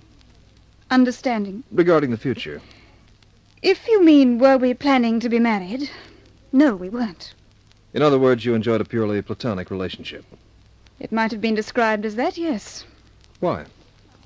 I beg your pardon. Well, believe me, Miss Barry, I'm not being personal just for the sake of it. I'm trying to get a picture of what the guy was like, what made him tick, you know? I don't care for your chances. I tried hard enough myself, but it didn't get me very far. I knew him for years, and yet in so many ways he was a complete stranger to me. Quite impossible to understand. He wrote to you regularly while he was in the army? Every few weeks. Well, to have done that, surely he must have thought of you a good deal. Oh, he thought of me, all right.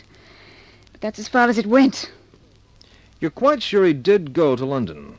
I told you I saw him on the train. But that's not to say he didn't get off somewhere en route. Well, no, but why should he? Why should he disappear, yeah. Well, he could have had some plan in mind, just said he was going to London to throw everybody off the track. Oh, but that's ridiculous. No more so than his not coming back. Well, there's one sure way of finding out. Yeah? Mrs. McGraw was in the same carriage. I saw her getting in. Mrs. McGraw? The local chemist's wife. Ah, was she a friend of his? Not that I know of. For that matter, I'm barely acquainted with her myself. But she must have known him by sight. If he'd left the train before he'd got to London, she'd have seen him. That is, assuming she went as far as London. You didn't check with her? Well, it didn't occur to me. Till now, I never really thought about her. Where can I reach her? She and her husband live above the shop. It's just a couple of blocks along the street, next to the grocer's. The name's on the window, McGrath's Pharmacy. You can't miss it.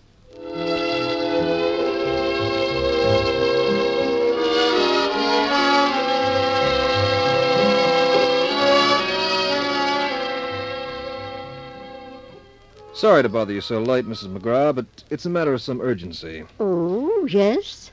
You're acquainted with the Sutherlands, are you? Well, only to nod to.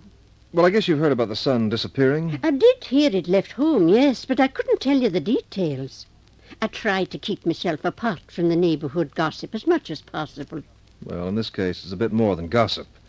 But letting that pass for the moment, I understand you took a trip early this year. Trip? Yes, to London. That is, you caught the London train. Oh, yes, I went down to spend a few days with my sister. In London? Yes, South Wimbledon. Well, Jim Sutherland was on the same train, so I believe. Same carriage, in fact? That's right. He was sitting in front of me. You didn't speak to him at all? No. Did he go all the way, do you recall, or did he get out before you? I've an idea he did. Yes, at Bantry. Bantry? The platform's so low there. I remember the porter had to help him down. You're quite sure it was Bantry? Certain. It was the last stop before Sudbury. Uh-huh. You didn't mention this to anybody? I didn't see any cause to. There was nothing unusual in it. Maybe not. Except that he hasn't been seen or heard of since.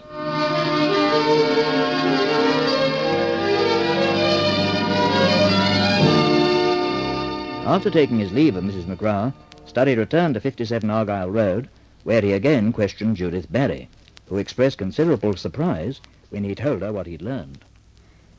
Bantry? But why on earth should he get off there? Well, I was hoping maybe you could tell me. Have you checked with his parents? Not yet. I thought I'd try you first. Well, I'm sorry. Apart from the fact that he spent a few months at a training camp there, Training camp? when he was first in the army. It was where they taught him to be a soldier.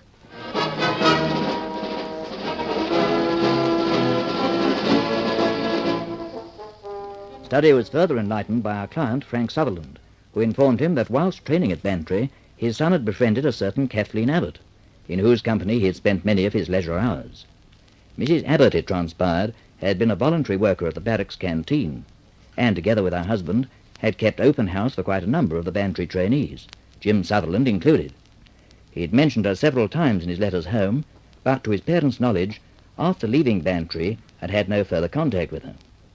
Accordingly, Studdy set out to locate Kathleen Abbott, whom he had very little trouble in tracing to her home in Jersey Street, Bantry, not very far from the site of the old barracks, which had since been pulled down and replaced by a motor factory. An elderly white-haired woman, she greeted the agent cordially, pressing him to join her in a cup of tea. I do hope it's strong enough for you, Mr. Studdy. Oh, it's just fine, thanks, ma'am. But, reverting to the matter in question, has Sutherland been in touch with you at all during the past 8 months? You say his parents are anxious about him? Very. You should have written to them. He promised me he would. Then he has been here. Jimmy and I are old friends, Mr. Studdy. When he was stationed at Bantry during the early part of the war, we had many long chats. He was unhappy in the army, and I did what I could to cheer him up, to help him adjust himself, you might say. Then he was moved to another camp. For a while he wrote to me, but as time went on, we gradually lost touch. I didn't see or hear from him again till one morning last January. There was a ring at the door. I opened it, and there he was. Go on. The rest of the story's for him to tell. Oh, fair enough, but where is he? Right behind you, Mr. Studdy. What?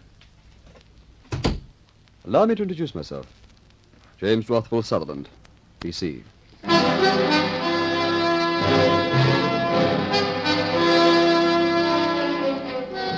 Studdy blinked in bewilderment at the intruder. There could be no mistaking him from his photographs. The face with the deep-set eyes, the V-shaped scar on his left cheek. As he settled himself in the chair facing the agent, Mrs. Abbott rose, and excusing herself on the pretext that she had some work to do in the kitchen, left the room. A wonderful woman, Mr. Studdy. I doubt if there'd be another person in the world who understands me a tenth as well as she does. Certainly not my parents or Judith Barry. They don't understand me at all. They never did. Is that why you cleared out? I cleared out because I was in a rut. My life had become a meaningless existence. Not that it was the fault of theirs. They did everything in their power to snap me out of it, to pull me together. Unfortunately, all they succeeded in doing was to make me totally dependent on them. Well, almost. It's difficult to put into words. I just felt I had to get away from them for a while, find someone who could steer me back on a course. So you settled for Mrs. Abbott, huh? I had no intention of coming here to stay originally. I merely wanted to ask her advice, talk things over with her. And then, when the time came for me to leave, she suggested I stay on for a few days. That was over 7 months ago, and I'm still here. It didn't occur to you to contact your parents or Miss Barry to let them know where you were? I settled down to write to them a dozen times, but somehow I could never find the right words to say. The truth of it is, I'm a misfit. I don't belong to their world or any other. In everything I've tried to do, I've been a failure. As a poet, a composer, even as a soldier. That's not the way I heard it. I wouldn't know how you write as a poet or composer, but as a soldier, you're practically a living legend. I'll let you in on a little secret, Mr. Studdy. You might find it amusing. I'm all ears. I joined the army because there was a war on, and I had no alternative. I hated it. I hated everything about it. I had no heart for fighting, no will. And then, one day, I woke up in hospital and discovered I was a hero. Or rather, that I was being treated as one. In truth, I was anything but. The records say you were. And so do the 12 men whose lives you saved. No, they're quite wrong. I was hit on the leg. I crawled under a truck for cover, and that's all I remember. The next thing, I was in hospital, minus a leg. You've got no recollection of what you did? Not the slightest. Well, you sure did it, that's for sure. So I've heard. My one success. Funny thing. What's funny? Just that.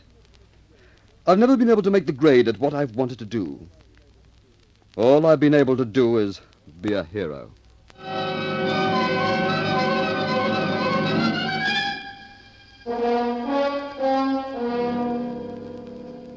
Henry Simon returns to conclude this story in just a moment. And here again is Henry Simon. I very much doubt if Kathleen Abbott or anyone else really understood James Rockwell Sutherland. He was a born enigma, unfathomable even to himself. He had a good home, devoted parents, and the love of a fine young woman. All a man could wish for, in fact. Yet he strove for the unattainable, for something, he knew not what, that lay beyond his grasp. In his own eyes he was a failure, but to the world he was a hero, a man among men, and a hero he'll remain, for just as long as the story of his valor is told. And now, as always, this is Henry Simon inviting you to meet me here again, and for the present, bidding you au revoir.